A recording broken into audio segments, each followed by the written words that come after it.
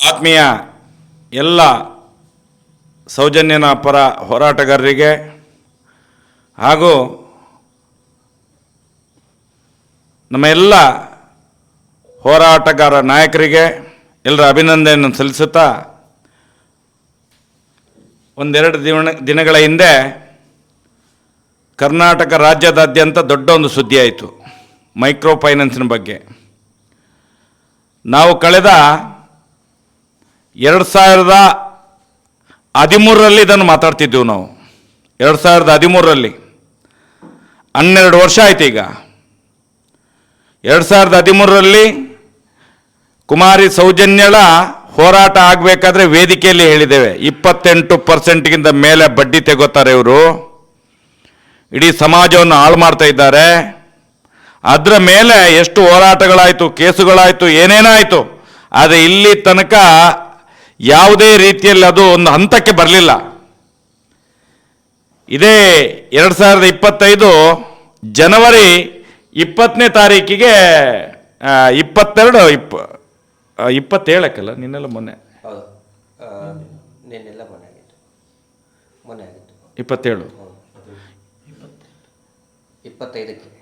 25ಕ್ಕೆ ಸರ್ಕಾರ ಒಂದು ಯೋಚನೆಯನ್ನು ಮಾಡಿತು, ಒಳ್ಳೆಯ ರೀತಿಯ ಯೋಚನೆಯನ್ನು ಮಾಡಿತು, ಒಂದು ಸ್ಪಂದನೆಯನ್ನು ಮಾಡಿತು. ಯಾಕಂತ ಹೇಳಿದ್ರೆ ಕಳೆದ 12 ವರ್ಷದ ಹಿಂದಿನ ಹೋರಾಟದ ಒಂದು ಮುಖವಾಡ ಇವತ್ತು ಕಳಚಿ ಸಮಾಜದ ಮುಂದೆ ಬಂದು ಬಿದ್ದಿದೆ. ಇವತ್ತು ಯಾವುದು ಮೈಕ್ರೋ ಫೈನಾನ್ಸ್, ಯಾರು ಬಡ್ಡಿಗೆ ಕೊಟ್ಟಿದ್ದಾರೆ, ಯಾವ ರೀತಿಯ ಬಡ್ಡಿ, ಎಷ್ಟು ಜನರ ಹತ್ಯೆ ಆಗಿದೆ, ಇದರಲ್ಲಿ ಎಷ್ಟು ಜನ ಸುಸೈಡ್ ಮಾಡಿಕೊಂಡಿದ್ದಾರೆ, ಎಷ್ಟು ಜನರ ಕುಟುಂಬ ನಾಶ ಆಗಿದೆ, ಎಷ್ಟು ಜನರು ಊರು ಬಿಟ್ಟು ಹೋಗಿದ್ದಾರೆ, ಎಲ್ಲವನ್ನು ಲೆಕ್ಕ ಹಾಕಿದರೆ ನನ್ನ ಲೆಕ್ಕದಲ್ಲಿ ಇಡೀ ಭಾರತ ದೇಶದೊಳಗಡೆ ಎಷ್ಟು ರಾಜ್ಯ ಉಂಟಾ ಅದರಲ್ಲಿ ಭ್ರಷ್ಟ ರಾಜ್ಯ ಅಂತ ಹೇಳಿದರೆ ಕರ್ನಾಟಕ ರಾಜ್ಯ ಅಂತ ಹೇಳಿ ನಾವು ಹೇಳ್ಬೋದು.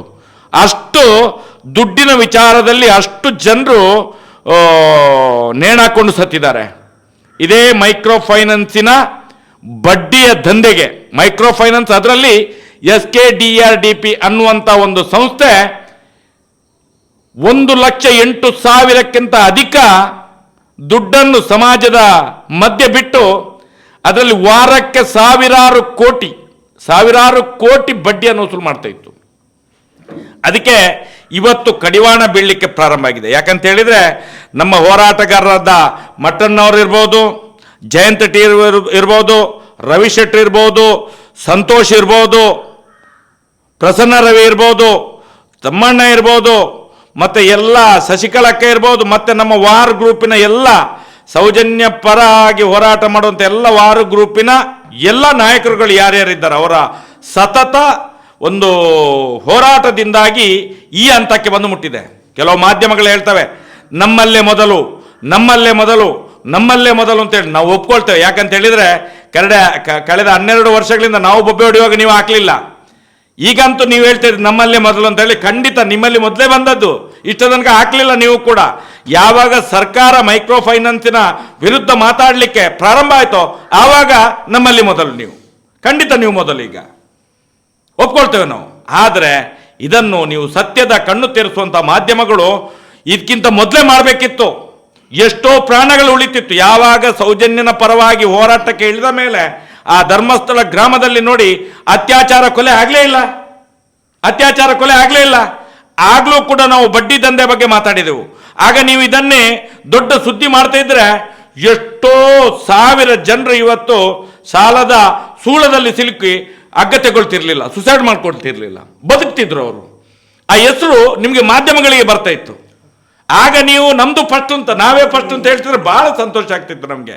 ಈಗ ಎಲ್ಲ ಸೌಜನ್ಯ ಪರ ಹೋರಾಟಗಾರರು ರಸ್ತೆಗೆ ಇಳಿದು ಪೆಟ್ಟು ತಿಂದು ಕೆಲವು ಮನೆಗಳಲ್ಲಿ ಬಿಸಿನೀರು ಎರಚಿದ್ದಾರೆ. ನಮ್ಮ ಹೋರಾಟಗಾರರಿಗೆ, ಸೌಜನ್ಯ ಪರ ಹೋರಾಟಗಾರರಿಗೆ ಬಿಸಿನೀರು ಎರಚಿದ್ದಾರೆ, ಮುಖಕ್ಕೆಲ್ಲ ಬಿಸಿನೀರು ಎರಚಿದ್ದಾರೆ.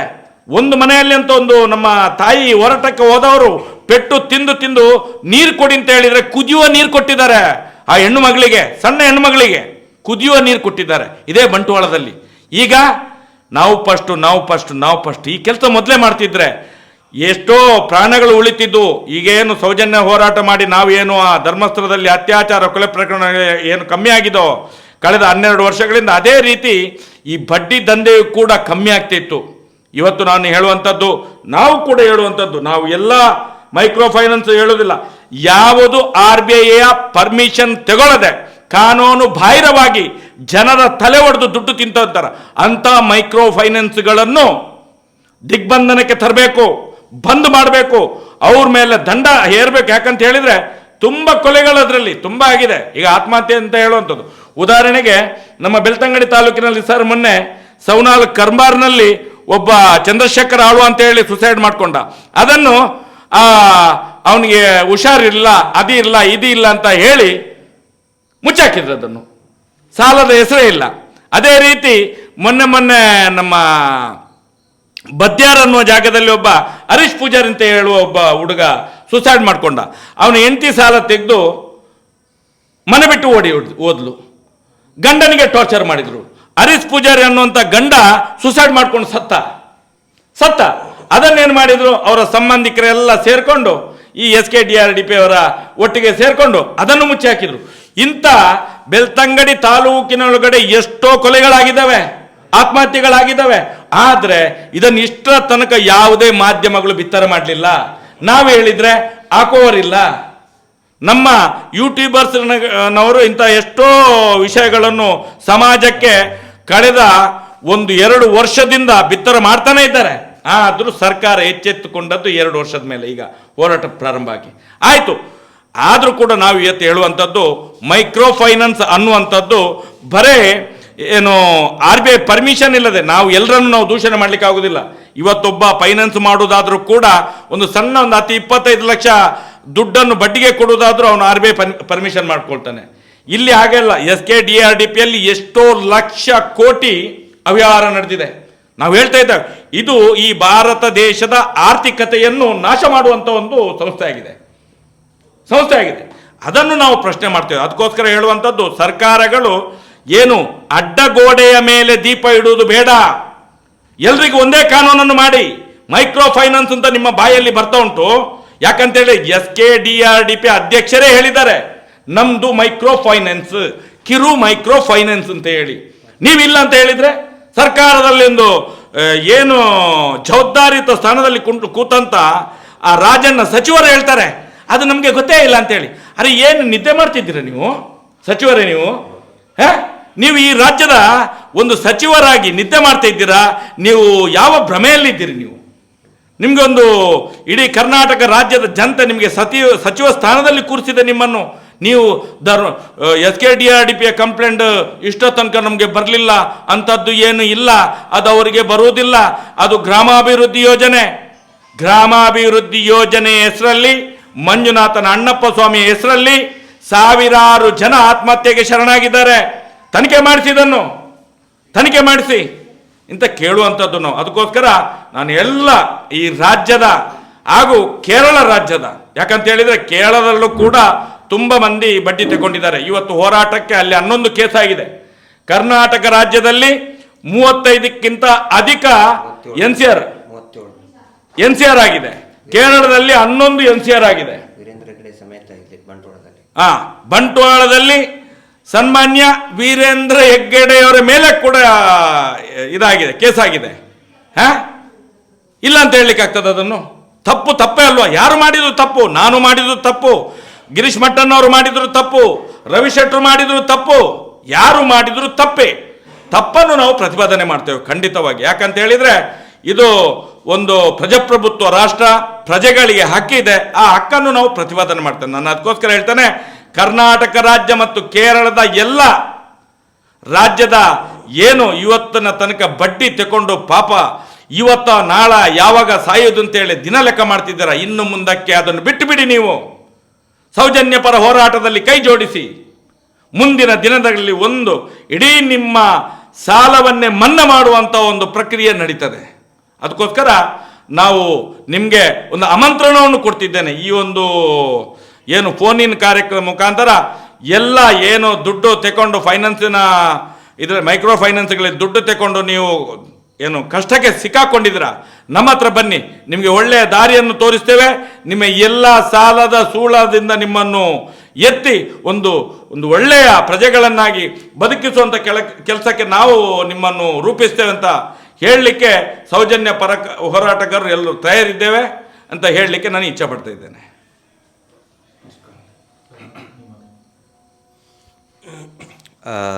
ನೆಟ್ವರ್ಕ್ ಸರಿ ಇದೆಯಾ ಸಂತೋಷ್? ಪ್ರಾರಂಭದಲ್ಲೇ ಹೇಳಿಬಿಡ್ತೀನಿ, 6 ಗಂಟೆಗೆ ನಮ್ಮದು ಕರೆಕ್ಟಾಗಿ ಲೈವ್ ಶುರು ಆಗಬೇಕಾಗಿತ್ತು. ಆದರೆ 5:15ಗೆ ಇಲ್ಲಿ ಈ ವಲಯದಲ್ಲಿರುವಂತಹ ಏನು ವೈಫೈ ಸರ್ವಿಸ್ ಪ್ರೊವೈಡರ್ ಇರ್ತಾರೆ, ಇಂಟರ್ನೆಟ್ ಸರ್ವಿಸ್ ಪ್ರೊವೈಡರ್ ಇರ್ತಾರೆ, ಪೂರ್ತಿ ಅದನ್ನು ಸರ್ವಿಸ್ ಇದನ್ನೇ ಆಫ್ ಮಾಡಿ ಫೋನು ಕೂಡ ಸ್ವಿಚ್ ಆಫ್ ಮಾಡಿಕೊಂಡು ಆ ಪುಣ್ಯಾತ್ಮ ಹೋಗ್ಬಿಟ್ಟಿದ್ದಾನೆ. ಹೀಗಾಗಿ 15 ನಿಮಿಷ ತಡ ಆಯಿತು, ಲೇಟ್ ಆಯಿತು. ಮತ್ತು ನಡುವೆ ಏನಾದರೂ ಈಗ ಬರೀ ಇಂಟರ್ನೆಟ್ ಮೇಲೆ ನಾವು ಇದನ್ನು ಮಾಡ್ತಾಯಿದ್ದೀವಿ, ಮೊಬೈಲ್ ಇಂಟರ್ನೆಟ್ ಇಂತ್ರನೇ ನಾವು ಈಗ ಈ ಸಂವಾದ ಕಾರ್ಯಕ್ರಮವನ್ನು ನಡೆಸ್ಕೊಡ್ತಾ ಇದ್ದೀವಿ. ಅಡೆತಡೆ ಇದ್ದರೆ ಕ್ಷಮೆ ಇರಲಿ. ಯಾಕಂತ ಹೇಳಿದರೆ ವೈಫೈ ಏನು ಪ್ರೊವೈಡ್ ಮಾಡ್ತಾಯಿದ್ರು ಅವನು ಫೋನ್ ಸ್ವಿಚ್ ಆಫ್ ಮಾಡಿಕೊಂಡು ಆಫ್ ಮಾಡಿ ಸರ್ವರ್ ಆಫ್ ಮಾಡಿನೇ ಆ ಪುಣ್ಯಾತ್ಮ ಓಡಿ ಹೋಗ್ಬಿಟ್ಟಿದ್ದಾನೆ ಕರೆಕ್ಟ್ 5:15ಗೆ. ಅಂದರೆ ಯಾವ ಮಟ್ಟಿಗೆ ಅವರು ಹೆದರ್ಕೊಂಡಿದ್ದಾರೆ, ಮೀಟರ್ ಬಡ್ಡಿ ದಂಧೆ ನಡೆಸುವಂತಹ ಬಡ್ಡಿ ಪೂಜ್ಯರ ಅವರ ಹಿಂಬಾಲಕರು ಯಾವ ಮಟ್ಟಿಗೆ ಹೆದರ್ಕೊಂಡಿದ್ದಾರೆ ಅಂದರೆ ಇದಕ್ಕೆ ಅದೊಂದು ಸಾಕ್ಷಿ. ಪ್ರಾರಂಭದಲ್ಲಿ ಹೇಳ್ತೇನೆ, ಅಡಚಣೆ ಆದರೆ ದಯವಿಟ್ಟು ಕ್ಷಮಿಸಿ. ಇವತ್ತು ಈ ಸಂವಾದದ ಉದ್ದೇಶ, ಮೊನ್ನೆ 25ನೇ ತಾರೀಕಿಗೆ ಮಾನ್ಯ ಕರ್ನಾಟಕ ರಾಜ್ಯದ ಮುಖ್ಯಮಂತ್ರಿಗಳು ಮತ್ತು ಅವರ ಸಹೋದ್ಯೋಗಿ ಇಬ್ಬರು ಉಪಮುಖ್ಯಮಂತ್ರಿಗಳ ಸಮ್ಮುಖದಲ್ಲಿ ಮತ್ತು ಅನೇಕ ಕ್ಯಾಬಿನೆಟ್ ಸಚಿವರ ಸಮ್ಮುಖದಲ್ಲಿ ಅಧಿಕಾರಿಗಳನ್ನು ಕರೆದು ಮೈಕ್ರೋ ಫೈನಾನ್ಸ್ ಕಿರುಕುಳದ ಕುರಿತಾಗಿ ಅನೇಕ ಮಾಹಿತಿಗಳನ್ನು ಮತ್ತು ಆದೇಶವನ್ನು ಕೂಡ ಮಾಡಿದ್ದಾರೆ. ಒಂದು ಸುಗ್ರೀವಾಜ್ಞೆಯನ್ನು ಕೂಡ ಅವರು ಹೊರಡಿಸೋದಾಗಿ ಹೇಳಿದ್ದಾರೆ. ಇದಾದ ಮೇಲೆ ಇದು ನಮ್ಮ ಸೌಜನ್ಯ ಹೋರಾಟಗಾರರಿಗೆ ಸಿಕ್ಕಂತಹ ಶ್ರೀಯುತ ಮಹೇಶ್ ಶೆಟ್ಟಿ ತಿಮರೋಡಿಯವರ ನೇತೃತ್ವದಲ್ಲಿ ಏನೊಂದು ಹೋರಾಟ ನಡೀತಾ ಇದೆ, ಅದಕ್ಕೆ ಸಿಕ್ಕಂತಹ ಒಂದು ಅಪ್ರತಿಮ ಪ್ರತಿಫಲ. ಆದರೆ ಮುಂದೇನು? ಯಾಕಂದರೆ ಲಕ್ಷಾಂತರ ಜನ, ಕೋಟ್ಯಾಂತರ ಜನ ಇವತ್ತು ರಾಜ್ಯಾದ್ಯಂತ ಈ ಬಡ್ಡಿ ಕಿರುಕುಳದಲ್ಲಿ ಸಿಕ್ಕಾಕೊಂಡಿದ್ದಾರೆ. ಮುಂದೆ ಏನು ಮಾಡಬೇಕು ಅನ್ನೋ ಪ್ರಶ್ನೆಗಳನ್ನು ಕೇಳ್ತಾ ಇದ್ದಾರೆ. ಹೀಗಾಗಿ ಈ ಒಂದು ಸಂವಾದವನ್ನು ನಾವು ಹಮ್ಮಿಕೊಂಡಿದ್ದೇವೆ. ಇದರ ಕುರಿತಾಗಿ ಯಾರು ಬೇಕಾದರೂ ನೇರವಾಗಿ ಸಂವಾದ, ಫೋನಿನ ಕಾರ್ಯಕ್ರಮ ಇದು. ಯಾರಾದರೂ ಕೂಡ ಕರೆ ಮಾಡಿ ತಮ್ಮ ಏನಾದರೂ ಇದ್ರ ಬಗ್ಗೆ ಕ್ಲಾರಿಫಿಕೇಷನ್ ಇದ್ದರೆ, ಸಂಶಯಗಳಿದ್ದರೆ ಕೇಳ್ಬೋದು. ನಮ್ಮ ಜೊತೆಗೆ ಶ್ರೀಯುತ ರವೀಂದ್ರ ಶೆಟ್ಟಿ ಅವರಿದ್ದಾರೆ. ಬಹುಶಃ ಈ ಸೌಜನ್ಯ ಹೋರಾಟದಲ್ಲಿ ಮತ್ತು ಮೀಟರ್ ಬಡ್ಡಿ ದಂಧೆ ಕಿರುಕುಳಕ್ಕೆ ಏನೊಂದು ಕಳೆದ 1 ವರ್ಷದಿಂದ ನಾವು ಹೋರಾಟ ಮಾಡ್ತಾಯಿದ್ದೀವಿ. ಅವರೆಲ್ಲರಿಗೂ ಕೂಡ ರವೀಂದ್ರ ಶೆಟ್ಟಿ ಅವರು ಯಾರು ಅಂತ ಗೊತ್ತಿದೆ. ನಿರಂತರವಾಗಿ ಶ್ರಮ ವಹಿಸಿದ್ದಾರೆ. ನಿರಂತರವಾಗಿ ಮಾನಸಿಕ ಕಿರುಕುಳವನ್ನು, ಈ ಮೀಟರ್ ಬಡ್ಡಿ ದಂಧೆ ಮಾಡುವಂಥ ಜಾಲದಿಂದ ಒಂದು ಕಿರುಕುಳವನ್ನು ಅನುಭವಿಸಿದ್ದಾರೆ. ನಮ್ಮ ಸಂತೋಷ್ ಶೆಟ್ಟಿ ಅವರು ಇರ್ಬೋದು, ಇನ್ನೂ ನಮ್ಮ ಜಯಂತ್ ಟಿ ಅವರು ಇರ್ಬೋದು. ಒಂದು ದೊಡ್ಡ ತಂಡ ನಿರಂತರವಾಗಿ ಹೋರಾಟ ಮಾಡ್ತಾಯಿದೆ. ಅದರಲ್ಲಿ ನಮ್ಮ ರವೀಂದ್ರ ಶೆಟ್ಟಿ ಅವರೊಬ್ಬರು, ಅವರು ಕೂಡ ಈಗ ನಮ್ಮ ಜೊತೆಗಿದ್ದಾರೆ. ಯಾರಿಗೆ ಈಗ ಒಂದು ಪ್ರಾರಂಭದಲ್ಲಿ ಸರ್, ಈ ಏನಿದು ಮೀಟರ್ ಬಡ್ಡಿ ದಂಧೆ, ಈಗ ಇವರು ಏನು ಹೇಳ್ತಾ ಇದ್ದಾರೆ, ಇದು ಏನು ರವೀಂದ್ರ ಶೆಟ್ಟರು ಏನಂತ ಹೇಳ್ತಾ ಇದ್ದಾರೆ? ಧರ್ಮಸ್ಥಳ ಸ್ವಸಹಾಯ ಸಂಘ ಇದು ಮೀಟರ್ ಬಡ್ಡಿ ದಂಧೆ ಅಲ್ಲ, ಇದು ಗ್ರಾಮಾಭಿವೃದ್ಧಿ ಯೋಜನೆ ಅಂತ ಹೇಳ್ತಾ ಇದ್ದಾರೆ. ನಾವು ಕೇಳುವುದು ಈಗ ಗ್ರಾಮಾಭಿವೃದ್ಧಿ ಯೋಜನೆ ಅಂದರೆ ಅವರೇ ಹೇಳಿದಾರಲ್ಲ, ಪೂಜ್ಯರೇ ಹೇಳಿದ್ದಾರೆ, ಇದು ನಮ್ಮದು ಕಿರು ಸಾಲ ಇದು ಗ್ರಾಮಾಭಿವೃದ್ಧಿ ಯೋಜನೆ, ಧರ್ಮಸ್ಥಳ ಗ್ರಾಮಾಭಿವೃದ್ಧಿ ಯೋಜನೆ, ನಾವು ಗ್ರಾಮ ಅಭಿವೃದ್ಧಿ ಮಾಡ್ತಾ ಇದ್ದೇವೆ ಅಂತೇಳಿ.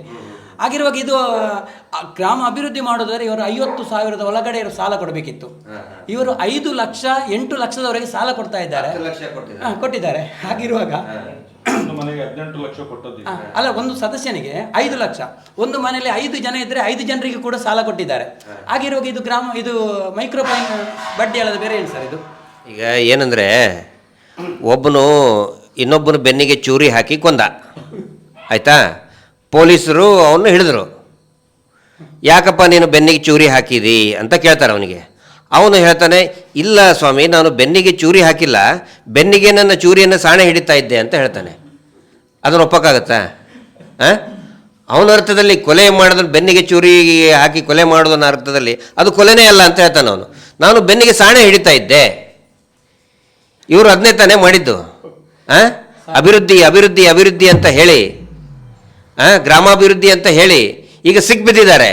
ಸಿಕ್ಬಿದ್ದ ಮೇಲೆ ನಿಮ್ಮದು ಮೀಟರ್ ಬಡ್ಡಿ ಇಲ್ಲ ಇಲ್ಲ ಇಲ್ಲ, ನಮ್ಮದು ಅಭಿವೃದ್ಧಿ ಅಭಿವೃದ್ಧಿ ಅಂತ. ನಾನು ನೋಡಿ ಒಂದಲೇ ಫಸ್ಟ್ ಈ ಹೋರಾಟದಲ್ಲಿ ಅಂದರೆ ಈ ಮೀಟರ್ ಬಡ್ಡಿ ದಂಧೆಗೆ ಸಂಬಂಧಪಟ್ಟಂತೆ ಧರ್ಮಸ್ಥಳ ಹೆಸರಿನಲ್ಲಿ ಏನು ಇವರು ಮೀಟರ್ ಬಡ್ಡಿ ದಂಧೆ ಮಾಡ್ತಾ ಇದ್ದಾರೆ, ಗೋಲ್ಮಾಲ್ ಸಂಸ್ಥೆ, ನಾನು ಒಂದೇ ದಿನಾನೇ ನಾನು ಹೇಳಿದ್ದು ಏನಂತ ಹೇಳಿದ್ರೆ, ಇವರು ಇಟ್ಟಿರೋದು ಮಂಜುನಾಥ ಔಷಧಿ ಅಂಗಡಿ ಅಂತ, ಒಳಗಡೆ ಮಾಡ್ತಾ ಇದ್ದಾರೆ ಲಿಕ್ಕರ್ ವೈನ್ ಶಾಪ್ ಮಾಡ್ತಾ ಇದ್ದಾರೆ ಅಂತೇಳಿ. ಇವತ್ತು ನಿಜ ಆಯ್ತು ಅದು. ಈಗ ಈಗ ಈಗ ನೋಡಿ, ಅವರೇ ಆಗೇ ಬೆತ್ತಲೆ ಆಗ್ತಾ ಇದ್ದಾರೆ. ಈಗ ಒಳಗಡೆ ನೀವು ಏನಾದರೂ ನೀವು ಬೋರ್ಡ್ ಏನಾದರೂ ಹಾಕ್ಕೊಂಡ್ರಿ ನೀವು, ಇವರು ಇಷ್ಟು ದಿನ ಇಷ್ಟು ವರ್ಷಗಳು ಏನು ಮಾಡಿದರು, ಮಂಜುನಾಥ ಸ್ವಾಮಿಯ ಹೆಸರನ್ನು ಮುಂದಿಟ್ಟು ಏನು ಬೇಕು ಎಲ್ಲ ಅನಾಚಾರಗಳನ್ನು ಮಾಡಿದರು. ಯಾಕೆ ಪ್ರಶ್ನೆ ಮಾಡ್ತಾ ಇಲ್ಲ? ಈಗ ನಮ್ಮ ಮಹೇಶ್ ಶೆಟ್ಟರು ಒಂದು ಮಾತು ಹೇಳಿದರು, KN ರಾಜಣ್ಣ ಅವರು ನಮ್ಗೆ ಗೊತ್ತೇ ಇಲ್ಲ ಅಂತ ಹೇಳಿದ್ದಾರೆ ಅಂಥೇಳಿ. ಯಾಕೆ ಸರ್ ಇದನ್ನು ಒಂದು ವಿಶ್ಲೇಷಣೆ ಮಾಡಿದರೆ ಸುಮಾರು ಜನ ನಮ್ಗೆ ಹೇಳ್ತಾರೆ, ಯಾಕೆ ಈ ಪರಿಸ್ಥಿತಿ ಬಂದಿದೆ ಈ ರಾಜ್ಯದಲ್ಲಿ ಅಂತ ಹೇಳಿದರೆ ತುಂಬ ಜನ ಭಯ ಪಡ್ತಾರೆ ಅವ್ರ ಬಗ್ಗೆ. ಆ ಪೂಜ್ಯರು, ಪರಮ ಪೂಜ್ಯರು ಅಂತ ಅನಿಸ್ಕೊಳ್ತಾರಲ್ಲ ಅವ್ರ ಬಗ್ಗೆ. ಯಾಕೆ ಅಂತ ಹೇಳಿದರೆ 2 ಕಾರಣ ಇದೆ. ಒಂದನೇದ್ದು, ಈ ಮೀಟರ್ ಬಡ್ಡಿ ದಂಧೆಯಲ್ಲಿ ಕಾಳಸಂತೆಯ ದುಡ್ಡಿದೆ. ಸುಮಾರು ಸರಿ ನಾವು ಅದನ್ನು ಹೇಳಿದ್ದೀವಿ ಮತ್ತು ಅದು ವಾಸ್ತವ ಕೂಡ. ಎಲ್ಲ ರಾಜಕಾರಣಿಗಳು ಅಂತ ನಾನು ಹೇಳ್ತಾ ಇಲ್ಲ, ಅನೇಕರು ಸಭ್ಯ ರಾಜಕಾರಣಿಗಳು ಕೂಡ ಇದ್ದಾರೆ. ಕೆಲವೊಂದಿಷ್ಟು ಜನ, ಕೆಲವೊಂದಿಷ್ಟು ನಿರಂತರವಾಗಿ ರಾಜಕೀಯ ಚಟುವಟಿಕೆಯಲ್ಲಿದ್ದಂಥವು ಅತ್ಯಂತ ಪ್ರಭಾವಿ ಇರುವಂತಹ ರಾಜಕೀಯದವರು ಏನು ಮಾಡಿದ್ದಾರೆ, ಅವರಿಗೆ ಇರುವಂತಹ ಬ್ಲ್ಯಾಕ್ ಮನಿ, ಕಪ್ಪು ಹಣ ಏನಿದೆಯಲ್ಲ, ಅದನ್ನು ಇಲ್ಲೇ ಇಟ್ಟಿದ್ದಾರೆ, ಇವ್ರ ಹತ್ರ ಕೊಟ್ಟಿದ್ದಾರೆ ಬಡ್ಡಿ ದಂಧೆಗೋಸ್ಕರ. ಆನಂತರ very senior most powerful officials, ಆನಂತರ ಕೆಲವು ಜನ, ನಾನೆಲ್ಲರೂ ಅಂತ ಹೇಳಿದ್ರೆ ತಪ್ಪಾಗುತ್ತೆ, ನ್ಯಾಯಾಂಗ ವ್ಯವಸ್ಥೆಯಲ್ಲಿರುವಂಥ ಅತ್ಯಂತ ಉನ್ನತ ಅಧಿಕಾರದಲ್ಲಿರುವಂಥವರು, ದೊಡ್ಡ ದೊಡ್ಡ ಬಿಸ್ನೆಸ್ ಮ್ಯಾನ್, ಸಾವಿರಾರು ಕೋಟಿ ಬಿಸ್ನೆಸ್ ಮಾಡೋರು, ಅವ್ರ ಕಪ್ಪು ಹಣ ಎಲ್ಲಿಡಬೇಕು, ಇಲ್ಲಿಟ್ಟಿದ್ದಾರೆ. ಹೀಗಾಗಿ ಇಲ್ಲಿ ಅವ್ರ ಬಗ್ಗೆ ಮಾತಾಡೋದಕ್ಕೆ ಹೆದರ್ತಾರೆ, ಎಲ್ಲಿ ನಮ್ಮ ದುಡ್ಡು ಹೋಗಿಬಿಡ್ತಾ ಇದೆ ಅಂಥೇಳಿ. ಅದು ಒಂದು ಕಾರಣ. 2ನೇ ಕಾರಣ ಏನಂತ ಹೇಳಿದರೆ, ಈ ಧರ್ಮಾಧಿಕಾರಿ ಅಂತ ಅನಿಸ್ಕೊಂಡವರು ಮಂಜುನಾಥ ಸ್ವಾಮಿಯನ್ನು ಅನಸ್ತೇಷಿಯಾವನ್ನು ಕೊಟ್ಬಿಟ್ಟಿದ್ದಾರೆ ಎಲ್ರಿಗೂ. ಅನಸ್ತೇಷಿಯಾ ಅಂದ್ರೆ ಗೊತ್ತಲ್ಲ, ಆಪರೇಷನ್ ಮಾಡ್ಬೇಕಾದ್ರೆ ಅನಸ್ತೇಷಿಯಾ ಕೊಟ್ಟರೆ ಗೊತ್ತಾಗೋದಿಲ್ಲ. ಈ ಇಂಬಳನೂ ಕೂಡ, ಇಂಬಳ ಅಂದರೆ ಜಿಗಣೆ ಇರ್ತದಲ್ಲ, ಅದು ಕಚ್ಚಬೇಕಾದ್ರೆ ಸ್ಲೈಟಾಗಿ ಅನಸ್ತೇಷಿಯಾ ಬಿಡ್ತದೆ. ರಕ್ತ ಹೀರ್ಬೇಕಾದ್ರೆ ಕಾಲ್ಸ್ ಇದೆಯಾ? ಹಾಂ ಆಯಿತು, ಮಾತಾಡ್ತಾ ಇದ್ದಾರಾ? ಹಾಕ್ಕೊಡಿ ಒಂದು ನಿಮಿಷ, ಕನೆಕ್ಟ್ ಮಾಡಿ. ಹಲೋ, ಕನೆಕ್ಟ್ ಆಯ್ತಾ ನೋಡಿ, ಅದು ವಾಲ್ಯೂಮ್ ಮಾಡಿ. Hello, FM mode. ಈಗ ಆನ್ ಆಯ್ತು.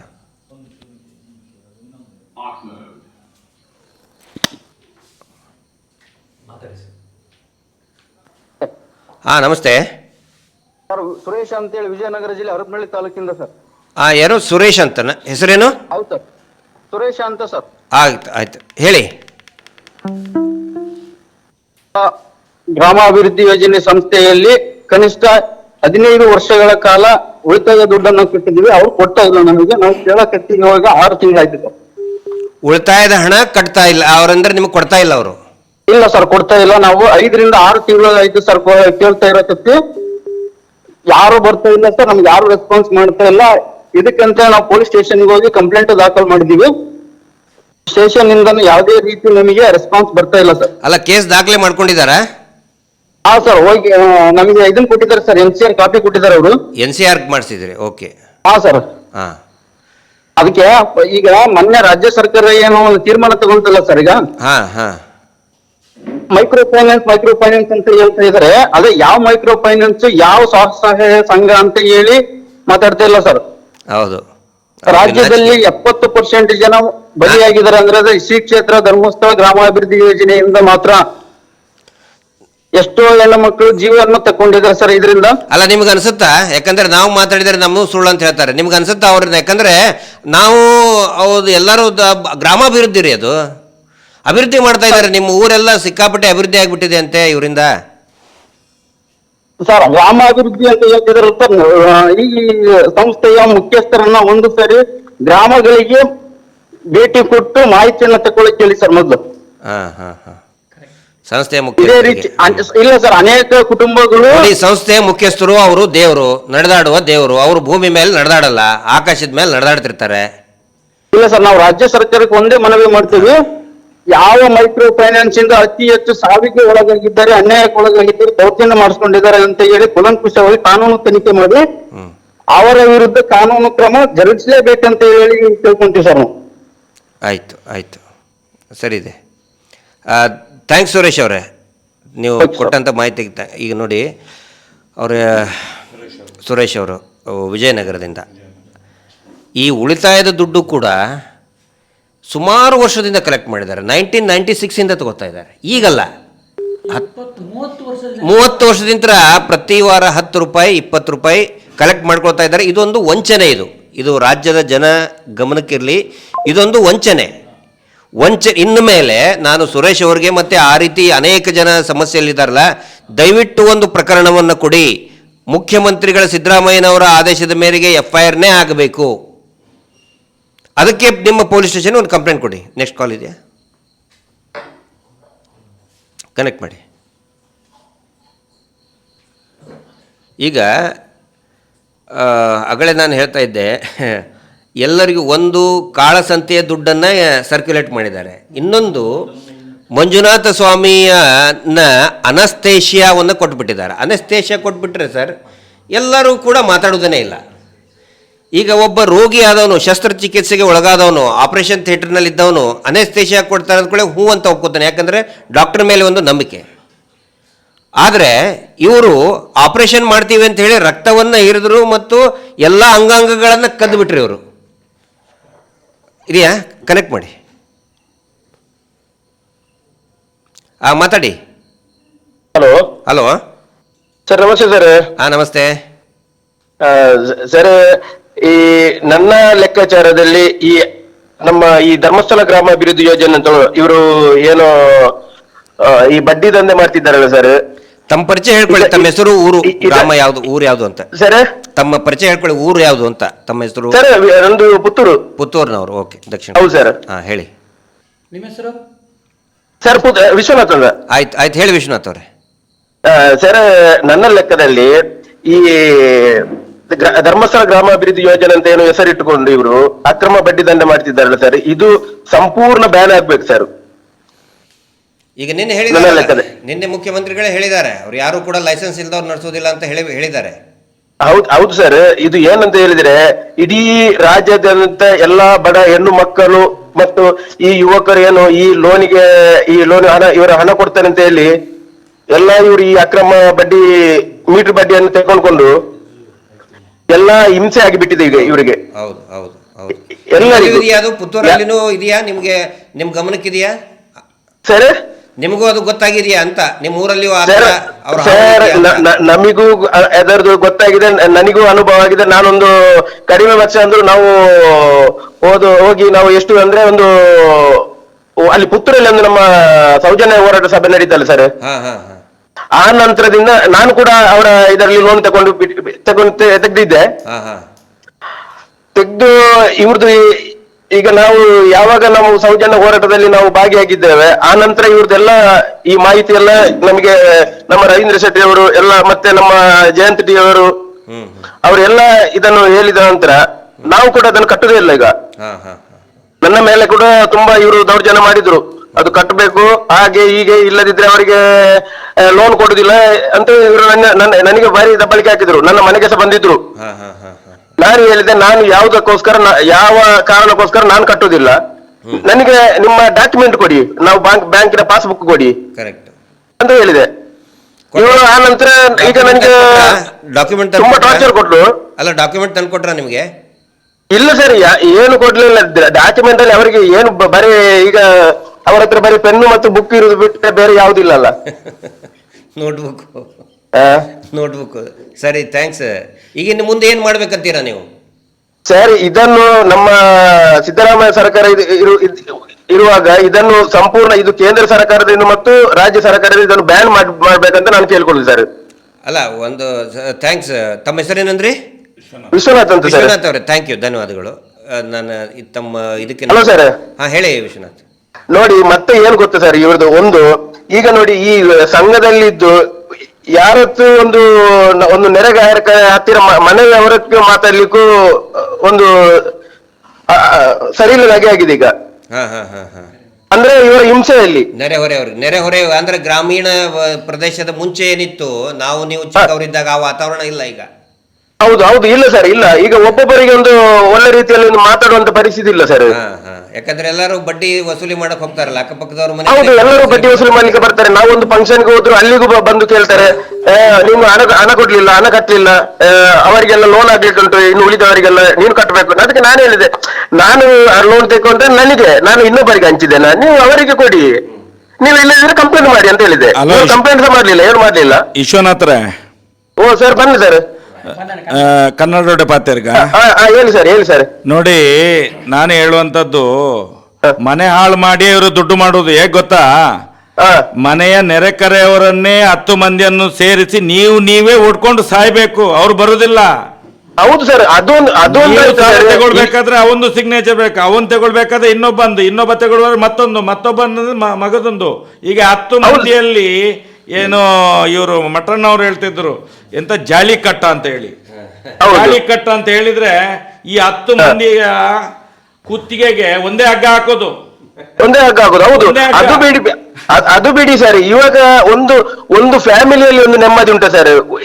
ನಾವು ಈ ಕೆಲವು ಕಡೆ ಏನು ಗೊತ್ತಾ ಸರ್, ಗಂಡ ಹೆಂಡತಿ ದುಡಿತಾರೆ, ದುಡ್ದು ವಾರಕ್ಕೆ ಆಗುವಾಗ ಇಲ್ಲಿ ಗಲಾಟೆ ಆಗುದು. ಅಂದ್ರೆ ನಿಮಗೆ ಏನಾದ್ರೂ ಒಂದು ಸಣ್ಣ ಪುಟ್ಟ ಫಂಕ್ಷನ್ ಏನಾದ್ರು ಇವಾಗ ಸ್ವಲ್ಪ ಹಣ ಖರ್ಚಾದ್ರೂ ಇಲ್ಲಿ ಇವರಿಗೆ ಕೊಡ್ಬೇಕಲ್ಲ ಸರ್. ಇಲ್ಲದಿದ್ರೆ ಹೆಣ್ಮಕ್ಕಳಲ್ಲಿ ಬಂದು ಕೇಳುದು, ಟಾರ್ಚರ್ ಕೊಡುದು ಅವರಿಗೆ. ವಿಶ್ವನಾಥ್ರೆ, ನಿಮ್ಮ ಅಭಿಪ್ರಾಯವನ್ನು ಸಮಾಜಕ್ಕೆ ತಿಳಿಸಿ ಏನ್ ಮಾಡ್ಬೇಕು ಅಂತ ಹೇಳಿ.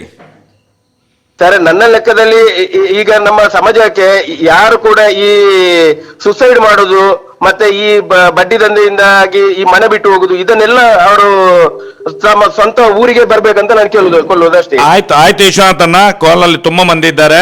ಧನ್ಯವಾದ ಸರ್. Okay, thank you. ಎಲ್ರಿಗೂ ಕರೆ ಮಾಡೋರಿಗೆ ಒಂದು ವಿನಂತಿ, ತಾವು ಭಾಳ ಇದರಲ್ಲಿದ್ದೀರಿ, ಅಂದರೆ ಉತ್ಸಾಹದಲ್ಲಿ ಮತ್ತು ಸಾಕಷ್ಟು ಆತಂಕಕ್ಕೊಳಗಾದವರು ಇದ್ದೀರಿ. ಆದರೆ 1 ನಿಮಿಷದಲ್ಲಿ ಅತ್ಯಂತ ಶಾರ್ಟಾಗಿ ನಿಮ್ಮ ಪ್ರಶ್ನೆಗಳನ್ನು ಅಥವಾ ನಿಮ್ಮ ಅಭಿಪ್ರಾಯಗಳನ್ನು ಹಂಚಿಕೊಳ್ಳಿ. ಸುಮಾರು ಕರೆಗಳು ಬರ್ತಾಯಿದೆ, ನನಗೂ ಕೂಡ ಪರ್ಸ್ನಲ್ ನಂಬರ್ಗೂ ಕೂಡ ಸುಮಾರು ಕರೆಗಳು ಬರ್ತಾಯಿದೆ. ದಯವಿಟ್ಟು ಶಾರ್ಟಾಗಿ ಹೇಳಿಬಿಡಿ. ಕನೆಕ್ಟ್ ಇದ್ದಾರಾ? ಹಲೋ ಹಲೋ ಹಲೋ ನಮಸ್ತೆ, ಹೇಳಿ. ಹಲೋ ಹಲೋ, ಹೇಳಿ ಸರ್. ಕೇಳ್ತಾ ಇದೆ, ಹೇಳಿ. ಕೇಳಿಸ್ತಾ ಇದೆಯಾ ಸರ್ ನಾನು ಮಾತಾಡೋದು? ಕೇಳ್ತಾ ಇದೆ. ಅದನ್ನೇ ಸರ್, ನಾವು ಚಿತ್ರದುರ್ಗದಿಂದ ಕಾಲ್ ಮಾಡ್ತಾ ಇರೋದು. ಇದು SKDRDP ಇದು ಲೋನಿಂದು ಅದು ತುಂಬಾ ಇದು ಪ್ರಾಬ್ಲಮ್ ಆಗ್ತಾ ಇತ್ತು. ಅದು ವೀಕ್ಲಿದು RBI ರೂಲ್ಸ್ ಇಲ್ಲ ಅಂತ ನಾವು ಕಟ್ಟಬೇಕು. ಮತ್ತೆ ಅವ್ರದ್ದು ಏನು NRLM ಅಡಿಗಡೆ ಬರುವಂತ ಸ್ವಸಹಾಯ ಸಂಘದ್ದು ಯಾವುದೇ ರೀತಿಯಾದ ಒಂದು ರೂಲ್ಸ್ ರೆಗ್ಯುಲೇಷನ್ಸ್ ಗಳು ಅವ್ರು ಫಾಲೋ ಮಾಡ್ತಾ ಇಲ್ಲ. ಅದ್ರ ಬಗ್ಗೆ ಸ್ವಲ್ಪ ನಾನು ನಿಮ್ಮ ಹತ್ರ ಮಾತಾಡ್ಬೇಕಿತ್ತು ಸರ್. ಹೇಳಿ. ತಮ್ಮ ಹೆಸರು ಏನಂದ್ರಿ? ಸರ್, ನನ್ನ ಹೆಸರು ಸಿದ್ದೇಶ್ ಅಂತ ಸರ್. ಆಯ್ತು, ಮಾತಾಡಿ, ದಯವಿಟ್ಟು ಮಾತಾಡಿ. ಸರ್ ನೋಡಿ, ಈ ಕಳೆದ 6-7 ತಿಂಗಳಿಂದ ನಾನು ಬೆಂಗಳೂರಲ್ಲಿ ಕೆಲಸ ಮಾಡ್ತಾ ಇದ್ದೆ. ಸರಿ. ಅವಾಗ ನಮ್ಮ ತಾಯಿಯವರು 2 ಲಕ್ಷ ಲೋನ್ ತಗೊಂಡ್ಬಿಟ್ಟಿದ್ರೆ ನನಗೆ ವಾರ 3,000 ಕೊಡಿ, 3,000 ಕೊಡಿ, 3,000 ಹಾಕು ಅಂತ ಹೇಳೋರು. ನನಗೆ ಅದ್ರ ಬಗ್ಗೆ ಗೊತ್ತಿರ್ಲಿಲ್ಲ. ಕಳೆದ 2 ತಿಂಗಳಿಂದ ಯಾಕೆ ಹಿಂಗ್ ಕೇಳ್ತಾ ಇದಾರೆ ಬಿಡು ಅಂತ ಅನ್ಬಿಟ್ಟು ನನ್ನ ವರ್ಕ್ ಬಿಸ್ನೆಸ್ ಓರಿಯೆಂಟೆಡ್ ನಾನು ಈ ಕಡೆ ಬಂದೆ 1 ತಿಂಗಳು. ಅವಾಗ ಗೊತ್ತಾಯ್ತು ಅವ್ರು ಈ ಧರ್ಮಸ್ಥಳ ಈ ಸಂಘ ಇಂಥದ್ರಲ್ಲಿ ಅವರು ಇದನ್ನ ಲೋನ್ ತಗೊಂಡಿದ್ದಾರೆ ಅಂತ. ಇದ್ಯಾಕೆ ವಾರ ವಾರ ಕಟ್ಟೋದು, ಇದ್ಯಾವ ತರ ಕಂತು ಕಟ್ಟುವುದು, ಇದ್ಯಾವ ರೂಲ್ಸ್ ಇಲ್ವಲ್ಲ, ಇದು ಈ ತರ ಸಂಘ, ಅದು ಬೇರೆ ಸ್ವಸಹಾಯ ಸಂಘ ಅಂತ ಬೇರೆ ಅಂತಂದ್ರು. ಹಾ. ಅದನ್ನ ನೋಡಿದ್ರೆ ಯಾರ್ ಬಿ ರೂಲ್ಸೇ ಇಲ್ವಲ್ಲ ಈ ತರ ಕಟ್ಟೋದು, ಯಾವ ಬ್ಯಾಂಕಿಂಗ್ ಅಲ್ಲೂ ಇಲ್ಲ, ಯಾವ ಲೆಂಡಿಂಗ್ ಪಾರ್ಟ್ನರ್ಸ್ ಅಲ್ಲೂ ಕೂಡ ಇಲ್ಲ ಅಂತ ಅನ್ಬಿಟ್ಟು ನಾನು ಆಮೇಲೆ NRLM ಬಗ್ಗೆ ನಾನು ತಿಳಿದ್ ನೋಡಿದಾಗ ಹಾ. ಲಾಸ್ಟ್ ಟೈಮ್ ಬಜೆಟ್ ಅಲ್ಲಿ ತಿಳಿಸಿರೋದು 7% ವರೆಗೂ ತಿಳಿಸಿದ್ದಾರೆ, 5 ಇಂದ 7% ವರೆಗೂ. ಹೌದು ಹೌದು. ಇದು ನೋಡಿದ್ರೆ 14.25% ಬ್ಯಾಂಕ್ ವಿಧಿಸುವ ಬಡ್ಡಿ ಅಂತ ಬರ್ದಿದೆ, ಮತ್ತೆ ಇನ್ನೊಂದು ಸಂಘ ವಿಧಿಸುವ ಬಡ್ಡಿ 4.25% ಅಂತ ಬರ್ದಿದೆ. ಹಾ. ಆಮೇಲೆ ಇವ್ರದ್ದು ವಾರ ವಾರ ನೋಡಿದ್ರೆ ತುಂಬಾ ದುಡ್ಡುಗಳು ಹೋಗ್ತಾ ಇದಾವೆ, ಯಾರಿಗೂ ಕೂಡ ವಾರ ವಾರ ಅಷ್ಟು ದುಡ್ಡು ಕಟ್ಲಿಕ್ಕೆ ಆಗಲ್ಲ ಸರ್. ಹ್ಮ್ ಹ್ಮ್ ಹ್ಮ್. ಅದು ಈ ತರ ಪ್ರಾಬ್ಲಮ್ ಆಗಿದೆ. ಆಮೇಲೆ ಎಲ್ಲ ನೋಡ್ಕೊಂತ ಬಂದ್ರೆ ಸರಿ ಆಯ್ತು, ಅದ್ರದ್ದು ಸ್ಟೇಟ್ಮೆಂಟ್ ಇವಾಗ ಎಷ್ಟು ನಾನು ದುಡ್ಡು ಕಟ್ಟಿದ್ದೀನಿ ಅಂತ ಅನ್ಬಿಟ್ಟು ಸ್ಟೇಟ್ಮೆಂಟ್ ಕೊಡು ಅಂದ್ರೆ ಇಲ್ಲ ಅವ್ರು ಕೊಡ್ತಾರೆ ಅಂತ ಯಾವ್ದೋ ಒಂದು A4 ಸೈಜ್ ಶೀಟ್ ತೋರಿಸ್ತಾರಲ್ಲ ಸರ್. ಅಲ್ಲ, ನಿಮಗೆ ಅದು ಬ್ಯಾಂಕಿಂದ ಏನಾದ್ರು ಕೊಟ್ರ ನಿಮಗೆ, ಬ್ಯಾಂಕ್ ಮ್ಯಾನೇಜರ್ ಆಗ್ಲಿ ಅಥವಾ? ಅದನ್ನೇ ನಾನು ಕೇಳ್ತಾ ಇದ್ದೆ ಸರ್, ಅವ್ರಿಗೆ ನಾನು ಕೇಳಿದೀನಿ. ಇಲ್ಲ, ಸ್ವಸಹಾಯ ಸಂಘ ಅಂತಂದ್ರೆ ಒಂದು ಸಂಘದಲ್ಲಿ ಮಿನಿಮಮ್ ಇಷ್ಟು ಜನ, ಮ್ಯಾಕ್ಸಿಮಮ್ ಇಷ್ಟು ಜನ ಇದ್ಬಿಟ್ಟು ಬ್ಯಾಂಕಿಂದ ಕ್ರೆಡಿಟ್ ಮಾಡಾದ್ಮೇಲೆ ಅದನ್ನ ನೀವು ಒಳ್ಳೆ ಬಿಸ್ನೆಸ್ ಉಪಯೋಗಿಸ್ಕೊಂಡ್ರೆ ನಿಮ್ ವಾರದಲ್ಲಿ ಬಿಸ್ನೆಸ್ ಅಲ್ಲಿ ಏನ್ ಲಾಭ ಮಾಡ್ತೀರಾ ನೀವು? ಆ ದುಡ್ಡು ತಗೊಂಡು ಒಂದ್ ವಾರದಲ್ಲಿ ಇವ್ರಿಗೆ ದುಡ್ಡು ಕಟ್ಬೇಕಲ್ಲ ನೀವು ತಗೊಂಡ ತಕ್ಷಣನೇ. ಇದು ನಿಮ್ಮ ಸ್ವಾವಲಂಬಿಗೋಸ್ಕರ ಮಾಡ್ತೀರಾ ಅಂತ ಸ್ವಸಹಾಯ ಸಂಘ ಅಲ್ಲ ಇದು. ಇದು ಯಾವ್ದೋ ಒಂದು ಮೀಟರ್ ಬಡ್ಡಿ ದಂಧ ತರನೇ ಇದೆ ಅಂತ ನನಗೆ ಗೊತ್ತಾಯ್ತು. ಅವಾಗ ಅದ್ರ ಬಗ್ಗೆ ಹೋಮ್ ವರ್ಕ್ ಮಾಡಿದಾಗ ಗೊತ್ತಾಯ್ತು. ಸರಿ, ಇಷ್ಟು ದಿನ ಎಲ್ಲಿ ಕಟ್ಟಿದ್ದೀರಾ ಅಂತ ಅನ್ಬಿಟ್ಟು ನಾವು ಅಲ್ಲಿ ಬರ್ತಕ್ಕಂತ ಕೆಲಸದಲ್ಲಿ ಬರ್ತಕ್ಕಂಥವ್ರನ್ನೆಲ್ಲ ಕೇಳಿದಾಗ ಅವರು ಯಾವ್ದೇ ರೀತಿ, ಮೇಡಮ್ ಇದು ಇಷ್ಟು ದಿನ ಕಟ್ಟಿದಾರಂತೆ, ಇದು ಸಂಘದ್ದು ಪಾಸ್ಬುಕ್ ಬೇಕಲ್ಲ ಅಂತ ಕೇಳಿದ್ರು, ಪಾಸ್ಬುಕ್ ಇಲ್ಲ. ಆಮೇಲೆ ಆ ಸ್ಟೇಟ್ಮೆಂಟ್ ಕೇಳಿದ್ರೆ ಸ್ಟೇಟ್ಮೆಂಟ್ ಇಲ್ಲ ಅಂತಂದ್ರು. ಆಮೇಲೆ ಇದ್ಯಾವ್ದೋ ಬೆಂಗಳೂರಿಗೆ ಹಾಸ್ಪಿಟ್ಲಿಗೆ ಕರ್ಕೊಂಡೋದಾಗ ಅದ್ಯಾವ್ದೋ ನಮ್ ತಮ್ಮ ಇದ್ಯಾವ್ದೋ ಕಾರ್ಡ್ ಕೊಟ್ಟಿದ್ದಾರೆ ಅಂತ ಅಂದ್ಬಿಟ್ಟು ತೋರಿಸ್ದ. ಅದನ್ನ ನೋಡಿದ್ರೆ ಅದ್ರಲ್ಲಿ ಕ್ಲೈಮ್ ಆಗಲ್ಲ, ಇದ್ಯಾವ್ದೋ ಕಾರ್ಡ್ ಸರ್ ನಮ್ ಡಾಟಾ ಬೇಸ್ ಅಲ್ಲಿ ಈ ತರ ಇಲ್ಲ ಅಂತ ಅಂದ್ಬಿಟ್ಟು ವಿಕ್ಟೋರಿಯಾ ಹಾಸ್ಪಿಟಲ್ ಅಲ್ಲಿ ಹೇಳಿದ್ರು ಬೆಂಗಳೂರಲ್ಲಿ. ಆಮೇಲೆ ಇದ್ಯಾವ್ದೋ ಇದು ಇಷ್ಟು ದುಡ್ಡಿಗೆಲ್ಲ ಹಿಂಗೆ ಇನ್ಶೂರೆನ್ಸ್ ಮಾಡ್ಸಿದ್ದಾರೆ ಅಂತ ಅನ್ಬಿಟ್ಟು ಹೇಳಿದ್ರು. ಸರಿ, ಅವ್ರ ಲೋನಿಗೆ ಇಂಟ್ರೆಸ್ಟ್ ಹಾಕ್ಬೇಕು, ಇನ್ಶೂರೆನ್ಸ್ ದುಡ್ಡಿಗೂ ಕೂಡ ಇಂಟ್ರೆಸ್ಟ್ ಆಗ್ತಾ ಇದೀರಾ ಅಂತಂದ್ರು. ಹೌದು, ಆಗ್ತಾ ಇದಾರೆ.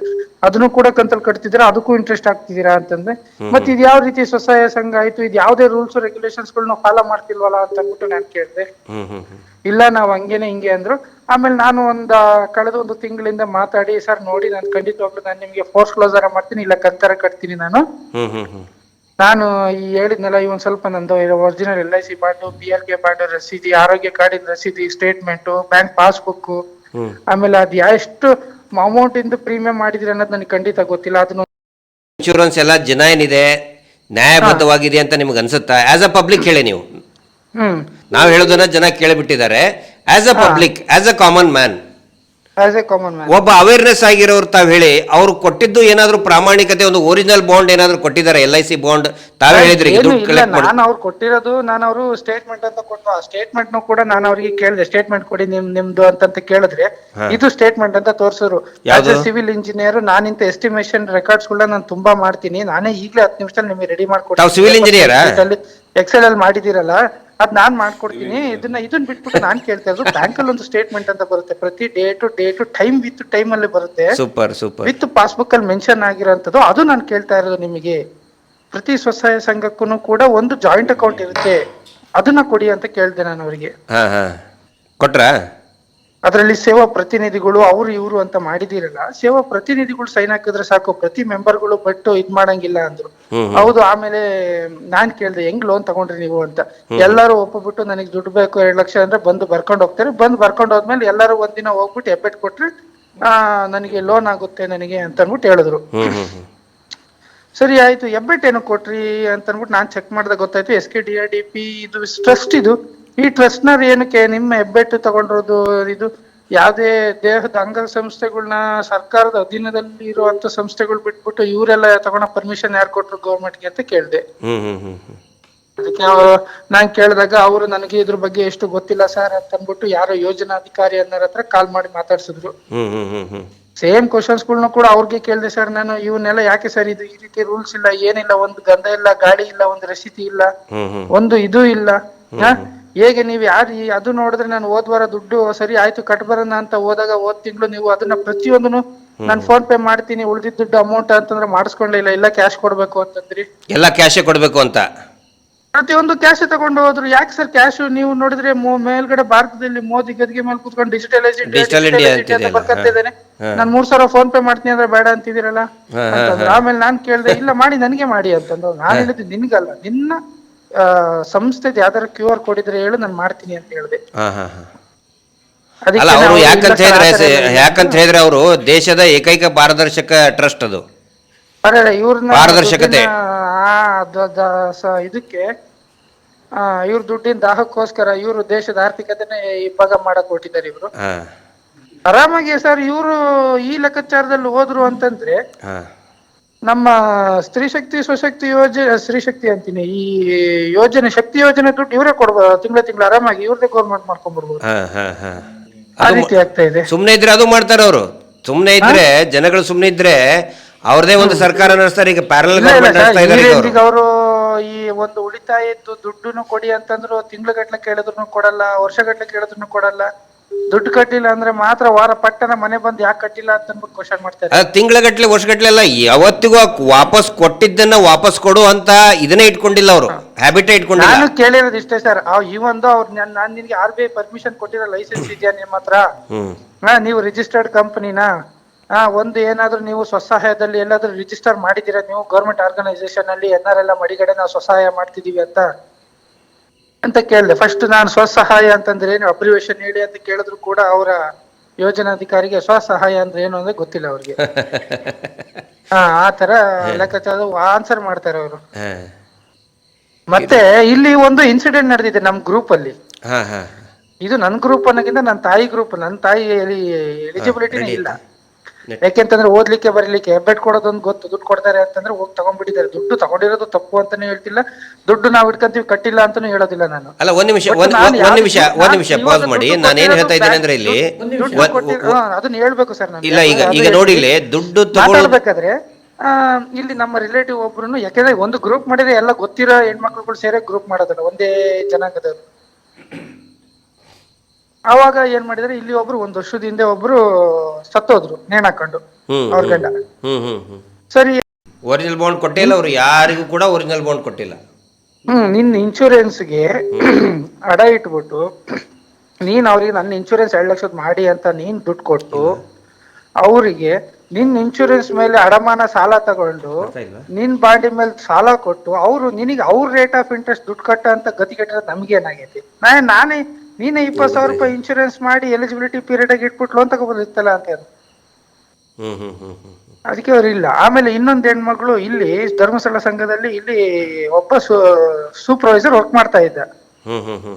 ಆ ಸೂಪರ್ವೈಸರ್ ನೇಣ್ ಹಾಕೊಂಡು ಸತ್ತೋಗಿದ್ದ. ಅವ್ನು ಏನ್ ಸತ್ತೋದಂತ ಗೊತ್ತಿಲ್ಲ, ಕೇಳಿದ್ರೆ ಗಂಡ ಹೆಂಡತಿ ಜಗಳ ಅಂತ ಅಂದ್ಬಿಟ್ಟು ಹೇಳಿದ್ದಾರೆ. ಸಿದ್ದೇಶ್ ಅವರೇ ದಯವಿಟ್ಟು ಕ್ಷಮಿಸಿ, ಸುಮಾರು ಕಾಲ್ ಇದೆ ಈಗ, ಸುಮಾರು ಕಾಲ್ ಇದೆ, ಅವ್ರನ್ನು ಅಟೆಂಡ್ ಮಾಡ್ತೀವಿ. ನೀವು ಹೇಳಿದ್ದು ತುಂಬಾ ವ್ಯಾಲಿಡ್ ಪಾಯಿಂಟ್ ಹೇಳಿದಿರಿ. ಏನಂತ ಹೇಳಿದ್ರೆ ಈ ಇನ್ಶೂರೆನ್ಸ್ ಬಗ್ಗೆ.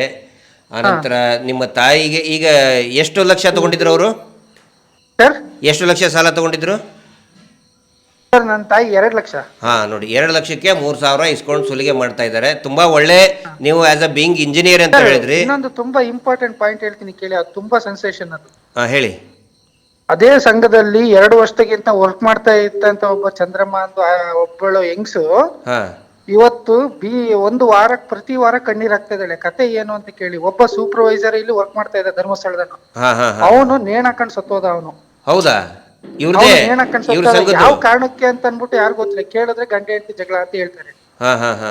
ಆಮೇಲೆ ಅವ್ರು ಏನ್ ಮಾಡಿದ್ದಾರೆ, 3 ಜನ ಯೋಜನಾಧಿಕಾರಿಗಳು ಇಲ್ಲಿರೋ ಲೋಕಲ್ ಅಲ್ಲಿ, ಅದು ನನ್ನ ತಾಯಿರ ಸಂಘದಲ್ಲೇನೆಯ ಒಂದು ಓದು ಬರಹ ಬರ್ತಿರ್ತಕ್ಕಂತ ಒಂದು ಸಾಕಮ್ಮ ಅನ್ನೋ ಅಕೌಂಟ್ ಇಂದ 1 ಲಕ್ಷ ರೂಪಾಯಿ ಲೋನ್ ತಗೊಂಡು ಧರ್ಮಸ್ಥಳ ಸಂಘದಿಂದ ಸತ್ತೋಗಿರೋ ಅವ್ರ ವರ್ಕರ್ಗೆನೆ ಪರಿಹಾರ ಅಂತ ಕೊಟ್ಟಿದ್ದಾರೆ ಯೋಜನಾಧಿಕಾರಿಗಳು. ಕೇಳಿದ್ರೆ ಇದ್ನಾಕ್ ನೀನ್ ಕೊಟ್ಟೆ ಅಂತ ಕೇಳಿದ್ರೆ, ಸಂಸ್ಥೆ ಕೊಡೋದಲ್ಲ ನೀನ್ ಯಾಕೆ ಕೊಟ್ಟೆ ಅಂತ ಕೇಳಿದ್ರೆ, ಇಲ್ಲ ಅವರು ನನಗೆ ದುಡ್ಡು ವಾಪಸ್ ಕೊಡ್ತಾರೆ ಅಂತ 3 ಜನ ಸೇರ್ಕೊಂಡು 30,000 ರೂಪಾಯಿ ಅಂತಂದ್ರು. ಅಂದ್ರೆ ಸಂಸ್ಥೆ ಏನು ಕೊಟ್ಟಿದ್ದಲ್ಲ, ಅದು ಸಂಸ್ಥೆ ಕೊಟ್ಟಿಲ್ಲ. ಇವಳು ಕೈಯಿಂದ ದುಡ್ಡು ಎತ್ಬಿಟ್ಟು ಲೈವ್ ಈಗ್ಲೂ ಕೂಡ ಕಟ್ತಾ ಇದಾರೆ ದುಡ್ಡನ್ನ. 1 ಲಕ್ಷ ರೂಪಾಯಿಗೆ ಪ್ರತಿ ವಾರ ಕಣ್ಣೀರ್ ಹಾಕೊಂಡು ಒಂದೊಂದ್ ಸಾವಿರ. ಅಲ್ಲ, ಇನ್ಮೇಲೆ ಸ್ಟಾಪ್ ಮಾಡಂತ ಹೇಳ್ಬಿಡಿ ಅವ್ರಿಗೆ. ಅವ್ರು ಯಾರಿದಾರಲ್ಲ ದಯವಿಟ್ಟು ಅವ್ರಿಗೆ ಹೇಳ್ಬಿಡಿ, ಇನ್ಮೇಲೆ 1 ರೂಪಾಯಿ ಕೊಡ್ಬೇಡ ಅಂತ ಹೇಳ್ಬಿಡಿ. 1 ಲಕ್ಷ ರೂಪಾಯಿ ಕೈ, 3 ತಿಂಗಳು ಸಂಬಳ ಮತ್ತೆ ಲಾಭಾಂಶ ದುಡ್ಡು ಏನೂ ಕೊಟ್ಟಿಲ್ಲ, ಹೊರಗಾಕಿದಾರಂತೆ. ಅಲ್ಲ, ಇನ್ಮೇಲೆ 1 ರೂಪಾಯಿ ಕಟ್ಟಕ್ ಹೋಗ್ಬೇಡ ಅಂತೇಳಿ ಆಮೇಲೆ ಪೊಲೀಸ್ ಸ್ಟೇಷನ್ ಕೇಸ್ ರಿಜಿಸ್ಟರ್ ಮಾಡಕ್ ಹೇಳಿ ಅವ್ರಿಗೆ. ನಮ್ಮ ಖಂಡಿತ ಸರ್. ಇಲ್ಲ ಸರ್, ಇವರು ನೋಡಿ, ಇವತ್ತು ಯಾವುದೇ ಒಂದು ಪತ್ರಿಕಾ ಮಾಧ್ಯಮದವರು ಯಾರು ಕೂಡ ಒಂದು SKDIDP ಇದನ್ನ ಡೈರೆಕ್ಟ್ ಗೆ ಓಪನ್ ಆಗಿ ತೋರಿಸ್ತಿಲ್ಲ. ಅವರು ನಾವ್ ಏನಾದ್ರು ಮಾತಾಡಕ್ ಹೋದ್ರೆ ಅವರು ನಮ್ಮನ್ನ ಹಂಗೆ ಹಿಂಗೆ ಅಂತ ಅನ್ಬಿಟ್ಟು ಅವ್ರು ಏನ್ ಬೇಕಾದ್ರೂ ಕ್ವಶನ್ ಮಾಡ್ಬೋದು. ಹಿಂಗೆ ಬಿಡ್ಕಂತ ಹೋದ್ವಿ ಅಂತಂದ್ರೆ ಇವತ್ತಿನ ದಿನ ಪತ್ರಿಕೆಯವರು ಬರ್ದಿಟ್ಕೊಂಡಿಲಿ, ನಮ್ಮ ದೇಶದ ಆರ್ಥಿಕತೆಗೆ ದೊಡ್ಡ ಮೂಲ ಕಾರಣ ಪಾಕಿಸ್ತಾನದಲ್ಲಿ ಕೋಟೆ ನೋಟ್ ಕೊಡೋದ್ ಬೇಡ, ಇವರೇ ಸಾಕು ನಮಗೆ. ಇವರೇ ಸಾಕು ನಮಗೆ, ಇವರೇ ಸಾಕು. ಒಂದು ಕೋಟಿಗೆ 30 ಲಕ್ಷ ರೂಪಾಯಿ ಕಮಿಷನ್ ತಗೊಂಡು ಬ್ಲಾಕ್ ಟು ವೈಟ್ ಮನಿ ಮಾಡ್ಕೊಳೋದಕ್ಕೆ ಬೇರೆ ದೇಶದವರೇ ಬೇಕಾಗಿಲ್ಲ ನಮಗೆ. ಸಿದ್ದೇಶ್ ಅವರೇ, ಸಹಾಯ ಅಂತ ಅಂದ್ಮೇಲೆ ಎಕಾನಮಿಗೆ ಬಗಲ್ ಮೇ ಹೈ ಅಂದಂಗ ಆಯ್ತು ಇವರು. ಹೌದೌದು ಸಿದ್ದೇಶ್ ಅವರೇ, ಒಂದು ಮಾತು ನೋಡಿ. ಹಾ ಸರ್ ಹೇಳಿ. ಈ ನ್ಯೂಸ್ ನಮ್ಮಲ್ಲೇ ಮೊದಲು, ಈ ನ್ಯೂಸ್ ನಮ್ಮಲ್ಲೇ ಮೊದಲು, ಬೇರೆ ಯಾವ್ದ್ರಲ್ಲಿ ಬಂದಿಲ್ಲ ನೋಡಿ. ಇದು ಹೌದೌದು ಸರ್, ಇದು ಒರಿಜಿನಲ್ ನ್ಯೂಸು, ಪಕ್ಕಾ ನ್ಯೂಸು. ಇದಕ್ಕೆ ಸಾಕ್ಷ್ಯ ಆಧಾರಗಳು ಎಲ್ಲ ಇದ್ದಾವೆ. ಹೌದೌದು, ನನ್ನ ಸಾಕ್ಷಿ ಇದ್ದ ಪ್ರತಿಯೊಂದು ಇದೆ ಸರ್ ಡಾಕ್ಯುಮೆಂಟ್. ಅದೇ ಹೇಳೋದು ನಾನು, ಅದಕ್ಕೋಸ್ಕರ ಇದು ನಮ್ಮಲ್ಲೇ ಮೊದಲು. ಹೇಳ್ತೀನಲ್ಲ, ಇವತ್ತು ಬಂದ್ಬಿಟ್ಟು ನನಗೆ ಯಾವುದೇ ಮೀಡಿಯಾ ಮುಂದೆ ಕುತ್ಕೊಂಡು ಅವ್ರು ಏನೇ ರೂಲ್ಸ್, ನಾನು 2 ತಿಂಗಳಿಂದ ವರ್ಕ್ ಮಾಡಿದೀನಿ, ಹೋಮ್ ವರ್ಕ್ ಮಾಡಿದೀನಿ. ಒಂದು RBI ಗೈಡ್ಲೈನ್ಸ್, NRLM, SHG ನಲ್ಲಿ ಏನು ರೂಲ್ಸ್ ಅಂಡ್ ರೆಗ್ಯುಲೇಷನ್ಸ್ ಇದೆ ಅಂತ. ಖಂಡಿತ ಸಿದ್ದೇಶ್ ಅವರೇ, ದಯವಿಟ್ಟು ಖಂಡಿತ ನಿಮ್ಮ ಎಲ್ಲಾ ಮಾಹಿತಿಗಳು ಇವತ್ತು ಜನರಿಗೆ ಮುಟ್ಟಿದ್ರೆ ಇದು ಈ ಸತ್ಯ ಉಂಟಲ್ಲ, ಸತ್ಯವಾಗಿ ಉಳಿತದೆ. ತುಂಬಾ ಮಂದಿ ಲೈನಲ್ಲಿ ಇದ್ದಾರೆ. ಮುಂದಿನ ದಿನಗಳಲ್ಲಿ ನಿಮ್ಮ ಹತ್ರ ತುಂಬಾ ಮಾತಾಡೋದಿದೆ, ನಾವು ಮಾತಾಡ್ತೇವೆ. ನಾವು ಖಂಡಿತ ಸರ್. ಓಕೆ, ನಿಮ್ಮ ನಂಬರ್ ಇಟ್ಕೊಳ್ತೇವೆ. Okay sir. ಓಕೆ ಸರ್, ನಮಸ್ತೆ. ನೋಡಿ ಎಷ್ಟೊಂದು, ಅದಕ್ಕೆ ನಾನು ಹೇಳ್ತಾ ಇದ್ದೆ, ನಮಗೆ ಗೊತ್ತಿರೋದು ಬರೀ 10% ಇಷ್ಟೇ. ಜನಗಳು ಎಷ್ಟೊಂದು ನೊಂದಿದ್ದಾರೆ, ಆನಂತರ ನರಕವನ್ನು ಅನುಭವಿಸ್ತಾ ಇದ್ದಾರೆ. ಆ ಹೆಣ್ಮಗಳು ಪಾಪ ಅದು ಎಷ್ಟೋ ಜನ ಸುಸೈಡ್ ಮಾಡ್ಕೊಂಡಿದ್ದಾರೆ ಸರ್, ಗೊತ್ತೇ ಆಗಿಲ್ಲ ಅಂತ. ಅದೇ ನಾನು ಹೇಳಿದ್ನಲ್ಲ ಸರ್, ಅದೇ ಏನಂತ ಹೇಳಿದ್ರೆ, ಒಂದು ಕಾಲ್ ಇದೆಯಾ ಅಲ್ಲ, ನೆಟ್ವರ್ಕ್ ಸರಿಯಾಗಿ ಬರ್ತಾ ಇದೆಯಾ ಇನ್ನೊಂದರಲ್ಲಿ? ನಿಮ್ಮದು ಸಂಚಾರಿ ಸ್ಟುಡಿಯೋ, ಸಂಚಾರಿ ಅವ್ರ ಮೊಬೈಲಿಂದ ಇದ್ರೂ ಕೂಡ ಸಂಚಾರಿನೇನಾ? ಹಲೋ, ಹೌದಾ? ಸಂಚಾರಿ ಸ್ಟುಡಿಯೋದಲ್ಲಿ ಅವ್ರಿಗೆ ನಾನು ಕ್ಷಮೆ ಕೇಳ್ತಾ ಇದ್ದೀನಿ. ಇನ್ನೊಂದು ಇದರಿಂದ ನಿಮಗೆ ನಾವು ಕನೆಕ್ಷನ್ ಕೊಡ್ತೀವಿ, ಇದನ್ನಾದಮೇಲೆ ಲೈವ್ ಆದಮೇಲೆ ದಯವಿಟ್ಟು ಅದನ್ನು ನೋಡ್ಬೋದು. ಯಾಕಂತ ಹೇಳಿದರೆ ಮೇನ್ ವೈಫೈನೇ ಈ ಏನು ಧರ್ಮೋದ್ಯಮಿಗಳ ಇವರು ಕಟ್ ಮಾಡಿಬಿಟ್ಟಿದ್ದಾರೆ ಅದನ್ನ. ಹೀಗಾಗಿ ಇನ್ನೊಂದು ಧರ್ಮದಲ್ಲಿ ಬರ್ತಾ ಇದೆ, ದಯವಿಟ್ಟು ಅದಕ್ಕೆ ಸ್ವಿಚ್ ಆಗಿ. ಮಾತಾಡಿ ಅಮ್ಮ, ಯಾರಿದ್ದಾರೆ? Hello sir. ನಮಸ್ತೆ, ಹೇಳಿ, ಯಾರು? ಸರ್ ಸಂತೋಷ್ ಅಂತ ಸರ್, ಕೊರಟಗೆರೆ ತಾಲೂಕು, ತುಮಕೂರು ಡಿಸ್ಟ್ರಿಕ್ಟ್ ಇಂದ ಕಾಲ್ ಮಾಡ್ತಿರೋದು. ಓಕೆ, ಹೇಳಿ. ಸರ್, ಮಹೇಶ್ ಶೆಟ್ಟಿ ಸರ್ಗೂ ಹಾಗೂ ನಿಮಗೂ, ನನ್ನ ನೆಚ್ಚಿನ ಗುರುಗಳಾದ ಗಿರೀಶ್ ಮಟ್ಟಣ್ಣ ಸರ್ ಹಾಗೂ ನನ್ನ ಸಲಹೆಗಾರರಾದ ರವೀಂದ್ರ ಶೆಟ್ಟಿ ಸರ್ಗೂ ಕೂಡ ನಮಸ್ತೆ ಹೇಳಕ್ ಬಯಸ್ತೇನೆ. ನಮಸ್ತೆ ಸರ್. ಏನಿಲ್ಲ, ನಮ್ಮ ಸಿಸ್ಟರ್ ಒಬ್ರು ಧರ್ಮಸ್ಥಳ ಸಂಘದಲ್ಲಿ ನಂದಿನಿ ಅಂತೇಳಿ ಲೋನ್ ತಗೊಂಡಿದ್ರು. ಅವ್ರ ಯಜಮಾನ ಬಂದು ಸೆಂಟ್ರಿಂಗ್ ಕೆಲಸ ಸರ್, ಗಾರೆ ಕೆಲಸ. ಅವ್ರನ್ನ ಅನ್ಫಾರ್ಚುನೇಟ್ ಆಗಿ ಆಕ್ಸಿಡೆಂಟ್ ಅಲ್ಲಿ ಸ್ವಲ್ಪ ಬೆನ್ನಿಗೆ ಏಟ್ ಮಾಡ್ಕೊಂಡಿದ್ರು. ಏಟ್ ಮಾಡ್ಕೊಂಡಿದ್ದಾಗ, ಯಾಕಂದ್ರೆ ಮನೆಗೆ ದುಡಿತಿದ್ದಿತ್ತು ಅವ್ರೊಬ್ರೆ ಪಿಲ್ಲರು. ಸೊ ಅವರೇ ಮೂಲೆ ಕೂತ್ಕೊಂಡಾಗ ಡಾಕ್ಟರ್ ಹೇಳಿದ್ರು 6 ತಿಂಗಳು ಬೆಡ್ ರೆಸ್ಟ್ ಹೇಳಿದ್ರು. ದುಡ್ಡು ಕಟ್ಟೋದಿಕ್ ಆಗ್ಲಿಲ್ಲ ಅವಳು, ನಮ್ಮಕ್ಕ. ಮನೆ ಹತ್ರ ಬಂದೆಲ್ಲ ಗಲಾಟೆ ಮಾಡೋದು ಹಿಂಗೆಲ್ಲ ಮಾಡಿದ್ರು. ಹಂಗಾಗಿ ಅದ್ಯಾರ ಹೇಳ್ತಿರಲ್ಲ ಸರ್, ನೀವು SP ಅಂತ ಹೇಳ್ತಾರಲ್ಲ, ಅವರೆಲ್ಲ ಮನೆ ಹತ್ರ ಬಂದಿದ್ರು. ಮತ್ತೆ ಲೇಡೀಸ್ಗಳನ್ನೆಲ್ಲ ಕರ್ಸಿ ಸ್ವಲ್ಪ ದಾನದಲ್ಲಿ ಎಲ್ಲ ಮಾಡ್ಸಿದ್ರು. ಸುಲಿಗೆ ಪ್ರತಿನಿಧಿ, SP ಅಂದ್ರೆ ಸುಲಿಗೆ ಪ್ರತಿನಿಧಿ. ಸರ್ ಅವರು ಈ ವಿಚಾರವಾಗಿ ನಾವು ರವೀಂದ್ರ ಶೆಟ್ಟಿ ಅವರು ಸರ್ ಕಾಲ್ ಮಾಡಿ ನಾವು ಅವ್ರ ಹತ್ರ ಸ್ವಲ್ಪ ಸಲಹೆ ತಗೊಂಡ್ವಿ. ಅವರು ಸ್ವಲ್ಪ ನಮಗೆ ಗೈಡ್ಲೈನ್ಸ್ ಕೊಟ್ರು, ಈ ತರ ಮಾಡಿ ಸ್ಟೇಷನ್ಗೆ ಹೋಗಿ ಕಂಪ್ಲೇಂಟ್ ಕೊಡಿ. ಅವ್ರು ತಗೊಂಡ್ಲಿಲ್ಲ ಅಂದ್ರೆ ನನಗೆ ಕಾಲ್ ಮಾಡಿ ನಾನು ಮಾತಾಡ್ತೀನಿ ಅಂತೇಳಿ ಎಲ್ಲ ಕಂಪ್ಲೇಂಟ್ ಎಲ್ಲ ಕೊಡಕ್ಕೆ ಅಂತ ಹೋಗಿದ್ರು. ಆಗ ಒಂದು ಲೇಡಿ ಮೇಡಮ್ ಫೋನ್ ಮಾಡಿ, ದಯವಿಟ್ಟು ಕಂಪ್ಲೇಂಟ್ ಎಲ್ಲ ಕೊಡಕ್ ಹೋಗ್ಬೇಡಮ್ಮ, ನಿನಗೆ ಟೈಮ್ ಕೊಡಿಸ್ತೀನಿ ಕಟ್ಟೋದಿಕ್ಕೆ, ತಲೆ ಕೆಡ್ಸ್ಕೊಂಬೇಡ, ಸ್ವಲ್ಪ ದಿವಸ ಆದ್ಮೇಲೆ ಟೈಮ್ ಕೊಡಿಸ್ತೀನಿ ಅಂತ ಹೇಳಿ ಅವ್ರಿಗೆ ಇದನ್ನ ಮಾಡಿ ವಾಪಸ್ ಕರ್ಸಿದ್ರು ಸ್ಟೇಷನ್ ಇಂದ. ಈಗ ನಾನು ಧರ್ಮಸ್ಥಳ ಸಂಘದಲ್ಲಿ ನನ್ನ ತಾಯಿ, ನನ್ನ ಹೆಂಡತಿ, ನಮ್ಮ ಅಕ್ಕ 3 ಜನರು ಇದ್ದಾರೆ. ಅದರಲ್ಲಿ ನನ್ನ ತಾಯಿದು ಮತ್ತೆ ನಮ್ಮ ಅಕ್ಕದ ಮಾತ್ರ ಲೋನ್ ಇದೆ, ನನ್ನ ಹೆಂಡತಿ ಯಾವ್ದೇ ರೀತಿ ಲೋನ್ ಇಲ್ಲ. ಅಷ್ಟು ಕೂಡ ನಾನು ಯಾವ್ದೇ ರೀತಿ ಧರ್ಮಸ್ಥಳ ಸಂಘದಲ್ಲಿ ಯಾವ್ದೇ ವ್ಯವಹಾರ ಮಾಡ್ಬೇಡ್ರಿ, ಕಟ್ಲು ಬೇಡ್ರಿ, ಅದೇನಾಗುತ್ತೋ ನಾವು ಫೇಸ್ ಮಾಡಕ್ ನಾನು ರೆಡಿ ಇದೀನಿ ಅಂತ ಹೇಳ್ಬಿಟ್ಟು ಎಲ್ಲ ನಿಲ್ಸಿದೀನಿ ಸರ್. ನಿಲ್ಲಿಸ್ಬಿಡಿ, ಸ್ಟಾಪ್ ಮಾಡ್ಬಿಡಿ, ಕಟ್ಟೋದೇ ಬೇಡ ನೀವು.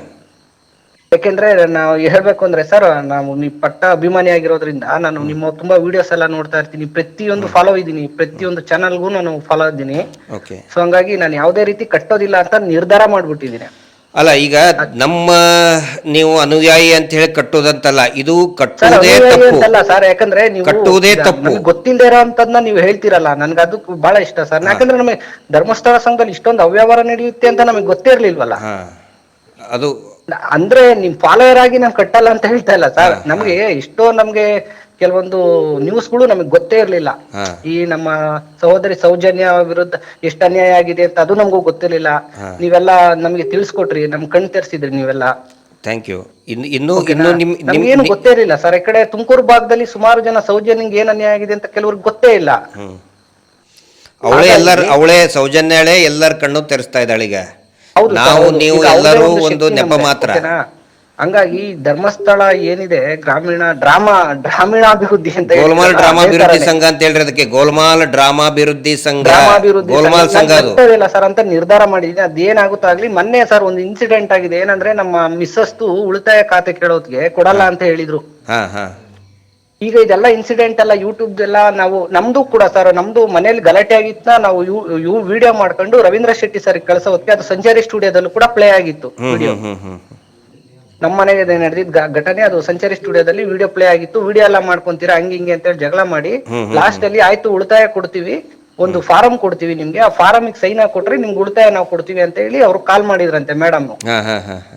ಆಗ ನಮ್ಮ ತುಮಕೂರು ಭಾಗದಲ್ಲಿ ಮಹೇಂದ್ರ ಸರ್ ಇದಾರಲ್ಲ, ಮಹೇಂದ್ರ ಸರ್ ನಾನು ಕಾಲ್ ಮಾಡಿ ಡೀಟೇಲ್ಸ್ ಹೇಳಿದೆ. ಸರ್ ಹಿಂಗೆ ಉಳಿತಾಯ ಕೊಡ್ತೀವಿ, ಒಂದು ಫಾರಂ ಕೊಡ್ತೀವಿ, ಫಾರ್ಮೆಟಿಗೆ ಸೈನ್ ಹಾಕ್ರಿ ಅಂತ ಇದಾರೆ. ಸರ್ ನಾನು ಹೆಂಗ್ ಮಾಡ್ಲಿ ಅಂದಿದ್ದಕ್ಕೆ ಅವರೊಂದು ನನ್ಗೊಂದು ಫಾರ್ಮೆಟ್ ಕಳ್ಸಿದ್ರು ಸರ್, 4-5 ಪುಟಗಳು ಕಳ್ಸಿದ್ರು. ಈ ತರ ಇರುತ್ತೆ ಸಂತೋಷ್, ಯಾವ್ದೇ ಕಾರಣಕ್ಕೂ ಸೈನ್ ಹಾಕ್ಸ್ಬೇಡ ನಿಮ್ಮ ಮನೆಯವ್ರದ್ದು, ಹೊಸದಾಗಿ ಅಕೌಂಟ್ ಮಾಡ್ಬಿಟ್ಟು ಅವರೇನೆ ಮತ್ತೆ ನಿಮ್ಮ ಅಕೌಂಟ್ಗೆ ದುಡ್ಡು ಹಾಕಿ ಮತ್ತೆ ಎತ್ಕೊಳ್ತಾರೆ. ಯಾವ್ದೇ ಕಾರಣಕ್ಕೂ ನೀವು ಕಟ್ಟಕ್ಕೆ ಹೋಗ್ಬೇಡ, ನೀನ್ ಸೈನು ಹಾಕ್ಬೇಡ, ನನ್ ಪರ್ಮಿಷನ್ ನಾನು ಹೇಳ್ತೀನಿ, ನಿನ್ಗೆ ಏನ್ ಗೈಡ್ಲೈನ್ಸ್ ಕೊಡ್ಬೇಕು ಹೇಳ್ತೀನಿ, ಯಾವ್ದೇ ಕಾರಣಕ್ಕೂ ಕಟ್ಬೇಡ ಅಂತ ಹೇಳಿ ಅವ್ರೊಂದು ಫಾರ್ಮೆಟ್ ಕಳ್ಸಿದ್ರು ಸರ್. ತುಂಬಾ ಅನುಕೂಲ ಆಯ್ತು ನನಗೆ. ಅಲ್ಲ ಈಗ ಇವರು ಏನಂತ ಇದ್ದಾರೆ ಗೊತ್ತಾ? ನಿಮ್ಮ ಉಳಿತಾಯದ ದುಡ್ಡು ಬಂದಿದೆಲ್ಲ ಸಂತೋಷ್ ಅವರೇ, ಉಳಿತಾಯ ದುಡ್ಡು ಕೊಟ್ಟಿದಾರಾ? ಇಲ್ಲ ಇಲ್ಲ ಉಳಿತಾಯ ಕೊಟ್ಟಿಲ್ಲ. ಅವ್ರೇನ್ ಹೇಳ್ತಾ ಇದಾರೆ ಅಂದ್ರೆ ಒಂದು ಫಾರ್ಮೆಟ್ ಕೊಡ್ತೀವಿ, ಅದಕ್ಕೆ ಸೈನ್ ಕೊಡಿ, ನಾವು ಉಳಿತಾಯ ಕೊಡ್ತೀವಿ ಅಂತ. ಅಲ್ಲ ಸಂತೋಷ್ ಅವರೇ, ಮೊನ್ನೆ ನಿರ್ಮಲಾ ಸೀತಾರಾಮನ್ ಅವ್ರು ಬಂದಾಗ ದೊಡ್ಡ ಫಂಕ್ಷನ್ ಮಾಡಿದ್ರಲ್ಲ, ದೊಡ್ಡ ಫಂಕ್ಷನ್ ಮಾಡಿ 600 ಕೋಟಿ ರೂಪಾಯಿ ಕೊಟ್ಟು ಬಿಟ್ಟಿವೆವು, ಲಾಭಾಂಶವನ್ನು ವಿತರಣೆ ಮಾಡಿದೆವು. ಸರ್ ಇವ್ರು ಯಾವ ಲಾಭಾಂಶನೂ ಕೊಡಲ್ಲ ಸರ್. ನೀವ್ ಹೇಳ್ದಂಗೆ 20 ರೂಪಾಯಿ 30 ರೂಪಾಯಿ ಲಾಭಾಂಶ ಕೊಟ್ಟು ನಾವು ಲಾಭಾಂಶ ಕೊಟ್ವಿ ಅಂತ ನಿರ್ಮಲಾ ಸೀತಾರಾಮನ್ ಅವ್ರು ಕರ್ಸಿ ಬಂದ್ ಫಂಕ್ಷನ್ ಮಾಡಿದ್ರೆ ಏನ್ ಬಂತು ಸರ್? ಬಡವರಾಗೇ ಇದಾರೆ. ಅದು ಜನಗಳಿಗೆ ಎಲ್ಲರಿಗೂ ಕೂಡ ಈಗ ಗೊತ್ತಾಗ್ತಾ ಇದೆ. ಎಲ್ಲಾ ರಾಜ್ಯಕ್ಕೆ ಪಕ್ಷದ ನಾಯಕರುಗಳಿದ್ದಾರಲ್ಲ. ಹೌದು ಸರ್. ಸರ್ ಈಗ ಹೇಳ್ತಾರೆ ಇದು ಹೌದು ಸರ್. ಈಗ ಸರ್ ಈಗ ನಮ್ಮ ಭಾಗದಲ್ಲಿ ನಮ್ಮ ಸಹಕಾರಿ ಸರ್, ಈಗ ನಮ್ಮ ಭಾಗದಲ್ಲಿ ನಮ್ಮ ಸಹಕಾರಿ ಸಚಿವರಾದಂತ ನಮ್ಮ KNR ಸರ್ ಇದ್ದಾರೆ. ಅವರು ಕೂಡ ಇದ್ರ ಬಗ್ಗೆ ಒಂದೆರಡು ಮಾತಾಡ್ಬೋದಾಗಿತ್ತು, ಬಟ್ ಅವ್ರು ಯಾಕೋ ತಲೆ ಕೆಡ್ಸ್ಕೊಂಡಿಲ್ಲ ಸರ್. ತುಂಬಾ ಬಹಳ ನೋವಿನ ಸಂಗತಿ. ಬಹಳ ಬೇಜಾರಾಗುತ್ತೆ ಸರ್. ಯಾಕಂದ್ರೆ ಅವರು ಒಂದು ಬಡ ಫ್ಯಾಮಿಲಿ ಬೆಳೆದು ಮಾಡ್ಕೊಂತಲ್ಲ. ಯಾರು ಇವರು ಸರ್ ನಮ್ಮ ಮಧುಗಿರಿ ತಾಲೂಕು ಸಹಕಾರ ಸಚಿವರಾದಂತ ನಮ್ಮ KNR ಸರ್. ಸರಿ, ಯಾರು KNR? ರಾಜಣ್ಣ ಅವರು. ಸರಿ ಸರಿ. ಅವರು ಹೇಳಿದ್ರಲ್ಲ ಸರ್, ಧರ್ಮಸ್ಥಳ ಸಂಘ ಇದು ಮೈಕ್ರೋ ಫೈನಾನ್ಸ್ ಅಲ್ಲ ಅಂತ ಹೇಳಿದ್ರಲ್ಲ ಸರ್. ಅವ್ರಿಗೆ ಗೊತ್ತಿಲ್ಲ, ಅವ್ರು ನಿದ್ದೆ ಮಾಡ್ತಿದ್ರು. ಮೊನ್ನೆ ಎಲ್ಲ ಮೀಟಿಂಗ್ ಆಗುವಾಗ ಸರ್ ಎಲ್ಲ ನಿದ್ದೆ ಮಾಡ್ತಿದ್ರು ಅವರು. ಇಲ್ಲಾಂದ್ರೆ ಕತ್ತೆ ಕಾಯ್ಲಿಕ್ಕೆ ಹೋಗಿದ್ದು ಇರ್ಬೇಕು ಅವರು, ಇಲ್ಲಾಂದ್ರೆ ಅವ್ರಿಗೆ ಗೊತ್ತಿರ್ಬೇಕು. ನೋಡಿ, ಸಾಮಾನ್ಯ ಜನಗಳು ನೀವೆಲ್ಲ ಮಾತಾಡ್ತಿದ್ದೀರಲ್ಲ. ಹೌದು ಸರ್. ಸರಿ ಸಂತೋಷ್ ಅವರೇ, ತುಂಬಾ ಧನ್ಯವಾದಗಳು ಮಾಹಿತಿ ಹಂಚಿಕೊಂಡಿದ್ದಕ್ಕೆ. ನೆಕ್ಸ್ಟ್ ಕಾಲ್ ಇದೆ, ಅಟೆಂಡ್ ಮಾಡ್ತೀವಿ. ಓಕೆ ಸಂಪರ್ಕದಲ್ಲಿ. ಧನ್ಯವಾದ ಸರ್. Thank you. ನೆಕ್ಸ್ಟ್ ಅಂದರೆ ಅವ್ರಿಗೆ ಈ ಏನಂತ ಹೇಳಿದರೆ, ಕೆಲವೊಬ್ಬರಿಗೆ ಏನಂತ ಈಗ ಅಭಿವೃದ್ಧಿ ಮಾಡ್ತೀವಿ ಅಂತೇಳಿ ಕೆಲವೊಬ್ಬರಿಗೆ ಅದನ್ನು ಮಾಹಿತಿಯನ್ನು ಮುಚ್ಚಿಟ್ಟಿದ್ದಾರೆ.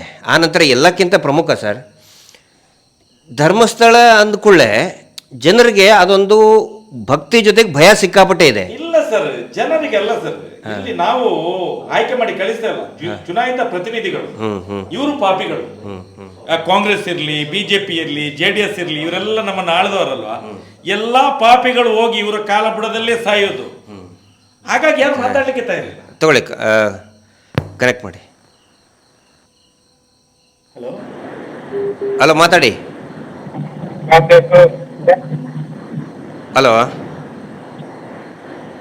ಹಲೋ, ಕನೆಕ್ಷನ್ ಪೂವರ್ ಇದೆ. ಹಲೋ, ಕಟ್ ಮಾಡಿ. ನೆಕ್ಸ್ಟ್ ಕಾಲ್ ತಗೊಳ್ಳಿ. ಅವರು ಜರ್ನಿಯಲ್ಲಿ ಇದ್ದಾರೆ ಅಂತ ಕಾಣುತ್ತೆ. ಅಂದರೆ ಇವರು ಏನು ಮಾಡಿದ್ದಾರೆ, ಎಲ್ಲರಿಗೂ ಕೂಡ ಭಯ ಬೆಳೆಸಿಬಿಟ್ಟಿದ್ದಾರೆ. ಆನಂತರ ಕಾಳಸಂತೆಯಲ್ಲಿ ಈ ಬ್ಲ್ಯಾಕ್ ಮನಿ ಏನಿದೆಯಲ್ಲ, ಬ್ಲ್ಯಾಕ್ ಮನಿ ಸರ್ಕ್ಯುಲೇಷನ್ ಪಾಯಿಂಟ್ ಆಗಿಬಿಟ್ಟಿದೆ. ಅವ್ರ ಟ್ರಸ್ಟ್, BC ಟ್ರಸ್ಟ್ ಅಂತ ಏನು ಹೇಳ್ಕೊತಾರಲ್ಲ. ಮಾತಾಡಲಿ. ಹಲೋ, ಹೇಳಿ ಸರ್. ನಮಸ್ತೆ ಸರ್. ನನ್ನ ಹೆಸರು ಚೆನ್ನಯ್ಯ ವಸ್ತ್ರದ್ ಅಂತ ಸರ್, ಕಲಬುರಗಿಯಿಂದ ಮಾತಾಡ್ತಾ ಇದ್ದೀನಿ. ನಮಸ್ಕಾರ ಸರ್. ಗಿರೀಶ್ ಮಠಾಳ್ ಸರ್ ಮಾತಾಡ್ತಾ ಇರೋದು? ಹೌದು, ನಾನೇ ಮಾತಾಡ್ತಾ ಇದ್ದೀನಿ. ಸರ್ ಚೆನ್ನಾಗಿದ್ದೀರಿ ಸರ್? ಚೆನ್ನಾಗಿದ್ದೀನಿ, ತಾವು ಚೆನ್ನಾಗಿದ್ದೀರಿ? ಹಾ ಚೆನ್ನಾಗಿದ್ದೀನಿ ಸರ್. ಏನಿಲ್ಲ ಸರ್, ಈ ಕಡೆ ನೀವು ಒಂಚೂರು ಏನು ನೀವು ಅಲ್ಲಿ ಕಾರ್ಯಕ್ರಮಗಳು ಮಾಡ್ತಾ ಇದ್ರಿ ಮೈಕ್ರೋ ಫೈನಾನ್ಸ್ ವಿಚಾರದಲ್ಲಿ, ನೀವೇನ್ ಫೇಸ್ಬುಕ್ ಲೈವ್ ಮಾಡ್ತಾ ಇದ್ರಿ, ನಮ್ ಕಡೆ ಜನ ಎಲ್ಲ ನೋಡ್ತಾ ಇದಾರೆ, ಗುಲ್ಬರ್ಗ, ರಾಯಚೂರು, ಯಾದಗಿರಿ, ಬಿದ್ದರು. ಸ್ವಲ್ಪ ಮಟ್ಟಿಗೆ ಅನ್ನೋದಕ್ಕಿಂತ ಹೆಚ್ಚಿಗೆ ಇವತ್ತು ಒಂದು ಅವೇರ್ನೆಸ್ ಬಂದಿದೆ ಸರ್ ಮೈಕ್ರೋ ಫೈನಾನ್ಸ್ ವಿಚಾರದಲ್ಲಿ. ಜನ ಕೂಡ ಇವತ್ತು ಕ್ವಶನ್ ಮಾಡ್ತಾ ಇದಾರೆ, ಇವತ್ತು ನಾವು ಕಟ್ಟಲ್ಲ ಏನ್ ಮಾಡ್ತೀರಿ ಅನ್ನೋ ಲೆಕ್ಕದಲ್ಲಿ ಮಾತಾಡ್ತಾ ಇದಾರೆ ಸರ್ ಕೆಲವೊಂದು ಮೈಕ್ರೋ ಫೈನಾನ್ಸ್ ಕಂಪನಿಗಳಿಗೆ. ಒಂದ್ ನಿಮಿಷ, ಚೆನ್ನೈ ವಸ್ತ್ರ ಅಂದ್ರೆ ತಾವು ಮಾಹಿತಿ ಹಕ್ಕು ಇದ್ರದ್ದು ಅಧ್ಯಕ್ಷ? ರಾಜ್ಯಾಧ್ಯಕ್ಷರು ಸರ್ ನಾನೇ. ಓಹೋ ಸರಿ, ಧನ್ಯವಾದಗಳು. ಕರೆ ಮಾಡಿ ಮಾಹಿತಿ ಹಕ್ಕು ಮತ್ತು ಸಾಮಾಜಿಕ ಕಾರ್ಯಕರ್ತರ ವೇದಿಕೆ ರಾಜ್ಯಾಧ್ಯಕ್ಷ ಸರ್. ಕರೆ ಮಾಡಿದ ಧನ್ಯವಾದಗಳು. Thank you sir, thank you sir. Channabasappa ಅವರೇ, ನಂದು ಕೂಡ ಧನ್ಯವಾದ ನಿಮ್ಗೆ. ಸರ್ ಅಣ್ಣ ನಮಸ್ತೆ ಅಣ್ಣ. ನಮಸ್ತೆ ನಮಸ್ತೆ. ಚೆನ್ನಾಗಿದ್ರು ಅಣ್ಣ? ಚೆನ್ನಾಗಿದೆ ಚೆನ್ನಾಗಿದೆ. ನೋಡಿ, ಇವತ್ತು ಒಂದ್ ನಿಮಿಷ, ಚೆನ್ನೈ ಅವರೇ, ಕಾರ್ಯಕ್ರಮಗಳು ಎಲ್ಲವೂ ಕೂಡ ಸಕ್ಸಸ್ ಆಗ್ತಾ ಇದೆ ಅಣ್ಣ. ನಮ್ಮ ಭಾಗದಲ್ಲಿ ಇವತ್ತು ದೊಡ್ಡ ಪ್ರಮಾಣದಲ್ಲಿ ಬದಲಾವಣೆ ಆಗ್ತಾ ಇದೆ ಅಣ್ಣ. ನಾವು ಕೂಡ ಅದೇ ನಿಟ್ಟಿನಲ್ಲಿ ಹೋರಾಟ ಮಾಡ್ತಾ ಇದೀವಿ. ತಮ್ಮ ಸಹಕಾರ ಇದ್ರೆ ಇನ್ನೂ ದೊಡ್ಡ ಮಟ್ಟದಲ್ಲ ಇವತ್ತು ಒಂದಿಲ್ಲ ಒಂದಿನ ಕಡಿವಾಣ ಬೀಳುತ್ತಲ್ಲ ಈ ಮೈಕ್ರೋ ಫೈನಾನ್ಸ್ ಗಳಿಗೆ. ಖಂಡಿತ. ಆಮೇಲೆ ಆಲ್ಮೋಸ್ಟ್ ಆಗಿದೆ ಅಲ್ಲ, ಇವತ್ತು ಫೈನಲ್ ಸ್ಟೇಜ್ ಅಲ್ಲಿ ಇದೆ, ಇವತ್ತು ಕೋಮಾ ಹಂತದಲ್ಲಿ ಇದೆ ಮೈಕ್ರೋ ಫೈನಾನ್ಸ್ ಗಳು. ತಮ್ಮ ಹೋರಾಟದ ಫಲ ಇವತ್ತು ಯಶಸ್ವಿ ಆಗಿದೆ ಅಣ್ಣ. ನಮ್ಮೆಲ್ಲರ ತಮ್ಮಂತ ನಾವು ಇಲ್ಲ ಅಣ್ಣ, ನೀವು ಸ್ಟಾರ್ಟ್ ಮಾಡಿರೋದು ನೀವನ್ನ, ನಿಮ್ಮನ್ನ ನೋಡ್ಕೊಂಡು ನಾವು ನಮ್ಮ ಸಂಘಟನೆಯವರು ಇವತ್ತು ಅದಕ್ಕೆ ನಾವು ಕೂಡ ಧ್ವನಿಗೂಡಿಸಿದೀವಿ ಅಷ್ಟೇ ಅಣ್ಣ, ಮತ್ತೊಂದೇನಿಲ್ಲ. ನಿಮ್ಮಿಂದ ಯಶಸ್ವಿಯಾಗಿ ಪ್ರಾರಂಭವಾಗಿದೆ, ಇವತ್ತು ಅಂತ್ಯ ಆಗಿದೆ ಅಣ್ಣ. ಆಲ್ಮೋಸ್ಟ್ ಎಲ್ಲಾ ಫಿನಿಶ್ ಆಗಿದಾವಣ್ಣ. ಇವತ್ತು ಸಾಮಾನ್ಯ ರೈತರು ಇವತ್ತು ಅನಕ್ಷರಸ್ಥರು ಕೂಡ ಅದನ್ನ ಪ್ರತಿಭಟಿಸ್ತಾ ಅಂತಕ್ಕಂತ ಬಂದಿದ್ದಾರೆ. ಯಾಕಂದ್ರೆ ಮೊದಲು ತಿಳುವಳಿಕೆ ಇರ್ಲಿಲ್ಲ ಅಣ್ಣ, ಈ ಫೈನಾನ್ಸ್ ಅಂತಂದ್ರೇನು, ಮೈಕ್ರೋ ಫೈನಾನ್ಸ್ ಅಂದ್ರೇನು, ಇದ್ರ ಬಗ್ಗೆ ಏನಾಗ್ತದೆ ಅಂತಕ್ಕಂಥ ಯಾವ್ದು ತಿಳುವಳಿಕೆ ಇರ್ಲಿಲ್ಲ ಅಣ್ಣ. ತಾವು ನೀಡಿರ್ತಕ್ಕಂಥ ತಿಳುವಳಿಕೆ ಆಮೇಲೆ ಜ್ಞಾನದ ಬಲದಿಂದ ಇವತ್ತು ಎಲ್ಲರೂ ಕೂಡ ಅದನ್ನ ಅಪೋಸ್ ಮಾಡ್ತಾ ಇದಾರೆ. ಇವತ್ತು ಆಲ್ಮೋಸ್ಟ್ ಎಲ್ಲರೂ ಕೂಡ ಒಂದು ಪ್ರತಿಭಟಿಸ್ತಾ ಇದಾರೆ ಅಣ್ಣ ಆ ವಿಚಾರದಲ್ಲಿ, ಮೈಕ್ರೋ ಫೈನಾನ್ಸ್ ವಿಚಾರದಲ್ಲಿ. ವಸ್ತ್ರದವ್ರ ಬಗ್ಗೆ ವಸ್ತ್ರದವ್ರ ಬಗ್ಗೆ ನಾನು ಒಂದೆರಡು ಮಾತು ಹೇಳ್ಬೇಕು. ಏನಂತ ಹೇಳಿದ್ರೆ, ಇವರು ವಸ್ತ್ರದವ್ರ ಚೆನ್ನೈ ವಸ್ತ್ರದವ್ರೆ. ಈಗ ಚೆನ್ನೈ ವಸ್ತ್ರದವ್ರು ಏನಂತ ಹೇಳಿದ್ರೆ, ಇವ್ರಿಗಿಂತ ಮುಂಚೆ ನಮ್ಮ ಕುಣಿಗಲ್ ರಮೇಶ್ ಅಂತ ಇದ್ರು. ಯಾರು ಕರ್ನಾಟಕ ಮಾಹಿತಿ ಹಕ್ಕುಗಳ ಒಂದು ಸಂಘಟನೆ ಇದೆ, ರಾಜ್ಯ ಮಟ್ಟದ ಸಂಘಟನೆ ಇದೆ.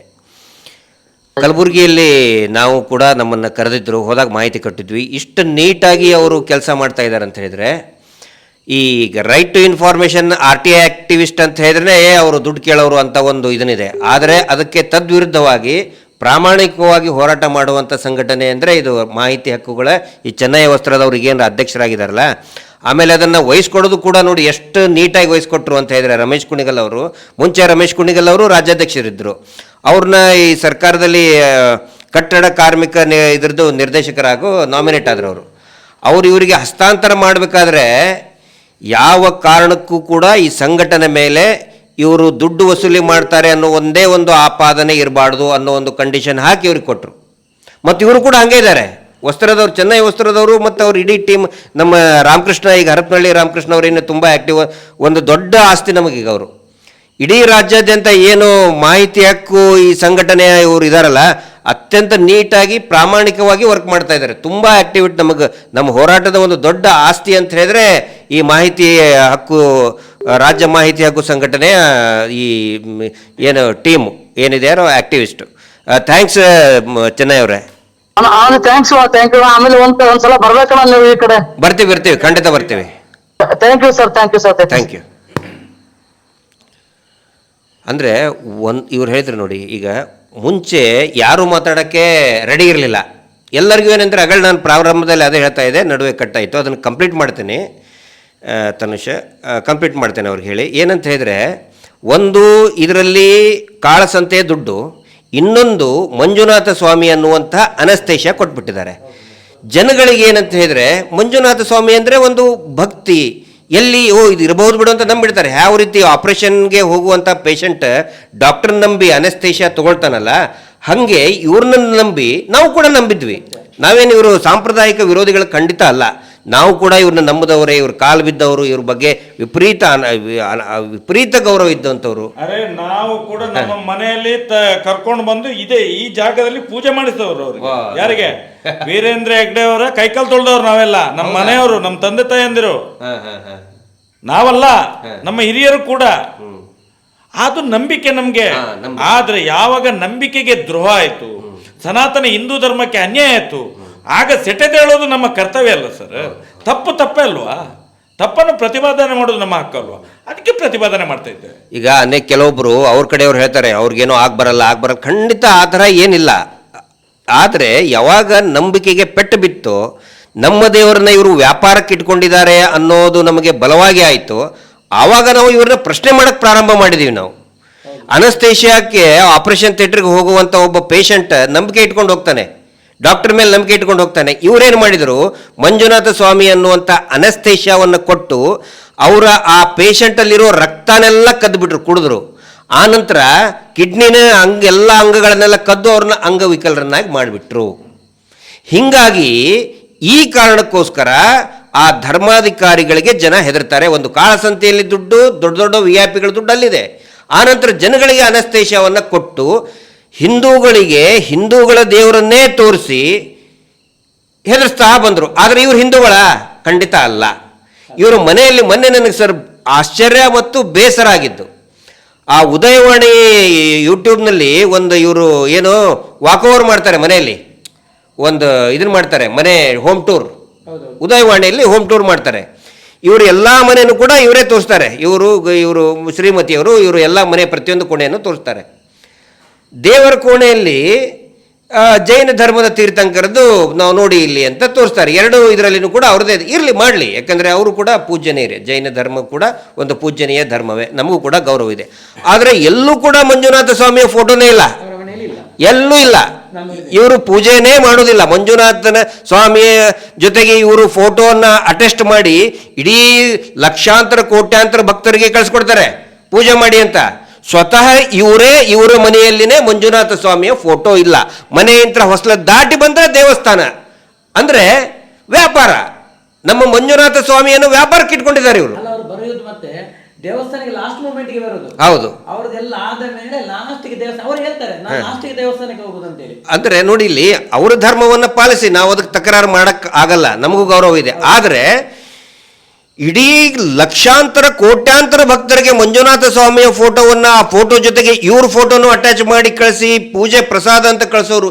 ಇವ್ರ ಮನೆಯಲ್ಲಿ ಒಂದು ಸಣ್ಣ ಫೋಟೋ ಇಲ್ಲಲ್ಲ ಸರ್, ಇವ್ರದ್ದು ಮಂಜುನಾಥ ಸ್ವಾಮಿ ಫೋಟೋನೇ ಇಲ್ಲ. ಎಷ್ಟು ದೊಡ್ಡ ಧಾರ್ಮಿಕ ಭಯೋತ್ಪಾದನೆ ಅಂತ ಹೇಳಿದ್ರೆ ಇವತ್ತು ನಮ್ಮನ್ನು ಪ್ರಶ್ನೆ ಮಾಡ್ತಾರೆ. ಮಹೇಶಣ್ಣ ಅಲ್ಲಿ ಮಂಜುನಾಥ ಇಲ್ವಾ, ಅಣ್ಣಪ್ಪ ಇಲ್ವಾ, ನಮ್ಮ ದೇವರಿಗೆ ಕಣ್ಣು ಕಾಣೋದಿಲ್ವಾ, ಕಿವಿ ಕೇಳೋದಿಲ್ವಾ? ಜನರು ನಮ್ಮನ್ನು ಪ್ರಶ್ನೆ ಮಾಡ್ತಾರೆ ಸರ್. ಇಷ್ಟು ದೊಡ್ಡ ಹಿಂದೂ ಸಮಾಜ, ಹಿಂದೂ ದೇವಸ್ಥಾನ, ಹಿಂದೂ ದೇವರದು ನೋಡಿ, ಅವರಿಗೆ ಏನಾಗುದಿಲ್ಲ ಅವರಿಗೆ. ಹಾಗಾದ್ರೆ ನಮ್ಮ ದೇವರನ್ನ ಏನ್ ಮಾಡಿದ್ದಾರೆ? ಆಗತ್ತೆ ದೇವರು ಪ್ರಶ್ನೆ ಅಲ್ವಾ ಸರ್?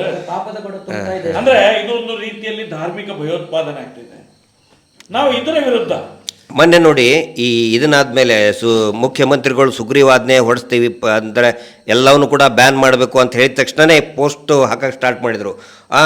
ನೀವು ಕೊಡಲಿಲ್ಲ ಅಂದರೆ ಅದು ದೇವರು ಶಾಪ ಕೊಡ್ತದೆ, ಅದು ಕೊಡ್ತದೆ, ಇದು ಕೊಡ್ತದೆ, ಹಾಗೆ ಹೀಗೆ ಒಂದು ಉದಾಹರಣೆ ಹಂಗಾಯಿತು, ಅವ್ರು ಕಟ್ಟಲಿಲ್ಲ ಅದಕ್ಕೆ ಹಂಗಾಯಿತು. ಅಂದರೆ ಇವರು ಎಷ್ಟೊಂದು ನಾಚಿಕೆಗೆಟ್ಟಿದ್ದಾರೆ ಅಂತ ಹೇಳಿದರೆ ನಮ್ಮ ಹಿಂದೂ ದೇವರನ್ನು. ಅದೇ ಇವರ ದೇವರನ್ನ ನಾವು ಹಂಗೆ ಮಾಡಿದರೆ ಇವ್ರು ಯಾರಾದರೂ ಸುಮ್ಮನೆ ಬಿಡ್ತಿದ್ರಾ? ಅಲ್ಲ, ಬರೀ ಅವರ ಜಾತಿಯನ್ನು ತೆಗೆದಕ್ಕೆ ನಮ್ಮ ಮೇಲೆ ಕೇಸ್ ಮಾಡ್ತಾರೆ. ಬರೀ ಹೆಸರು ನಾವೇನು ಬೈದಿಲ್ಲ, ಅವ್ರ ಧರ್ಮಕ್ಕೆ ಬೈದಿಲ್ಲ, ಬರೀ ಧರ್ಮದ ಹೆಸರನ್ನ, ಈ ಅತ್ಯಾಚಾರಿಗಳ ಧರ್ಮದ ಅದೇ ಇವರು ಅಂತ ಹೇಳಿದ ತಕ್ಷಣನೇ ಉದಯ್ ಜೈನ್, ಧೀರಜ್ ಜೈನ್ ಅಂತ ಹೇಳಿದ್ಕೊಳ್ಳೆ, ಮಲ್ಲಿಕ್ ಜೈನ್, ನೀಚಲ್ ಥರ್ಡ್ ಕ್ಲಾಸ್ 420 ನೀಚಲ್ ಜೈನ್ ಅಂತ ಹೇಳಿದ ತಕ್ಷಣನೇ ಅವರು ಅಂತ ಬರ್ತಾರೆ. ಅವ್ರ ಧರ್ಮಕ್ಕೆ ಬೈದಿಲ್ಲ.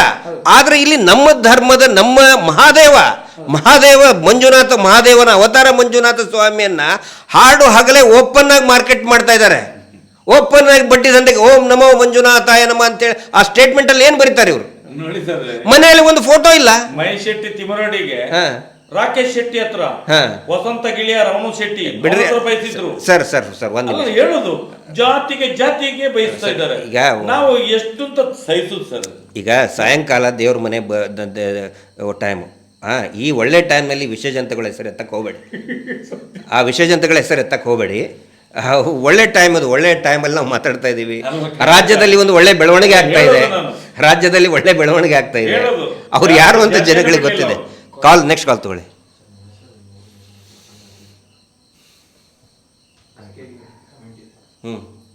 SKDRDಗಿಂತ ಕಡಿಮೆ ಬೆಲೆಯಲ್ಲಿ ಬೇರೆ ಕಡೆ ಲೋನ್ ಕೊಡಿಸು, ನಿನ್ನೆ ಪ್ರೈವೇಟ್ ಲೋನಲ್ಲಿ ಸಾಲ ಸಮೇತ ಶಿಕ್ಷೆ ಹಾಕಿ ಆತ್ಮಹತ್ಯೆ ಮಾಡಿದ್ದಾರೆ, ಇದನ್ನು ಸರಿಪಡಿಸುವಂತ.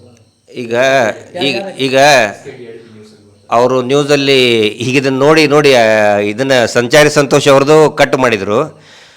ಅವ್ರದ್ದು, ಯಾಕಂದರೆ ಅವ್ರದ್ದು ನೆಟ್ ಇದನ್ನು ಬೇರೆ ಇದೆ, ಅಂದರೆ ವೈಫೈ ಇದನ್ನೇ ಕಟ್ ಮಾಡಿದ್ದಾರೆ. ಇನ್ನೊಂದು ಇಲ್ಲಿದು ನಮ್ಮದು ಸರಿ ಇದೆ, ಅವರು ಕಟ್ ಮಾಡಿ ಇದರಲ್ಲಿ ಅವ್ರು ಪ್ರಶ್ನೆ ಕೇಳ್ತಾ ಇದ್ದಾರಂತೆ.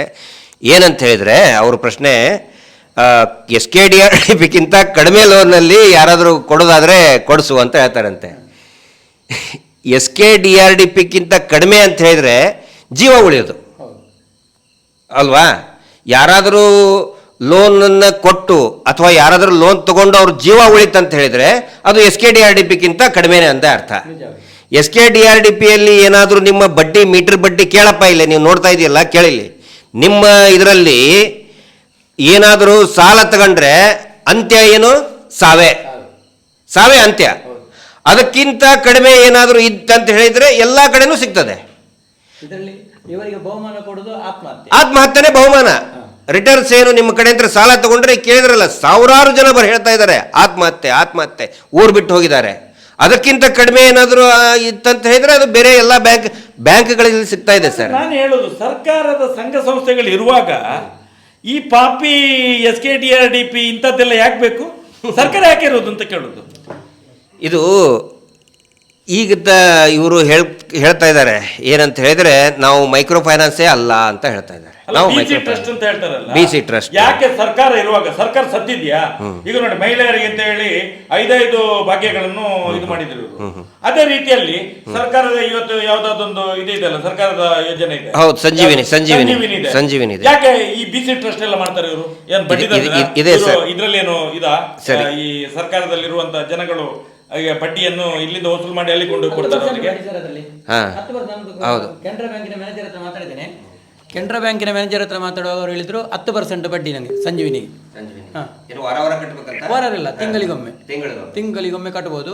ಮತ್ತೆ ಎಲ್ಲಿಯಾದ್ರೂ ನಿಮ್ಗೆ ಕಟ್ಲಿಕ್ಕೆ ಆಗದಿದ್ರು 1 ತಿಂಗಳು ಮುಂದೆ ತಗೊಂಡು SKDRDP ಅವನು ಕೇಳ್ತಾ ಇದ್ದಾನಲ್ಲ, ಅವನಿಗೆ ಹೇಳ್ಬೇಕು ಅದನ್ನು. ನಿನ್ಗೆ ಬೇಕಾದ್ರೆ ತೆಗೋ, ಸಂಜೀವಿನಿ ಇದೆ. ಅವ್ರಿಗೆ ಈಗ ಕೇಳಿದ್ರಲ್ಲ, ಅವರಿಗೋಸ್ಕರ ಇನ್ನೊಂದು ಮಾಹಿತಿಯನ್ನು ಕೊಡ್ತಾ ಇದ್ದೀನಿ. ಏನಂತ ಹೇಳಿದ್ರೆ, ಒಳ್ಳೇದಾಯ್ತು ಅವ್ರು ಕೇಳಬೇಕು, ಪ್ರಶ್ನೆಗಳನ್ನು ನಮಗೆ ಕೇಳಬೇಕು. SKDRDP ಅವರು ದಯವಿಟ್ಟು ಕೇಳಿ. ಇಲ್ಲಿ ಒಂದು ಏನು ಜ್ಞಾಪನ ಪತ್ರವನ್ನು SKDRDP ಸಿಬ್ಬಂದಿಗಳಿಗೋಸ್ಕರನೇ ಹೊರಡಿಸಿದ್ದಾರೆ. ಅದನ್ನು ಓದ್ತಾ ಇದ್ದೀನಿ, ದಯವಿಟ್ಟು ಕೇಳಿ ಅದನ್ನು. ಏನಂತ ಹೇಳಿದರೆ,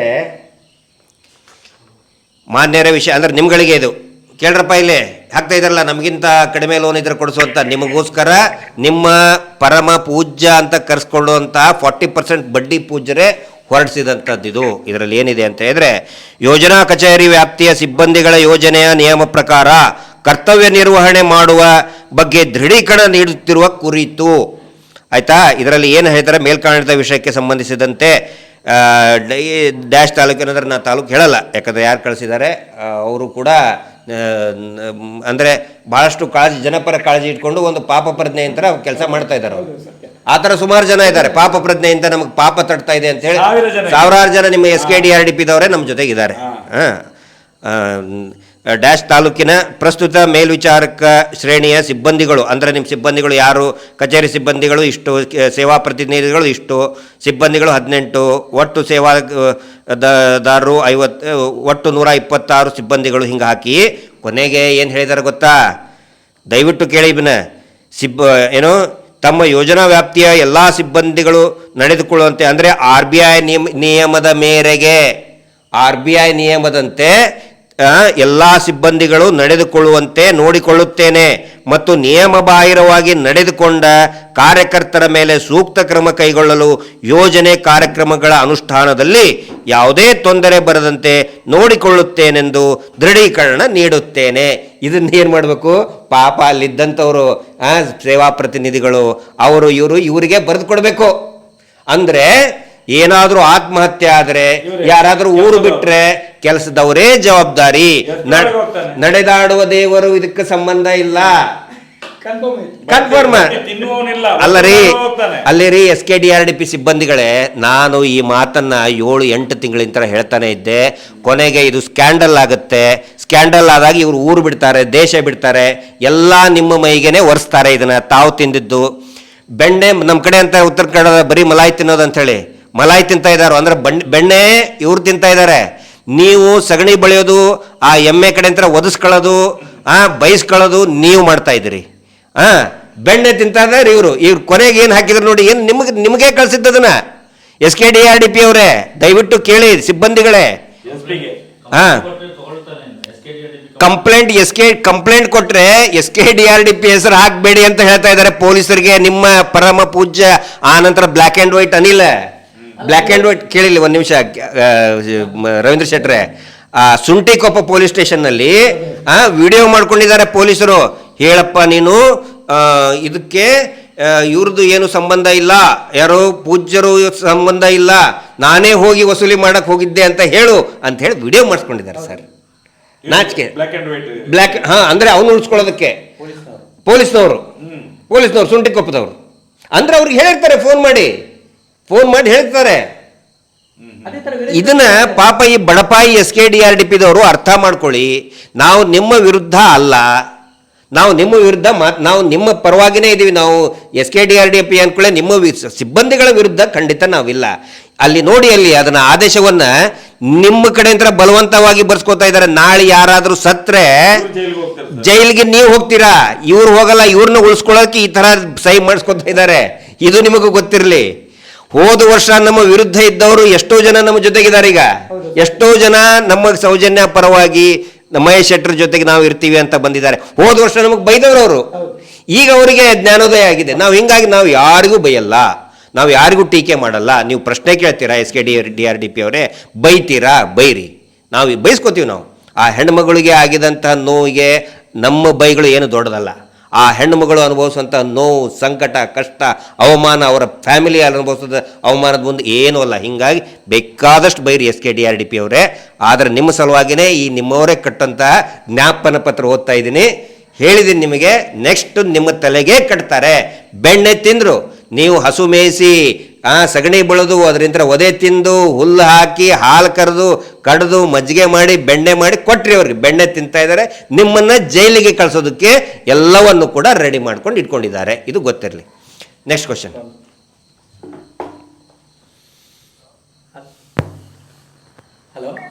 ಹಲೋ. ನಮಸ್ತೆ. ಹಲೋ, ನಮಸ್ತೆ. ಹೇಳಿ. ನಾನು ಪ್ರಭಾಕರ್ ನಾಯ್ಕ ಅಂತೇಳಿ ಮಾತಾಡೋದು ಕನ್ಯಾಡಿಯಿಂದ. ಇಲ್ಲೇ ಕನ್ಯಾಡಿ ಇಲ್ಲೇ. ಹೇಳಿ. ಪಕ್ಕ ಕನ್ಯಾಡಿ ಗ್ರಾಮದಿಂದ. ಹೇಳಿ. ಅದೇ ಸರ್, ನಿಮ್ದು ಸತ್ಯ ಧರ್ಮದ ಹೋರಾಟ, ನೀವು ಕೃಷ್ಣಾರ್ಜುನರಿದ್ದ ಹಾಗೆ ಸರ್. ನೀವು ಇದು ಒಳ್ಳೆ ಕೆಲಸ ಸರ್. ಇದು ಸತ್ಯ ಧರ್ಮದ ಹೋರಾಟ. ಆದ್ರೆ ಇದು ಮೈಕ್ರೋ ಫೈನಾನ್ಸ್ ತುಂಬಾ ಒಳ್ಳೆಯದು. ಎಲ್ಲ ಸಮಾಜಕ್ಕೆ ನೀವೆಲ್ಲ ವಿಷಯನ ಬಿಚ್ಚಿಟ್ಟಿದ್ದೀರಿ. ಇದು ಒಳ್ಳೆ ಕೆಲಸ ಸರ್. ಇದು ಒಳ್ಳೆ ಸೂಪರ್ ಕೆಲಸ. ಇದರ ಹಿಂದೆ ವೀರೇಂದ್ರ ಹೆಗ್ಡೆ ಮತ್ತೆ ಅವನ ತಮ್ಮ ಅವರಿಬ್ಬರೆಲ್ಲ ನಡೆಸುವಂತದ್ದು. ಈ ಸೌಜನ್ಯನ್ನು ಅತ್ಯಾಚಾರ ಮಾಡಿದ ವ್ಯಕ್ತಿ ನಿಶ್ಚಲ್, ಮಲ್ಲಿಕ್, ಧೀರಾಜ್ ಅವರೇ, ಯಾರಿಲ್ಲ. ಇವನ ಕೈವಾಡ. ಇನ್ನೊಂದ್ಸರಿ ಹೇಳಿ. ಇವರಿಗೆಲ್ಲ ರಾಜಕೀಯದ ಕೈವಾಡ ಅಷ್ಟೇ. ಇನ್ನೊಂದ್ಸರಿ ಹೇಳಿ ಯಾರ್ಯಾರು ಅಂತ ಹೇಳಿ, ಹೆಸರು ಹೇಳ್ಬಿಡಿ. ಇದರ ಹಿಂದೆ ವೀರೇಂದ್ರ ಹೆಗ್ಡೆ, ಅರ್ಚಂದ್ರ ಜೈನ್, ಅರ್ಚಂದ್ರ ಮಗ ನಿಶ್ಚಲ್, ಮಲ್ಲಿಕ್, ಧೀರಾಜ್, ಇನ್ನೊಬ್ಬ ಕಳ್ಳ ಇದ್ದ, ನನ್ಗೆ ಹೆಸರು ಮರ್ತೋಯ್ತು. ಎಲ್ಲ ಮಾಡುವಂತದ್ದು ಇವರೇ. ಇವರು ಅಲ್ಲಿ ಧರ್ಮಸ್ಥಳದಲ್ಲಿ ಅಣ್ಣಪ್ಪ ಸ್ವಾಮಿ ಮತ್ತೆ ಮಂಜುನಾಥ ಸ್ವಾಮಿಯನ್ನು ಇಟ್ಕೊಂಡು ಇವರು ವ್ಯಾಪಾರ ಮಾಡ್ತಾ ಇದ್ದಾರೆ. ಪರ್ಫೆಕ್ಟ್. ನಮ್ಮನ್ನು ಆಳುವಂತ ವ್ಯಕ್ತಿಗಳು ಇದೆಲ್ಲ ಕಾಣ್ಬೇಕು ಅವರಿಗೆಲ್ಲ. ಅಲ್ಲಿಗೆ ಬರ್ತಾರೆ, ಎಲ್ಲ ಎಂತ ದುಡ್ಡೆಲ್ಲ ತಗೊಂಡು ವಾಪಸ್ ಹೋಗ್ತಾರೆ. ಈಗ ಮೈಕ್ರೋ ಫೈನಾನ್ಸ್ ನ ಬಗ್ಗೆ ಎಷ್ಟು ಪ್ರಚಾರ ಆದ್ದರಿಂದ ಜನರು ಸತ್ತಿದ್ದಾರೆ. ಈಗ ಸರ್ಕಾರ ಎಚ್ಚೆತ್ತುಕೊಳ್ತಾ ಇದೆ. ಇಷ್ಟ ತನಕ ಸರ್ಕಾರ ಎಲ್ಲಿ ಹೋಗಿತ್ತು? ಇಷ್ಟ ತನಕ ಸರ್ಕಾರ ಸಾಯ್ಲಿಕ್ಕೆ ಕಾಯ್ತಿದ್ದ ಸರ್ಕಾರ. ಪ್ರಭಾಕರ್ ಅವರೇ ಹೇಳಿ ಸರ್. ನಮಸ್ತೆ. ನಮಸ್ತೆ. ಜನಗಳು ಈ ರೀತಿ ಮಾತಾಡ್ಲಿಕ್ಕೆ ಶುರು ಮಾಡ್ಬೇಕಿನ್ನು. ರಸ್ತೆಯಲ್ಲಿ ಮಾತಾಡ್ಬೇಕು ಇದನ್ನು. ಯಾರಿಗೆ ಗೊತ್ತಾಗುದಿಲ್ಲ ಅಂತ, ಏನು ಗೊತ್ತಾಗುದಿಲ್ಲ ಅಂತೆ ಧರ್ಮಸ್ಥಳ ಕೆಲವರಿಗೆ. ಈಗ ಹೌದು, ರಸ್ತೆಗೆ ಬರ್ಬೇಕು. ಇದು ಸತ್ಯ ಧರ್ಮದ ಹೋರಾಟ. ಕಲಿಯುಗ ಆಯ್ತು, ದ್ವಾಪರ ಯುಗ ಮತ್ತೆ ಆಯ್ತು. ಇದು ಕಲಿಯುಗದಲ್ಲಿ ನಾವೇ ಎದ್ದು ನಿಂತು ಬರ್ಬೇಕು ಇದನ್ನು ಹೋರಾಟ. ಇದು ಸತ್ಯ ಧರ್ಮದ ಹೋರಾಟ. ಎಲ್ಲ ಜನರಿಗೆ ಇದು ಮೆಸೇಜ್ ಹೋಗ್ಬೇಕು. ಧನ್ಯವಾದಗಳು. ಧರ್ಮದ ಹೋರಾಟ ಸರ್ ಇದು. ಒಂದು ವಿಷಯನ ನೀವು ಹೇಳಿದ್ದನ್ನು ನಾನು ಇಡೀ ಕರ್ನಾಟಕ, ಯಾಕಂತ ಹೇಳಿದರೆ ಈ ಕಾರ್ಯಕ್ರಮಗಳನ್ನು ಇಡೀ ಕರ್ನಾಟಕದ ಜನ ನೋಡ್ತಾ ಇರ್ತಾರೆ. ಏನಂತ ಹೇಳಿದರೆ, ಕನ್ಯಾಡಿ ಅಂದರೆ ನಾನು ಬೇರೆ ಬೇರೆ ಭಾಗದ ಜನಕ್ಕೆ ಕನ್ಯಾಡಿ ಅಂದರೆ ಧರ್ಮಸ್ಥಳದಿಂದ ದೂರ ಏನಿಲ್ಲ, ಅದು ಭಾಳ ಸಮೀಪ ಇದೆ. ಎಷ್ಟು ಕಿಲೋಮೀಟರ್ ಆಗ್ಬೋದು ಸರ್ ಧರ್ಮಸ್ಥಳದಿಂದ ಕನ್ಯಾಡಿ? ಎಷ್ಟು? 5-6 ಕಿಲೋಮೀಟರ್. 5 ಕಿಲೋಮೀಟರ್ ಅಷ್ಟೇ. 5 ಕಿಲೋಮೀಟರ್ ಅಷ್ಟೇ. ನೋಡಿ, ಧರ್ಮಸ್ಥಳದಿಂದ ಬರೀ 5 ಕಿಲೋಮೀಟರ್ ದೂರದಲ್ಲಿ ಇರುವಂತಹ ಒಬ್ಬ ನಿವಾಸಿಗಳು ಹೇಳ್ತಾ ಇದ್ದಾರೆ ಸೌಜನ್ಯ ಹತ್ಯೆ ಯಾರು ಮಾಡಿದ್ದು. ಆ ನಂತರ ಮೈಕ್ರೋ ಫೈನಾನ್ಸ್ ಬಗ್ಗೆ, ಯಾಕಂತ ಹೇಳಿದ್ರೆ ಬೇರೆ ನಮ್ಮ ಘಟ್ಟದ ಜನರಿಗೆ ಏನು ತಿಳ್ಕೊಂಡ್ಬಿಟ್ಟಿದ್ದಾರೆ, ಇವರು ಬಹಳ ಪೂಜ್ಯರು, ಬಹಳ ಹೆಸರು ಮಾಡಿಬಿಟ್ಟಿದ್ದಾರೆ, ದಾನ ಧರ್ಮ ಮಾಡಿದವರು, ಆ ಥರ ಭಾವನೆ ಇದೆ ಅಂತ ತಪ್ಪು ಅಭಿಪ್ರಾಯ ನಮ್ಮ ಭಾಗದ ಜನಕ್ಕಿದೆ. ತಾವು ಹೇಳಿದಿರೋದ್ರಿಂದ ಎಲ್ಲ ಜನಗಳಿಗೂ ಕೂಡ ಅದು ನಿಮ್ಮ ಮುಖಾಂತರ ಅದು ಗೊತ್ತಾಗಲಿ. ಮಹೇಶ್ ಅವರು ಬಡ್ಡಿ ಮಕ್ಕಳು, ಜನರ ಬಡ್ಡಿಯನ್ನು ತೆಕೊಂಡು ಅವರು ಜನರ ರಕ್ತನ ಹೀರಿ ಅವರು ದುಡ್ಡು ಮಾಡಿದವರು ಪಾಪಿಗಳು. ಸತ್ಯ ಹೋಗ್ತಾರೆ ಅವರಿಗೆ, ಬೀಜಲ್ಲಿ ಬಿದ್ದವರಿಗೆ ಬಾಯಿಗೆ ನೀರಿಲ್ಲದೆ ಸತ್ತು ಹೋಗ್ತಾರೆ ಅವರು. ನಡೆಸುವಳಿ ಸರ್, ಖಂಡಿತ ನಿಮ್ಮ ಮಾತಿನ ಹರಕೆಯಂತೆ ಖಂಡಿತ ಅದು ನನಗೆ ಅಷ್ಟು ಬೇಸರ ಆಗ್ತಾ ಉಂಟು. ಮೊನ್ನೆ ಉಚ್ಚ ನ್ಯಾಯಾಲಯದಿಂದ ಏನು ಮಾತಾಡಬಾರ್ದು, ಯಾಕೆ ಮಾತಾಡಬಾರ್ದು, ಯಾಕೆ ಸ್ಟೇ ಅವನು ಎಲ್ಲಾ ಕೆಲಸದಲ್ಲಿ ಸ್ಟೇ ಯಾಕೆ ತರ್ತಾನೆ ಅವ, ಮಾನ ಮರ್ಯಾದೆ ಏನಾದ್ರು ಇದ್ರೆ ಒಂದು ಲೈವಿಗೆ ಬರ್ಲಿ, ಲೈವಿಗೆ ಬಂದು ಮಾತಾಡ್ಲಿ. ಅಲ್ಲಿ ಇದು ಎಂತ ಮರದ ಪೊಟ್ಟರಲ್ಲಿ ಕೂತ್ಕೊಂಡು ಮಾತಾಡಬಾರ್ದು. ಲೈವ್ಗೆ ಬರ್ಲಿ, ಮಾತಾಡ್ಲಿ, ಸಮಸ್ಯೆಗೆ ಬಂದು ತೊಡಗಿಸ್ಲಿ. ಪ್ರಭಾಕರ್, ನೀವು ಹೇಳಿದ್ದನ್ನೇ ಅವ್ರಿಗೆ ಹೇಳ್ತಾ ಇದ್ದೀವಿ. ಒಂದು ಡಿಬೇಟ್ ಕಂಡಕ್ಟ್ ಮಾಡಿ, ಒಂದು ಚರ್ಚೆ ಮಾಡಿ, ಈ ಮೈಕ್ರೋ ಫೈನಾನ್ಸ್ ಬಗ್ಗೆ ಆಗಲಿ ಅಥವಾ ಸೌಜನ್ಯ ಹತ್ಯೆ ಪ್ರಕರಣದ ಕುರಿತಾಗಿ ಅದಕ್ಕೆ ತಯಾರೇ ಇಲ್ಲ ಪ್ರಭಾಕರ್ ಅವರು. ಬರೀ ಕೆಟ್ಟದಾಗಿ ನಮಗೆ ಇದರಲ್ಲಿ ಅವ್ರ ಟೀಮ್ನವರು ನಮಗೆ, ನಮ್ಮ ಮನೆ ಮಕ್ಕಳಿಗೆ, ಹೆಂಡತಿಗೆ ಎಷ್ಟು ಕೆಟ್ಟದಾಗಿ ಬಯಸ್ತಾರಂತ ಹೇಳಿದ್ರೆ, ಮಹೇಶ್ ಶೆಟ್ಟರು ಅವ್ರ ಮನೆಯವ್ರಿಗೆ ಮತ್ತು ಯಾರ್ಯಾರು ಅವ್ರು ಬರೀ ಹೆಣ್ಮಕ್ಳನ್ನೇ ಟಾರ್ಗೆಟ್ ಮಾಡಿ ಬಯಸೋದು ಬಿಟ್ಟು ಬೇರೆ ಏನು ಮಾಡೋದಿಲ್ಲ. ಪ್ರಭಾಕರ್, ನಾವು ಸುಮಾರು ಸಾರಿ ರಿಕ್ವೆಸ್ಟ್ ಮಾಡ್ಕೊಂಡಿದ್ದೀವಿ. ಅವತ್ತೊಂದು ದಿನ ಅರ್ಧ ಮಕ್ಕಳು ತಿಂದರೆ ಅಲ್ಲಿ ಉರಿತಾ ಉಂಟು, ಪ್ರಾಣ ಹೋದೋಡು ತೊಂದರೆ ಅಲ್ಲ, ಉರಿತಾ ಉಂಟು, ಅಷ್ಟು ಉರಿತಾ ಉಂಟು, ನಮ್ಗೆಲ್ಲ ಅಷ್ಟು ಉರಿತಾ ಉಂಟು. ಆ ಲೈವ್ಗೆ ಬಂದು ಮಾತಾಡ್ಲಿ, ಅಷ್ಟು ಕಾಮಂದ ಲೈವ್ಗೆ ಬರ್ಲಿ ಅವ. ದಮ್ಮಿಲ್ಲ ಅವ್ರಿಗೆ, ದಮ್ಮಿಲ್ಲ. ಇಷ್ಟು ದಿನ ಏನು ಮಾಡಿದ್ರು, ಮಾಡ್ಕೊಂಡು ಹೋದ್ರು, ಈಗ ಅವ್ರಿಗೆ ದಮ್ಮಿಲ್ಲ. ಬಾ ಅಂತೇಳಿ ನಾವು ಹೇಳಿದೀವಿ, ಕರೆದಿದ್ದೀವಿ ಸರ್. ಎಷ್ಟು ಸಾರಿ ಕರೆದಿದ್ದೀವಿ ನಾವು ಅವ್ರಿಗೆ. ಡಿಬೇಟ್ ಆಯ್ತು, ನೀವು ಇದು ಮೈಕ್ರೋ ಫೈನಾನ್ಸ್ ಬಗ್ಗೆ ಮಾತಾಡ್ತಿರಲ್ಲ ನೀವು, ನಮ್ದು ಅಭಿವೃದ್ಧಿ, ಕುತ್ಕೊಳ್ಳಿ, ಚರ್ಚೆ ಕುತ್ಕೊಳ್ಳಿ, ಒಂದು ಟಿವಿ ಚಾನೆಲ್ಗೆ ಒಂದು ಹಾಕಿ ಹೇಳಿ, ನಾವು ಬರ್ತೀವಿ, ಜನಗಳು ಕೇಳಿ. ಈಗ ಇದು ನ್ಯಾಷನಲ್ ಚಾನಲ್ ಎಲ್ಲ ಮಾತಾಡ್ಲಿಕ್ಕೆ ಬರ್ತಾ ಇಲ್ಲ, ಬರ್ಲಿ ಮಾತಾಡ್ಲಿ. ಈಗ ಯೂಟ್ಯೂಬರ್ಸ್ ಎಲ್ಲ ನಾವೆಲ್ಲ ಸಪೋರ್ಟ್ ಮಾಡಿ ಈಗ ಬರ್ತಾ ಉಂಟು. ಲೈವ್ಗೆ ಬರ್ಲಿ ಮಾತಾಡ್ಲಿ. ಅಷ್ಟೇ ಯಾಕೆ ಅವ್ನು ಎದುರ್ದು ಯಾಕೆ? ಅಷ್ಟು ತಪ್ಪು ಕೆಲಸ ಮಾಡುದಿಲ್ಲ ಅಂದ್ರೆ ಎದುರ್ದು ಯಾಕೆ? ಕರೆಕ್ಟ್. ಯಾಕೆ ಪದೇ ಸೇವೆ ತರುವುದು ಯಾಕೆ? ಯಾವ ಮನವನಿಗೆ ಅಷ್ಟು ಸ್ವಯಂ ಅವನಿಗೆ ಯಾಕೆ ಪಟ್ಟದಲ್ಲಿ ಕೂತಿದ್ದಾನೆ ಯಾಕೆ?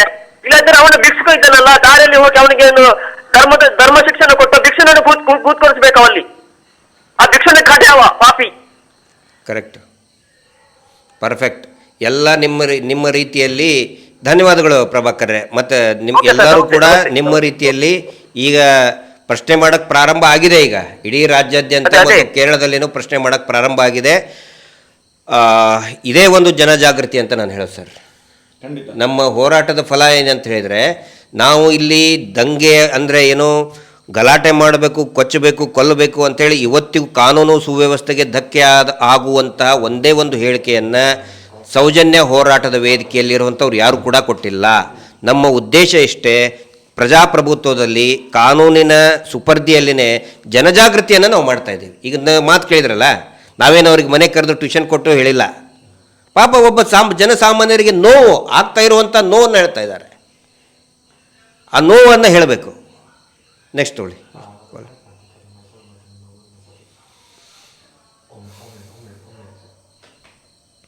ಲೈನ್ ಮೇಲೆ ಇದ್ದಾರಾ? ಹಾಂ, ಹಲೋ ಸರ್, ನಮಸ್ತೆ ಸರ್. ನಮಸ್ತೆ, ಮಾತಾಡಿ. ಹಲೋ, ನಮಸ್ಕಾರ ಸರ್. ಮಾತಾಡಿ ಸರ್. ನಮಸ್ಕಾರ ಸರ್. ನಮಸ್ತೆ. ನಾವು ವಿಜಯನಗರ ಜಿಲ್ಲೆ ಬೂನಗಲ್ ತಾಲೂಕು ಪ್ರಕಾಶ್ ಅಂತ ಸರ್ ಮಾತಾಡೋದು. ಪ್ರಕಾಶ್ ಅವ್ರು ಮಾತಾಡಿ. ಸೌಜನ್ಯ ಹೋರಾಟಕ್ಕೆ ಮುನ್ನುಡಿ ಬರೆದಂತ ಎಲ್ಲರಿಗೂ ನಮ್ಮ ನಮಸ್ಕಾರಗಳು ಸರ್. ಧನ್ಯವಾದ ಸರ್. SKDRT 9ನೇ ದಿನದ ತಿಥಿನ ಯಾವಾಗ ಮಾಡೋದಂತ ನಾವು ಕಾಯ್ತಾ ಇದ್ದೀವಿ. ತಿಥಿ ನಾವೆಲ್ಲ ಎದ್ದಿದ್ದೇವೆಲ್ಲ, ಎಲ್ಲ ಸೇರ್ಕೊಂಡು ಮಾಡುವ.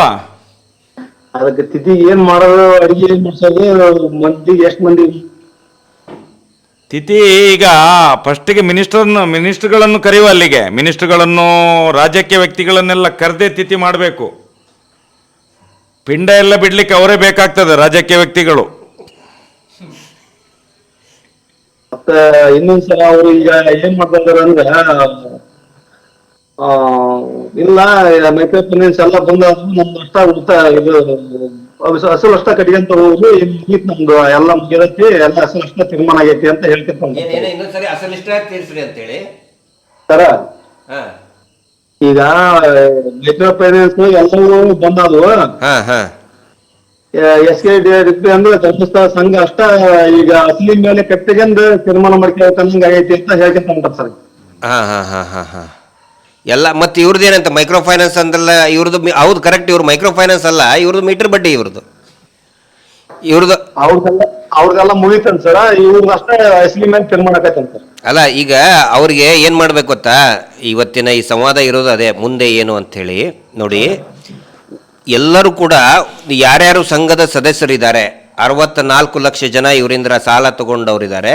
ದಯವಿಟ್ಟು ಹೇಳಿ, ಮೊದಲು ಊರು ಒಗ್ಗಟ್ಟಾಗಿ ಲೆಕ್ಕ ಮಾಡಿ. ಮೊದಲು ಲೆಕ್ಕ ಅಂತ ಹೇಳಿದರೆ 7% ದರದಲ್ಲಿ ಒಂದು ವೇಳೆ NRLM ಆಲ್ಮೋಸ್ಟ್ ಸರ್ 70 ಸಂಘಗಳು NRLM ಸೇರಿಸ್ಬಿಟ್ಟಿದ್ದಾರೆ. NRLM ಅಂತ ಹೇಳಿದರೆ ಸೆಂಟ್ರಲ್ ಇಂದ ಫಂಡ್ ಬಂದಿದೆ ಅವರಿಗೆ, ಇವ್ರ ಹೆಸರಿನಲ್ಲಿ, ಜನಗಳ ಹೆಸರಿನಲ್ಲಿ ದುಡ್ಡು ಎತ್ಕೊಂಡಿದ್ದಾರೆ ಇವರು. 3-4% ಸರ್ಕಾರನೇ ಕೊಟ್ಬಿಟ್ಟಿದೆ, ಮನ್ನಾ, ಬಡ್ಡಿ ಮನ್ನಾ ಮಾಡಿಬಿಟ್ಟಿದೆ, ಇಂಟ್ರೆಸ್ಟ್ ಸಬ್ವೆನ್ಷನ್ ಅಂತ ಮಾಡಿಬಿಟ್ಟಿದೆ. ಅದನ್ನು ಲೆಕ್ಕ ಹಾಕಲಿ ಅಂತ, ಅದು ಲೆಕ್ಕ ಹಾಕಿದರೆ ಬರೀ 3-4%.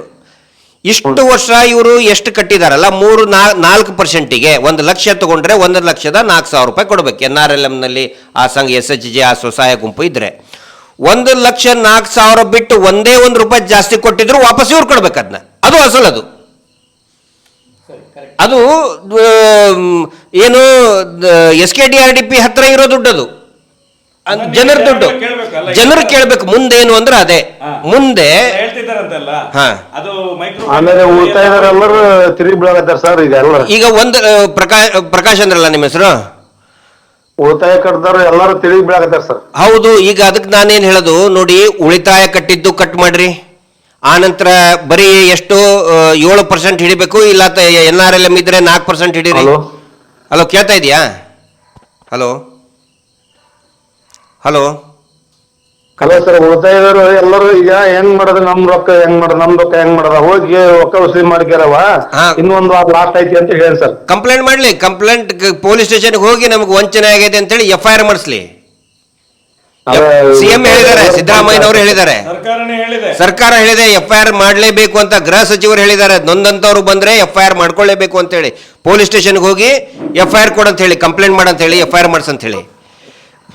ಈಗ ಪ್ರಕಾಶ್ ಅವರೇ, ನಾನೇನು ಹೇಳೋದು ತಮ್ಮ ಮುಖಾಂತರ ಅನೇಕ ಸಾವಿರಾರು ಲಕ್ಷಾಂತರ ಜನಕ್ಕೆ ನಾನು ಏನು ಹೇಳಕ್ ಇಷ್ಟಪಡ್ತೀನಿ ಅಂತ ಹೇಳಿದ್ರೆ, ಲೆಕ್ಕ ಮಾಡಲಿ. ಮೊದಲು 1 ಲಕ್ಷಕ್ಕೆ ಬರೀ 4,000 ರೂಪಾಯಿ ಬಡ್ಡಿಯಪ್ಪ. 1,04,000 ರೂಪಾಯಿ ಬಿಟ್ಟು ಜಾಸ್ತಿ ಕಟ್ಟಿದ್ರೆ ಅದ್ರ ವಸೂಲಿ ಮಾಡಲಿ, ಜನರೇ ವಸೂಲಿ ಮಾಡಲಿ. ಇಷ್ಟು ದಿನ ಇವರು ವಸೂಲಿ ಮಾಡಿದ್ರು, ಇನ್ನು ಬಳಕ ಜನರು ಅವ್ರನ್ನ ವಸೂಲಿ ಮಾಡಬೇಕು. ಯಾಕಂತ ಹೇಳಿದ್ರೆ ಮೋಸ ಮಾಡಿದ್ದಾರೆ, ವಂಚನೆ ಮಾಡಿದ್ದಾರೆ, ಅದನ್ನ ವಸೂಲಿ ಮಾಡಲಿ. ಅವರು ಜನಗಳು ವಸೂಲಿ ಮಾಡಲಿ. ಪೊಲೀಸ್ ಸ್ಟೇಷನ್ಗೆ ಹೋಗಿ ಕಂಪ್ಲೇಂಟ್ ಕೊಡ್ಲಿ. ಮನೆಗೆ ಬಂದು ಇನ್ನೇನಾದ್ರು ಮಾಡಕ್ ಹೋದ್ರೆ 112 ಫೋನ್ ಮಾಡಲಿ. ಈಗಾಗಲೇ ನಿನ್ನಿಂದ ಏನಾಗತ್ತಾರ ಸರ್, ನಾವಾದ್ರೆ ರಜೆ ಕೊಟ್ಟು ಅಲ್ಲೇ ಒಂದು 10ನೇ ತಾರೀಕಿಗೆ ಕೆಲಸ ಮಾಡ್ತಾರೆ ಸರ್. ಅವ್ರು ಏನಾರ ಹೇಳಿ ನೋಡಿ, ಈ ಹುಸಿ ದೇವನ ಮಾನವನ ಹಸಿ ಸುಳ್ಳುಗಳಿಗೆ ಯಾರು ನಂಬಬೇಡಿ.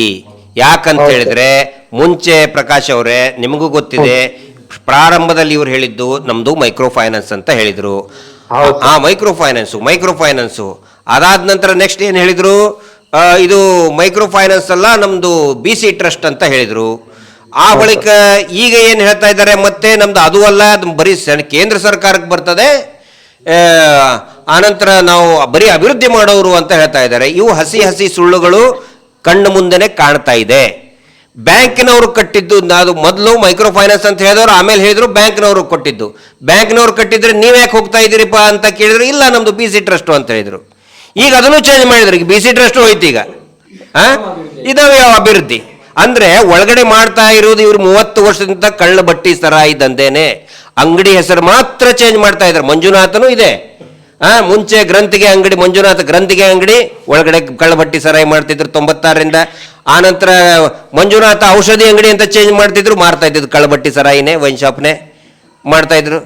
ಈಗ ಮತ್ತೆ ಹೆಸರು ಚೇಂಜ್ ಮಾಡಕ್ ಹೋಗ್ತಾ ಇದ್ದಾರೆ. ಈಗ ಮತ್ತು ಕಳ್ಬಿಟ್ಟಿ ಸರ್ ಇನ್ನೇ ನಾವು 2013 26-28% ವಸೂಲು ಮಾಡ್ತಾರೆ ಅಂತ ಹೇಳಿ ನಾವು ಆವಾಗ ಹೇಳ್ತಿದ್ದು 12 ವರ್ಷದ ಹಿಂದೆ. ಈಗ ಮೊನ್ನೆ ನಮ್ಮವ್ರ ಹತ್ರ ಕೇಳಿದೆ, ಆಗ ನಾವು 26-28% ವಸೂಲು ಮಾಡ್ತಾ ಇದ್ದಾರೆ. ಇದು ಯಾವ ರೀತಿಯ ಬಡ್ಡಿ? ನಬಾರ್ಡ್ ಇಂದ 4% ಅಲ್ಲಿ 3.5% ಅಲ್ಲಿ ದುಡ್ಡು ಬರೋದು, ಇದನ್ನು ಇಲ್ಲಿ 26-28% ಅಲ್ಲಿ ಕೊಡ್ತಾ ಇದ್ದಾರೆ ಅಂತ ಹೇಳುವಾಗ ಯಾರು ನಂಬಲಿಲ್ಲ. ಮೊನ್ನೆ ಒಬ್ಬರಿಗೆ ಕೇಳಿದೆ, ಆಗ 26-28 ಹೇಳಿದ್ದು, ಈಗ ಮಟ್ಟಣ್ಣವರೆಲ್ಲ ಮತ್ತೆ ನಮ್ಮ ಹೋರಾಟಗಾರರೆಲ್ಲ ಲೆಕ್ಕ ತೆಗೆದು ನೋಡುವಾಗ ಅದು ಸಾಧಾರಣ 45-50% ಹೋಗ್ತದೆ ಅಂತ ಹೇಳ್ತಾರೆ ಅಂತ ಹೇಳಿ. ಆಗ ಇವ್ರೇನ್ ಹೇಳ್ತಾರೆ ಗೊತ್ತಾ, ನಮ್ಮ ಹತ್ರ ಕೇಳಿದವರ ಹತ್ರ ನಾನು ಕೇಳಿದಕ್ಕೆ ನಾನು ಹೇಳಿದೆ, ಹಾಗಾದ್ರೆ ಆ ದುಡ್ಡು ಎಲ್ಲಿ ಹೋಗ್ತದೆ? ಈಗ ಇವರಿಗೆ ಖರ್ಚು ಜಾಸ್ತಿ ಇದೆ ಅಂತೆ ಎಲ್ಲರನ್ನು ಪರ್ಚೇಸ್ ಮಾಡ್ಲಿಕ್ಕೆ, ಆ ದುಡ್ಡು ಅಲ್ಲಿ ಹೋಗ್ತಾ ಇದೆ ಅಂತ ಹೇಳ್ತಾ ಇದ್ದಾರೆ. ಯಾಕಂತ ಹೇಳಿದ್ರೆ ವ್ಯಾಪಾರ ಬಿಸ್ನೆಸ್ ದೊಡ್ಡದಾಗ್ತಾ ಇದೆ. ನಮ್ಮ ಕೇಸಿಗೆ ಕೊಡಬೇಕು, ಎಲ್ಲ ಒಂದೊಂದು ವಕೀಲರಿಗೆ 7 ಲಕ್ಷ ಕೊಡ್ಬೇಕು, ಒಂದ್ಸಲ 10 ಲಕ್ಷ, ಒಂದ್ಸಲ ಬಂದು ನಿಲ್ಲಿ ಒಂದು ಇದಕ್ಕೆ ಇದಕ್ಕೆಲ್ಲ ಆ ದುಡ್ಡು ಹೋಗ್ತದೆ ಅಂತ ಹೇಳ್ತಾ ಇದ್ದಾರೆ. ನನಗೆ ಅದನ್ನು ಕೇಳಿ ನಾಚಿಕೆ ಆಯ್ತು. ಇಷ್ಟು ಕುಲಗೆಟ್ಟು ಹೋಗಿದೆ ಈ ಸಮಾಜ ಅಂತ ಹೇಳಿ, ಇಷ್ಟು ಕುಲಗೆಟ್ಟು ಹೋಗಿದೆ ಅಂತ ಹೇಳಿ. ಇದು ಕಾಲ್ ಇದೆಯಾ? ಅಲ್ಲಿವರೆಗೆ ಒಂದು ಇದನ್ನು ಹೇಳ್ತೀನಿ. ಈಗ ಬಡ್ಡಿ ರೇಟ್ ಆಫ್ ಇಂಟ್ರೆಸ್ಟ್ ಬಗ್ಗೆ ಸರ್, ಇವರು ರೇಟ್ ಆಫ್ ಇಂಟ್ರೆಸ್ಟ್ ಬಗ್ಗೆ ಆಗಲೇ ನಮ್ಮ ಸ್ನೇಹಿತರು ಒಬ್ಬರು ವಾಯ್ಸ್ ಮೆಸೇಜ್ ಹಾಕಿದ್ರು. SKDRDPಯಲ್ಲಿ ಕೆಲಸ ಮಾಡಿದವ್ರೆ ಮುಂಚೆ. ಇನ್ನೂ ಒಂದು ಸುಮಾರು ಜನ ಸರ್ ರೇಟ್ ಆಫ್ ಇಂಟ್ರೆಸ್ಟ್ ಬಗ್ಗೆ ಎಷ್ಟಿರ್ಬೋದು, ತುಂಬ ಬರ್ತಾ ಉಂಟು, 50%ಗಿಂತ ಜಾಸ್ತಿ ಬರ್ತಾ ಉಂಟು, ಲೆಕ್ಕನೇ ಸಿಗಲ್ಲ ಅಂತ. ಅದಕ್ಕೆ ನಾನು ಹೇಳ್ತಾ ಇದ್ದೀನಿ, SKDRDPದು ರೇಟ್ ಆಫ್ ಇಂಟ್ರೆಸ್ಟ್ ನೀವು ಲೆಕ್ಕನೇ ಹಾಕಕ್ಕೆ ಹೋಗಬೇಡಿ. ಯಾಕಂತ ಹೇಳಿದ್ರೆ ಅದಕ್ಕೆ ನಿರ್ದಿಷ್ಟವಾದಂತಹ ರೇಟ್ ಆಫ್ ಇಂಟ್ರೆಸ್ಟ್ ಅನ್ನೋದೇ ಇಲ್ಲ. ನೋಡಿ, ಅವನಿಗೆ ತೀರಾ ಓದಕ್ಕೆ ಏನು ಬರಲ್ವಾ, ಅವನಿಗೆ ವಿಪರೀತ 100%ಗಿಂತ ಜಾಸ್ತಿ ಇದೆ. ಗುಗ್ಗು ಪಾಪ ಈಗ ಒಬ್ಬರು ಅಲ್ಲ 7 ಅಂದರೆ ಸ್ವಲ್ಪ ಪೆನ್ ಇಟ್ಕೊಂಡಿದ್ರೆ ಅವನಿಗೆ ಸ್ವಲ್ಪ ಕಡಿಮೆ, ಜಾಸ್ತಿ ಜೋರು ಮಾತಾಡಿದರೆ ಇನ್ನೂ ಕಡಿಮೆ. ಏನು ಕೇಳಲೇ ಇಲ್ಲ ಅಂತ ಹೇಳಿದ್ರೆ ನಿರಂತರವಾಗಿ 1 ಲಕ್ಷಕ್ಕೆ ಆಗಲೇ ಒಬ್ರು ಹೇಳ್ತಾ ಇದ್ದಾರೆ 1 ಲಕ್ಷ ಅಂತೆ ವಾರ 3,000 ಕಟ್ಟಿಸ್ಕೊಳ್ಳೋದಂತೆ. 12 ವರ್ಷದಿಂದ ಕಟ್ಟಿಸ್ಕೊತಾ ಇದ್ದಾರೆ ಸರ್. 3,000 ಅಂತಲ್ಲ ಸರ್, ಕಟ್ಟಿಸ್ಕೊತಾನೇ ಹೋಗೋದು ಹಂಗೆ. ನೋಡಿ, ಒಬ್ಬ ಬಡವ ಇದ್ರೆ ಅವನ ಲೆಕ್ಕ ಕರೆಕ್ಟ್ ಕಟ್ತಾ ಇದ್ದಾನೆ, ಏನಿಲ್ಲ, ಬರ್ತಾನೆ ಕಟ್ತಾನೆ ಹೋಗ್ತಾನೆ. ಒಂದು ತಿಂಗಳ ಕರೆಕ್ಟ್ ನೋಡ್ತಾರೆ, ನೋಡಿದ್ರೆ 1 ತಿಂಗಳ ನಂತರ 200 ರೂಪಾಯಿ ಜಾಸ್ತಿ, ಆಟೋಮೆಟಿಕ್ ಆಗಿ 200 ಜಾಸ್ತಿ. ಯಾಕೆ ಗೊತ್ತಾ? ಅದು ನಿಂದ ಅದಾಗಿದೆ ಇದಾಗಿದೆ 200 ಜಾಸ್ತಿ ಆಯ್ತಾ, 3-4 ತಿಂಗಳು ಹೋದಾಗ ಮತ್ತೆ ಪುನಃ 200 ರೂಪಾಯಿ ಜಾಸ್ತಿ. ಅದ್ಯಾಕೆ? ಅದು ನಿನ್ನ ಮೈಕ್ರೋ ಫೈನಾನ್ಸ್ ಅದು ಇದು ಏನಿಲ್ಲ, ಎಲ್ಲ ಫಸ್ಟಿಗೆ ಕಟ್ ಮಾಡಿದಾರೆ, ಎಲ್ಲ ಪುನಃ ಅದನ್ನೇ ಸೇರಿಸ್ತಾರೆ. ಆಮೇಲೆ ಇನ್ನೊಂದು ಹೇಳ್ತದೆ ಸರ್, ನೀವು ಕೇಳಿ ಅದನ್ನು ಮಜಾ. ಒಂದು ಸರಿ ಹೊಟ್ಟೆ ಚುರುಕ್ ಅಂತದೆ. ಏನಂತ ಹೇಳಿದ್ರೆ, ಇವರೇನು ಈ ಸಭೆಗಳನ್ನು ಮಾಡ್ತಾರಲ್ಲ, ವಾರ ಅಂದರೆ ಪ್ರತಿ ವಾರ ಸ್ವಸಹಾಯ ಸಂಘದವ್ರು ಸಭೆ ಮಾಡ್ತಾರಲ್ಲ, ಈ ಟೀಗೆ ಅದು ತಂದಿರ್ತಾರೆ, ಏನೋ ಟೀ ತರಿಸಿರ್ತಾರೆ ಪಾಪ ಹೆಣ್ಮಕ್ಳು ಟೀ ಕುಡಿಯೋಕ್ಕೆ, ಏನೋ ಒಂದು ಮಿರ್ಚಿ ಏನೋ ತರಿಸಿರ್ತಾರೆ, ಅದನ್ನು ಕೂಡ ಸಾಲದ ರೂಪದಲ್ಲಿ ಹಚ್ಚಿ ಅದಕ್ಕೆ ಬಡ್ಡಿ ಹಚ್ಚುತ್ತಾ ಇದ್ದಾರೆ. ಎಂಥ ಹೊಲಸು ನೀಚ ಸರ್, ಎಂಥ ನೀಚ ವ್ಯಕ್ತಿ. ಆನಂತರ ಈ ವಯಸ್ಸಾದಂಥವ್ರು ಸರ್, 60 ವರ್ಷ ಆದಂಥವ್ರದ್ದು, ಅದು ನಾನು ಹೇಳ್ತೇನೆ ಕೇಳಿ ಸರ್, ಅವ್ರು ಎಲ್ಲರ ಮಗನಾಗಿ ನಾವು ಸೌಜನ್ಯ ಹೋರಾಟಗಾರರು, ಅವರ ಮಕ್ಕಳಾಗಿ ನಾವು ಹೇಳ್ತಾ ಇದ್ದೀವಿ, ದಯವಿಟ್ಟು ಅವ್ರ ವಿರುದ್ಧ ನೀವು ಕಂಪ್ಲೇಂಟ್ ಕೊಡಿ. ಯಾಕಂತ ಹೇಳಿದ್ರೆ ವಯಸ್ಸಾದವರು ಪಾಪ ವಾರ ಅವ್ನ ಮಕ್ಕಳ ಕಡೆ ಅಂತ 100-200 ರೂಪಾಯಿ ಸೇವಿಂಗ್ ಇರೋದು 10 ರೂಪಾಯಿ ಇದೆ. ಇವರು ಇನ್ನೂ ಜಾಸ್ತಿ ಧರ್ಮಸ್ಥಳ ಸಂಘನ ಹಂಗಿದ್ರೆ ಜಾಸ್ತಿನೇ ಕಟ್ತೀನಿ ಬಿಡು ನಂಬಿಕೆ ಇಟ್ಟು ವಾರ 200 ರೂಪಾಯಿ ಕಟ್ಟಿದ್ದಾರೆ ಸರ್. ಒಬ್ಬಳ ತಾಯಿ ಮಗನ ಕಡೆ ಇಸ್ಕೊಂಡು 1 ರೂಪಾಯಿ ಕಟ್ಟಿಲ್ಲ. 7.5 ವರ್ಷ ಆಯಿತು. ತನ್ನ ಮೊಮ್ಮಕ್ಕಳಿಗೆ ಏನಾದರೂ ಒಂದು ಗಿಫ್ಟ್ ಕೊಡಬೇಕು, ತಾನು ಹುಷಾರಿಲ್ಲ ಅಂತ ಹೇಳಿದರೆ ಏನಾದರೂ ನನಗೆ ಆಸರೆ ಆಗ್ತದೆ ಆಸ್ಪತ್ರೆಗೆ ಅಂತ ಕೂಡಿಸಿ ಇಟ್ಟಂಥ ಹಣವನ್ನು ಊರುಗೋಲನ್ನು ಈ ವೀರೇಂದ್ರ ಜೈನ್ ಅಂತೂ ಒಬ್ಬ ನೀಚ, ಪರಮ ನೀಚ ವ್ಯಕ್ತಿ, ವಯಸ್ಸಾದಂತಹ ತಂದೆ ತಾಯಿಗಳ ಊರುಗೋಲನ್ನು ಕಸ್ಕೊಂಡಿದ್ದಾನೆ. ಲೋಫರ್ 420 ವೀರೇಂದ್ರ ಜೈನ್. ನಿಜವಾಗ್ಲೂ ಸರ್, ಅಗಳು ಹೇಳಿದ್ನಲ್ಲ, ಅವನು ಹುಳ ಬಿದ್ದೇ ಸಾಯ್ಬೇಕು. ಅವನು ಹುಳ ಬಿದ್ದೇ ಅವನು ಅಂದರೆ ಅವನೊಬ್ಬನೇ ಅವ್ರು ಇಡೀ ಈಗಲೇ ಹುಳ ಬಿದ್ದಿದೆ ಅವ್ರಿಗೆ, ಈಗಲೇ ಹುಳ ಬಿದ್ದು ಮೈ ತುಂಬ ಹುಳದ ರೋಗನೇ ಬಂದಿದೆ ಅವ್ರಿಗೆ. ವಯಸ್ಸಾದಂಥವ್ರ ಕಡೆ ಅಂತಾರೆ 200-100 ರೂಪಾಯಿ ಸೇವಿಂಗನ್ನು ಇಟ್ಕೊಂಡು ಯಾಮರ್ಸಿದ್ದಾನೆ ಅಂತ ಹೇಳಿದರೆ ಎಂಥ ಪರಮ ನೀಚ ವ್ಯಕ್ತಿ ಅವನು ಅಂತ ಹೇಳ್ಕೊಂಡು. ನೆಕ್ಸ್ಟ್ ಕಾಲ್ ಕೊಡಿ. ಹಲೋ ಹಲೋ ಹಲೋ ಹಲೋ, ಮಾತಾಡಿ. ಹಲೋ ಮಾತಾಡಿ. ಹಲೋ ಸರ್ ಮಾತಾಡಿ ಸರ್, ಮಾತಾಡಿ. ಸರ್, ಇದು ನಾವು ಬುಕ್ಕಾಪಟ್ಟಣ ಸಿರಾ ತಾಲೂಕಿಂದ ಮಾತಾಡೋದು. ಹಾಂ ಹೇಳಿ. ಹೆಸರು ಸರ್, ಇರಲಿ ಪರವಾಗಿಲ್ಲ ಹೇಳಿ. ಹೇಳಿ ಸರ್. ನಾವು ಸಿರಾ ತಾಲೂಕಿಂದ ಬುಕ್ಕಾಪಟ್ಟಣ ಸರ್ ಮಾತಾಡೋದು. ಬುಕ್ಕಪಟ್ಟಣ ಆಯ್ತು ಹೇಳಿ ಸರ್. ಸರ್, ಇದು ಸಂಘದಲ್ಲಿ ವ್ಯವಹಾರ ಸ್ವಲ್ಪ ಏರಿಕೆ ಇತ್ತು. ಅದಕ್ಕೆ ನಾವು ಹೋಗಿ ಲೆಕ್ಕ ಕೇಳಿದ್ರೆ ಅವರು ತಿರ್ಗಾ ಮುರ್ಗಾ ಲೆಕ್ಕ ಹೇಳ್ಬಿಟ್ಟು ನೀವು ಆಫೀಸ್ ಹತ್ರ ಬನ್ನಿ ಅಂತ ಹೇಳ್ತಾರೆ. ಆ ಲೆಕ್ಕನ ತನಿಖೆ ಮಾಡ್ಸೋದು ಹೆಂಗೆ ಸರ್? ಪೊಲೀಸ್ ಸ್ಟೇಷನ್ಗೆ ನಿಮಗೆ ಏನೇನು ಮೋಸ ಆಗಿದೆ, ಎಲ್ಲಿ ಮೋಸ ಆಗಿದೆ ಅಂತ ನಿಮ್ದು ಒಂದು ಬುಕ್ ಕೊಟ್ಟು, ಬುಕ್ಕಲ್ಲಿ ನೀವು ಏನಾದರೂ ಬರೆದು ಇಟ್ಕೊಂಡಿದ್ದೀರಾ? ಇದೆಯಾ? ನೀವು ಎಷ್ಟು ಬುಕ್ಕಾಪಟ್ಟಣದವ್ರೆ? ನಿಮ್ಮ ಹತ್ರ ಬುಕ್ ಇದೆಯಾ ಒಂದು? ಸರ್, ನಿಮ್ಮನ್ನ ಇದಕ್ಕೆ ಒಂದು ವಿಡಿಯೋ ಹಾಕಿದೀನಿ ನೋಡಿ ಸರ್. ಅವ್ರು ಯಾವ ತರ ಹೇಳಿದಾರೆ ಅಂತ. ನಾವು ವಿಶಾಲಕ್ಷಿ ಸಂಘ ಅಂತ ಹೇಳ್ಬಿಟ್ಟು SBI ಅಲ್ಲಿ ಅಕೌಂಟ್ ಮಾಡ್ತಿರ್ತಾರೆ. ಆ ಅಕೌಂಟ್ ಅಲ್ಲಿ ನಮ್ಮ ಎಲ್ಲ ಡೀಟೇಲ್ಸ್, ಸಂಘದ ಸದಸ್ಯರದೆಲ್ಲ ಡೀಟೇಲ್ಸ್ ಇರಬೇಕು. ಎಷ್ಟು ಕಟ್ಟಿದ್ದಾರೆ, ಎಷ್ಟಿಲ್ಲ, ಏನಂತ ಲೆಕ್ಕ ಇರಬೇಕು ಅಂತ ಕೇಳಿದ್ರೆ ಅವರು ಅದಕ್ಕೆ ಏನೋ ಅಸಮಂಜಸ ಉತ್ತರ ಕೊಟ್ಟಿದ್ದಾರೆ. ಆ ವಿಡಿಯೋ ನೋಡಿ ಸರ್, ಅದು ಅಪ್ಲೋಡ್ ಮಾಡಕ್ ಹೋಗ್ಬೇಡಿ. ಅದು ನೋಡ್ಬಿಟ್ಟು ಅದು ಯಾವ ತರ ಅವ್ರನ್ನ ತನಿಖೆ ಮಾಡೋಕ್ಕೆ ಯಾವ ತರ ದಾರಿ ಇದೆ ಅಂತ ಸ್ವಲ್ಪ ಹೇಳ್ಬೇಕು ಸರ್. ಅಲ್ಲ, ಅವ್ರದ್ದು ಪರ್ಮಿಷನ್ ಇಲ್ಲದೆ ನಾವು ಮಾತ್ರ ನಮ್ಮ ತಂಡದಲ್ಲಿರೋರು ಯಾರು ಕೂಡ ಅಪ್ಲೋಡ್ ಮಾಡಲ್ಲ, ಇದುವರೆಗೂ ಮಾಡಿಲ್ಲ, ಮಾಡುವುದಿಲ್ಲ. ಅವರ ಅನುಮತಿ ಇಲ್ಲದೆ ಯಾರು ಇದನ್ನು ಕೂಡ ಮಾಡಲ್ಲ. ಒಂದನೇದ್ದು. ಆನಂತರ ಅವ್ರಿಗೆ ಹೇಳಿ ಇಲ್ಲಿವರೆಗೆ ಎಷ್ಟು ದುಡ್ಡು ಕೊಟ್ಟಿದ್ದಾರೆ ಅದರದ ಲೆಕ್ಕಪತ್ರ ಅವ್ರು ಕೊಡಲೇಬೇಕು. ಕೊಡಲಿಲ್ಲ ಅಂತ ಹೇಳಿದರೆ ಈಗ ಹೊಸದಾಗಿ ಸುಗ್ರೀವಾಜ್ಞೆ ಆಗಿರೋದ್ರಿಂದ, ಮಾನ್ಯ ರಾಜ್ಯ ಸರ್ಕಾರನೇ ಆದೇಶ ಹೊರಡಿರೋದ್ರಿಂದ ದಯವಿಟ್ಟು ಪೊಲೀಸ್ ಠಾಣೆಗೆ ಹೋಗಿ ಒಂದು ದೂರು ಕೊಡಲಿ ಅವರು. ಆಯ್ತು ಸರ್, ನಾನು ಬುಧವಾರ ಆಫೀಸ್ ಹತ್ರ ಬನ್ನಿ ಅಂತ ಹೇಳಿದ್ದಾರೆ. ಅಲ್ಲಿ ಒಂದ್ಸಲ ತನಿಖೆ ಮಾಡ್ತೀನಿ ಲೆಕ್ಕನ. ನಾನು ಹೋಗಿ ಕಂಪ್ಲೇಂಟ್ ಕೊಡ್ತೀನಿ ಸರ್. ದಯವಿಟ್ಟು ಕೊಡಿ. ಅದೊಂದು ವಿಡಿಯೋ ಕೂಡ ಮಾಡಲಿ. ಅದು ನೀವೊಂದು ವಿಡಿಯೋ ಮಾಡಿ, ನೀವು ಹೆದರಕ್ಕೆ ಹೋಗಬೇಡಿ.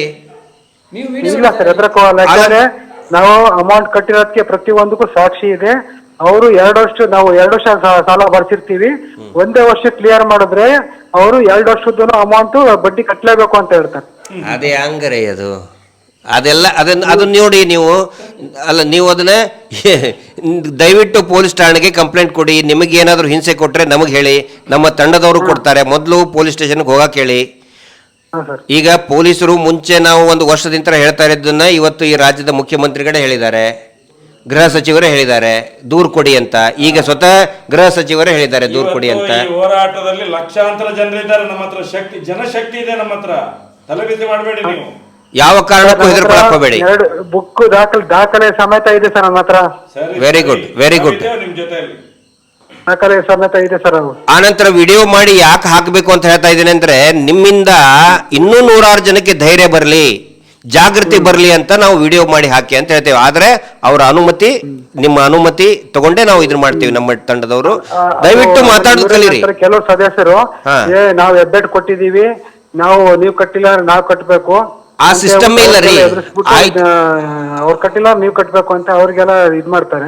ನೋಡಿ ಸರ್, ನಮ್ಮ ಸಂಘದಿಂದ ಈ ಬುಕ್ಕಾಪಟ್ಟಣ ಹೋಬಳಿನಲ್ಲಿ ಪೂರ್ತಿ ನಮ್ಮ ಸಂಘದ ಹೆಸರು ಬರುತ್ತೆ. ಫಸ್ಟ್ ಸ್ಟಾರ್ಟಿಂಗು ನಮ್ಮ ಹೆಸರು ಬರೋದು ಬೇಡ, ಕೆಟ್ಟ ಹೆಸರು ಬರುತ್ತೆ ಅಂತ ಈ ತರ ಎಲ್ಲ ಇದು ಮರ ಮುಚ್ಚಕ್ಕೆ ನೋಡ್ತಾ ಇರೋದು. ಯಾರು ಆ ಸಂಘದ ಹೆಸರು ಬಂತು ಅಂತ ಹೇಳಿದ್ರೆ ಅಣ್ಣಪ್ಪ ಸ್ವಾಮಿಯ, ಮಂಜುನಾಥ ದೇವರ ಒಂದು ಕರುಣೆ ನಿಮ್ಮ ಮೇಲೆ ಇರ್ತದೆ. ಅಲ್ಲ, ಒಂದು ನಿಮಿಷ. ಈಗ ಕೆಟ್ಟ ಹೆಸರು ಬರ್ತದೆ ಅಂತಾರಲ್ಲ, ಒಂದು ವೇಳೆ ಅಲ್ಲಿ ಯಾರಾದರೂ ಸಾವಿಗೆ ಶರಣಾದ್ರೆ, ಹಗ್ಗ ತಗೊಂಡು ಊರ್ಲ್ ಹಾಕೊಂಡ್ರೆ ಕೆಟ್ಟ ಹೆಸರು ಯಾರಿಗೆ ಬರ್ತದೆ? ಹೆಸರು ಬಿಡಿ, ಜೀವ ಯಾರ್ದು ಹೋಗ್ತದೆ? ಹೆಸರು ಬರೋದು ಬಿಡೋದು ಆಮೇಲೆ. ನಾನು 2 ದಿವಸದಿಂದ ಲೆಕ್ಕ ಮಾಡಿ ನೋಡಿದೀನಿ, ಅವರು ಮಾಡಿರೋದು ಫ್ರಾಡ್ ಇದೆ. ನಾನಂತೂ ಹೆದರಕ್ ಹೋಗಲ್ಲ ಸರ್. ಪರ್ಫೆಕ್ಟ್. ಗಟ್ಟಿಯಾಗಿಟ್ಕೊಳ್ಳಿ. ಯಾವತ್ತಿಗೂ ಕೂಡ ನಿಮ್ಮ ಜೊತೆಗೆ ಸೌಜನ್ಯ ಹೋರಾಟಗಾರರು ಇರ್ತಾರೆ. ಖಂಡಿತ ನಿಮ್ಮ ನಂಬರ್ ಅನ್ನು ಇಟ್ಕೊಳ್ತೇವೆ, ನಿಮ್ಗೆ ಕರೆ ಮಾಡ್ತೇವೆ. ಸರ್, ನನ್ನ ನಂಬರ್ 9611. ಅಲ್ಲ, ಇರ್ಲಿ ಬೇಡ. ಇಲ್ಲ, ಇದರಲ್ಲಿ ಹಾಕಿ ಅದನ್ನ. ಯಾಕಂದ್ರೆ ಇದು ಇದರಲ್ಲಿದೆ, ಲೈವ್ ಅಲ್ಲಿ ಇದೆ. ನಿಮ್ದು ಗ್ರೂಪ್ ಅಲ್ಲಿ ಇದನ್ನ ಹಾಕಿ ಅದನ್ನ. ಗ್ರೂಪ್ ಅಲ್ಲಿ ಅಡ್ಮಿನ್ ಆಗಿದ್ದೀನಿ ಸರ್. ಆಯ್ತು, ಅದನ್ನ ಕಳಿಸ್ಕೊಡಿ. ಬುಕ್ಕಾಪಟ್ಟಣ ಅಂತ ಹಾಕಿಬೇಕಾದ್ರೆ ನಾನು ಇದಕ್ಕೂ ಸೇವ್ ಮಾಡಿ ಮಾತಾಡಿರೋದು ಯಾವ ರೀತಿ ಇದೆ ಅಂತ ಹೇಳಿ. ಸರಿ, ಕಳಿಸ್ಕೊಡಿ ಅದನ್ನ. ಥ್ಯಾಂಕ್ ಯು, ಧನ್ಯವಾದ. Okay sir, thank you. ನೋಡಿ ಸರ್, ಎಷ್ಟು ಜಾಗೃತಿ ಬಂದಿದೆ. ಜನಜಾಗೃತಿ ಆದ್ರೆ ಎಲ್ಲ ನಿಂತೋಗ್ತದೆ ಸರ್. ಜನಗಳನ್ನು ಜಾಗೃತಿ ಮಾಡುವಂತ ಕೆಲಸ ನಾವು ಮಾಡ್ತಿದ್ದೇವೆ. ಅದೇ ಹೇಳಿದ್ನಲ್ಲ, ಆಪರೇಷನ್ಗೆ ಅನಸ್ತೇಷಿಯಾ ಕೊಟ್ಬಿಟ್ಟಿದ್ದಾರೆ. ಈಗ ಜನಗಳಿಗೆ ಅನಸ್ತೇಷಿಯಾದ್ದು ಪೀರಿಯಡ್ ಅಂತ ಇರ್ತದೆ, ಇಷ್ಟೊತ್ತಿನವರೆಗೆ ಅಂತ. ಅದು ಪೀರಿಯಡ್ ಮುಗಿದಿದೆ. ಜನರಿಗೆ ಅದು ಎಚ್ಚರ ಆದ್ಕೊಳ್ಳಿ ಗೊತ್ತಾ, ಅರೆ ನಮ್ಮ ರಕ್ತನೇ ಕುಡಿದಿದ್ದಾರೆ ಇವರು ಅಂತ. ನಾವೇನೋ ಆಪರೇಷನ್ ಮಾಡ್ತಾರೆ, ಪರಮ ಪೂಜ್ಯರು ನಮ್ಮನ್ನ ಚಿಕಿತ್ಸೆ ಮಾಡ್ತಾರೆ, ಬಡತನದಲ್ಲಿದ್ದವ್ರನ್ನ ಶ್ರೀಮಂತರನ್ನ ಮಾಡ್ತಾರೆ, ನಮ್ಮನಿಗೆ ಏನು ಆರ್ಥಿಕ ಸ್ವಾವಲಂಬನೆ ಕಳಿಸ್ತಾರೆ ಅಂತ ನಾವು ಆಪರೇಷನ್ ಮಾಡ್ಕೊಳಕ್ಕೆ ಒಪ್ಕೊಂಡಿದ್ವಿ. ಅಭಿವೃದ್ಧಿ ಮಾಡಿ ಹೆಚ್ಚು ನೋಡ್ಕೊಳ್ತಾರೆ. ಇವ್ರದ್ದು ಕಿಡ್ನಿನೇ ಇಲ್ಲ, ಕಸ್ಕೊಂಡಿದ್ದಾರೆ, ರಕ್ತನೇ ಕುಡಿದಿದ್ದಾರೆ, ರಕ್ತನೇ ಏರಿದ್ದಾರೆ. ಈಗ ಜನಗಳಿಗೆ ಅನಸ್ತೇಷಿಯಾ ಪೀರಿಯಡ್ ಟೈಮು ಹೋಗಿದೆ.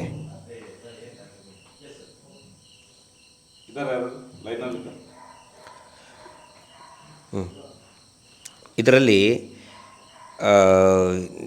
ಸರ್ಕಾರನೂ ಕೂಡ ಸರ್ ಕೆಲವೊಂದಿಷ್ಟು ಅಂದರೆ ನಾವು ಇಂಥವು ಸಾಕಷ್ಟು ಇದನ್ನು ನೋಡಿದ್ದೀವಿ, ನಾವು ಆದೇಶಗಳನ್ನು ನೋಡಿದ್ದೀವಿ. ಕೆಲವೊಬ್ರು ಕೇಳ್ತಾ ಇದ್ದಾರೆ, ಅಂದರೆ ಒಬ್ಬರು ಪತ್ರಕರ್ತರು ಕೇಳಿದರು, ಆಯಿತು ಮುಗೀತಲ್ಲ ಈಗ ಯಾಕೆ ಮಾತಾಡ್ತೀರಿ, ಸರ್ಕಾರನೇ ಹೇಳ್ಬಿಡ್ತಲ್ಲ ನಿಮ್ಮದು ಡಿಮಾಂಡ್ ಇತ್ತು ತಾನೇ, ಧರ್ಮಸ್ಥಳದ್ದು ಅದರಲ್ಲೇ ಬಂತು, ಸುಗ್ರೀವಾಜ್ಞೆ ಹೊಡಿಸಿದ್ರು, ಪೊಲೀಸರು ಆ್ಯಕ್ಷನ್ ತೊಗೊಳ್ತಾರೆ, ಯಾಕೆ ಮಾತಾಡ್ತೀರಿ ಅಂತ ಕೇಳಿದ್ರು ಸರ್.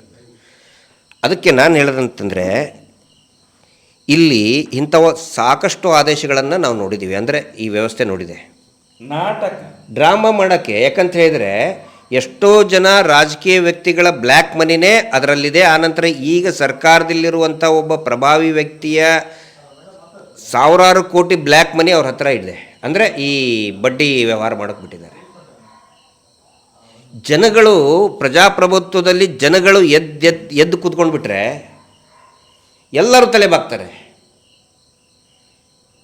ಜನಗಳು ಎದ್ದೇಳಿಲ್ಲ ಅಂದರೆ ಏನೂ ಪ್ರಯೋಜನ ಆಗೋದಿಲ್ಲ. ಆ ಕೆಲಸ ಜನಜಾಗೃತಿ ಕೆಲಸವನ್ನು ನಾವು ಮಾಡ್ತಾ ಇದ್ದೀವಿ. ನೆಕ್ಸ್ಟ್ ಕಾಲ್ ತಗೊಳ್ಳಿ.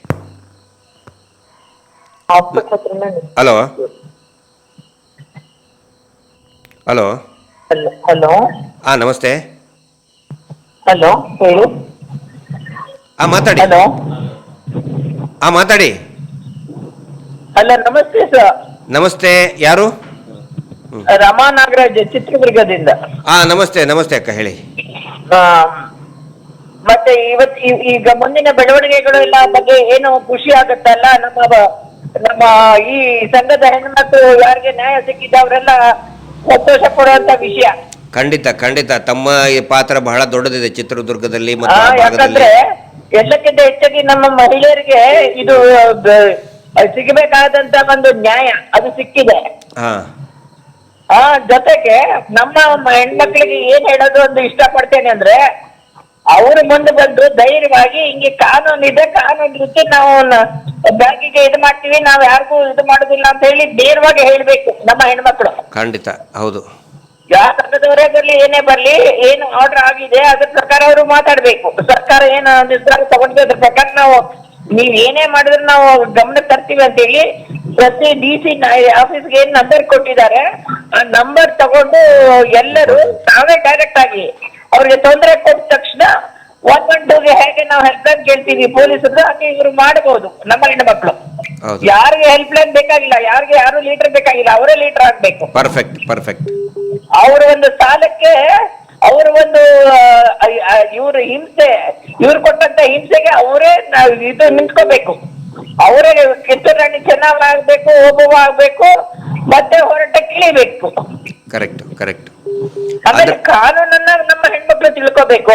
ಈಗ ಸರ್ಕಾರ ಹೆಣ್ಮಕ್ಳ ಪರವಾಗಿ ಕಾನೂನು ತಂತಲ್ಲ, ಇಡೀ ಎಲ್ಲರಿಗೂ ಕಾನೂನು, ಹೆಣ್ಮಕ್ಳಿಗೆ ಅಲ್ಲ ಎಲ್ಲರಿಗೂ, ಕರ್ನಾಟಕ ರಾಜ್ಯದ ಸಮಸ್ತ ಜನತೆಗೆ ಇದನ್ನ ಒಂದು ಕೊಟ್ಟಿದ್ದಾರೆ. ಈ ಕೊಡುಗೆನ ನಾವೆಲ್ಲರೂ ಇದನ್ನ ಅಕ್ಸೆಪ್ಟ್ ಮಾಡ್ಬೇಕು. ಜೊತೆಗೆ ಅದೇ ರೀತಿಯಲ್ಲಿ ನಡ್ಕೊಳಕ್ಕೆ ನಾವು ನೋಡ್ಬೇಕು.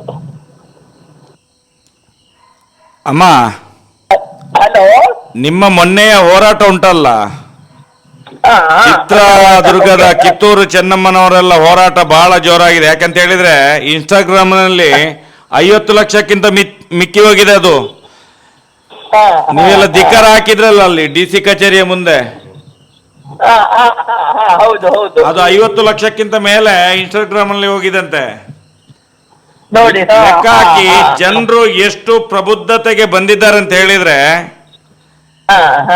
ಇವತ್ತು ಅತ್ಯಾಚಾರಿಗಳು ಯಾರು, ಕಾಮಂದರ್ ಯಾರು, ರೇಪಿಸ್ಟ್ಗಳು ಯಾರು, ಬಡ್ಡಿ ದಂಧೆಕೋರರು ಯಾರು, ಮೀಟರ್ ಬಡ್ಡಿ ಯಾರು, ಹೌದು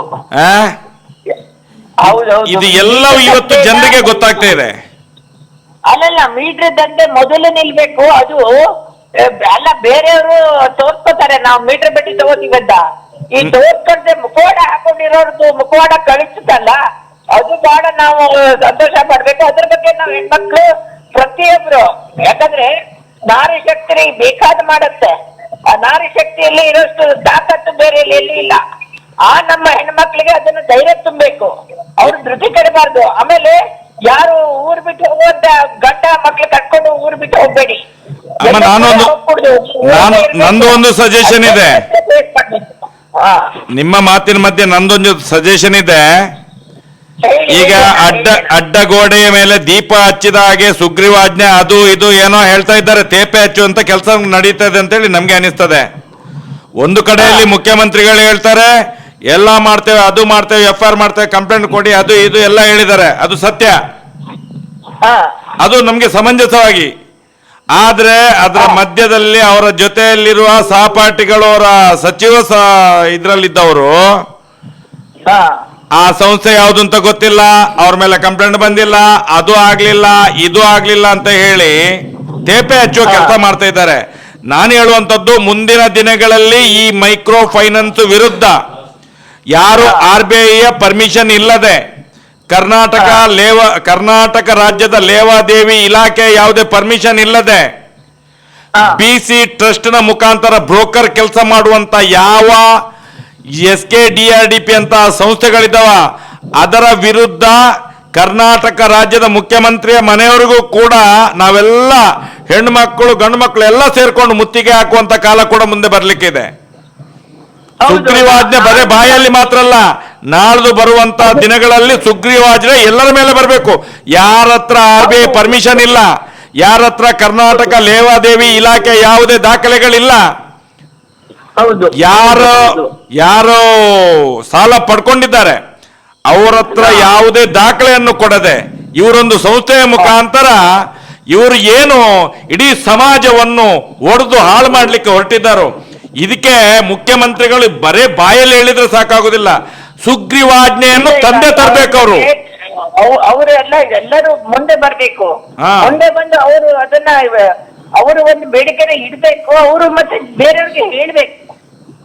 ಈಗ ಈಗ ತಾನೇ ಎಲ್ಲರ ಗಮನಕ್ಕೆ ತರ್ತಾ ಇದ್ದೀನಿ, ನ್ಯೂಸ್ 18ನಲ್ಲಿ ಈ ಹೇಳಿಕೆ ಕೊಟ್ಟಿದ್ದಾರಂತೆ, ಧರ್ಮಸ್ಥಳದ ವಿರುದ್ಧ ದೂರು ದಾಖಲಾಗಿದೆ ಅಂತ ಹೇಳಿ ಸಚಿವರೇ ಹೇಳಿದಾರಂತೆ. ಧರ್ಮಸ್ಥಳದ ವಿರುದ್ಧ ದೂರು ದಾಖಲಾಗಿದೆ ಅಂತ ಹೇಳಿದಾರಂತೆ. ನಾವು ಏನು ಹೇಳೋದು ಅಂತ ಹೇಳಿದ್ರೆ, ಇಲ್ಲಿ ಸಿದ್ದರಾಮಯ್ಯನವರು ತಗೊಂಡಂಥ ನಿರ್ಧಾರ ಅತ್ಯಂತ ಯೋಗ್ಯ ನಿರ್ಧಾರ. ಆದರೆ ನಾವು ಸರ್ ಅಲ್ಲಿ ಇದು ರಮಕ್ ಅವರು ಹೇಳಿದ್ದು ಕೂಡ, ಇಲ್ಲಿ ಮಹಿಳೆಯರು ಇದು ಸ್ವಸಹಾಯ ಸಂಘಗಳ ಮೇನ್ ಉದ್ದೇಶನೇ ಮಹಿಳೆಯರನ್ನ ಆರ್ಥಿಕ ಸಬಲರನ್ನಾಗಿ ಮಾಡಬೇಕನ್ನೋದು ಇದ್ದಿದ್ದು SHG. ಇದು ಇದರಲ್ಲಿ ಎಷ್ಟು ಇಫೆಕ್ಟಿವ್ ಆಯಿತು ಅಂತ ಹೇಳಿದ್ರೆ, ಇಡೀ ಬಾಂಗ್ಲಾದೇಶದ ಆರ್ಥಿಕ GDP ಇನ್ಕ್ರೀಸ್ ಮಾಡ್ತಾವೆ ಸರ್. ಒಂದು ಕಾಲದಲ್ಲಿ ಅಲ್ಲಿ ಬಾಂಗ್ಲಾದೇಶದಲ್ಲಿ ಜೂಟ್ ಇಂಡಸ್ಟ್ರಿ, ಈ ಜೂಟ್ ಏನಂತ ಹೇಳ್ತಾರೆ ಇಲ್ಲಿ, ಜೂಟಿಗೆ ಏನಂತಾರೆ ಇಲ್ಲಿ, ಕಾತಿ ಅಂತ ಹೇಳ್ತಾರೆ. ನಿನ್ನೆ ಮೊನ್ನೆ ಇಲ್ಲಿ ವಾಟ್ಸಪ್ ಫೇಸ್ಬುಕ್ ಗ್ರೂಪ್ಗಳಲ್ಲೆಲ್ಲ ಈ ಫೇಕ್ ಐಡಿಗಳೆಲ್ಲ ಇದ್ದಾರೆ, ಅದರಲ್ಲಿ ಬರ್ತಾ ಶ್ರೀಲಂಕಾದಿಂದ ಬಂದಿದ್ದಾರೆ ಇಲ್ಲಿ SKDRDP ಇದನ್ನು ಇಟ್ಕೊಂಡು ಅಲ್ಲಿ ಕೂಡ ಮಾಡ್ಲಿಕ್ಕೆ ಅಂತ ಹೇಳಿ. ಇದು ಉತ್ತಮ ಸಂಘಟನೆ SKDRDP. ಸರ್ ಒಂದು ಹೇಳ್ತೇನೆ ಕೇಳಿ, ಇಂಥದ್ದು ಏನಿರ್ತದೆ, ಒಂದನೇದ್ದು ಅವ್ರು ಯಾವುದೋ ಕಾರಣಕ್ಕೆ ಬಂದಿರ್ತಾರೆ, ಇವ್ರು ಭೇಟಿಯಾದರೂ ಇವರೇ ಒಂದು ದೊಡ್ಡದಾಗಿ ಸುದ್ದಿ ಮಾಡಿರ್ತಾರೆ, ಅದು ಒಂದು ಇರ್ತದೆ. ಯಾಕಂತ ಹೇಳಿದ್ರೆ ಯಾರೇ ಬಂದರೂ ಕೂಡ ಇವ್ರ ಆಶೀರ್ವಾದ ತಗೊಂಡ್ರು, ಇವರ ಸಲಹೆ ತಗೊಂಡು ಅಂತೇಳಿ ಒಂದು ಸ್ಕ್ರಿಪ್ಟೆಡ್ ಇರ್ತದೆ. ಫಿಲಿಪೀನ್ಸ್ ಇಂದ ಬರುವ ಒಂದು ಟೀಮ್ ಬರ್ತಾ ಇತ್ತು, ಇವರು ಬೀದರ್ನಲ್ಲಿ ದೊಡ್ಡ ಕ್ರಾಂತಿ, ಕ್ಷೀರ ಕ್ರಾಂತಿ ಮಾಡಿದಾರಂತೆ. ಆ ಕ್ರಾಂತಿಯನ್ನು ವರದಿ ಮಾಡಿ ಅದನ್ನು ರಿಪೋರ್ಟ್ ಮಾಡಿ ಇವ್ರಿಗೆ ಅವಾರ್ಡ್ ಕೊಡೋದಕ್ಕೆ ಫಿಲಿಪೀನ್ಸ್ ದೇಶದಿಂದ ಬರ್ತಾ ಇದ್ದಾರೆ ಅಂತೇಳಿ ಸುದ್ದಿ ಮಾಡಿದರು.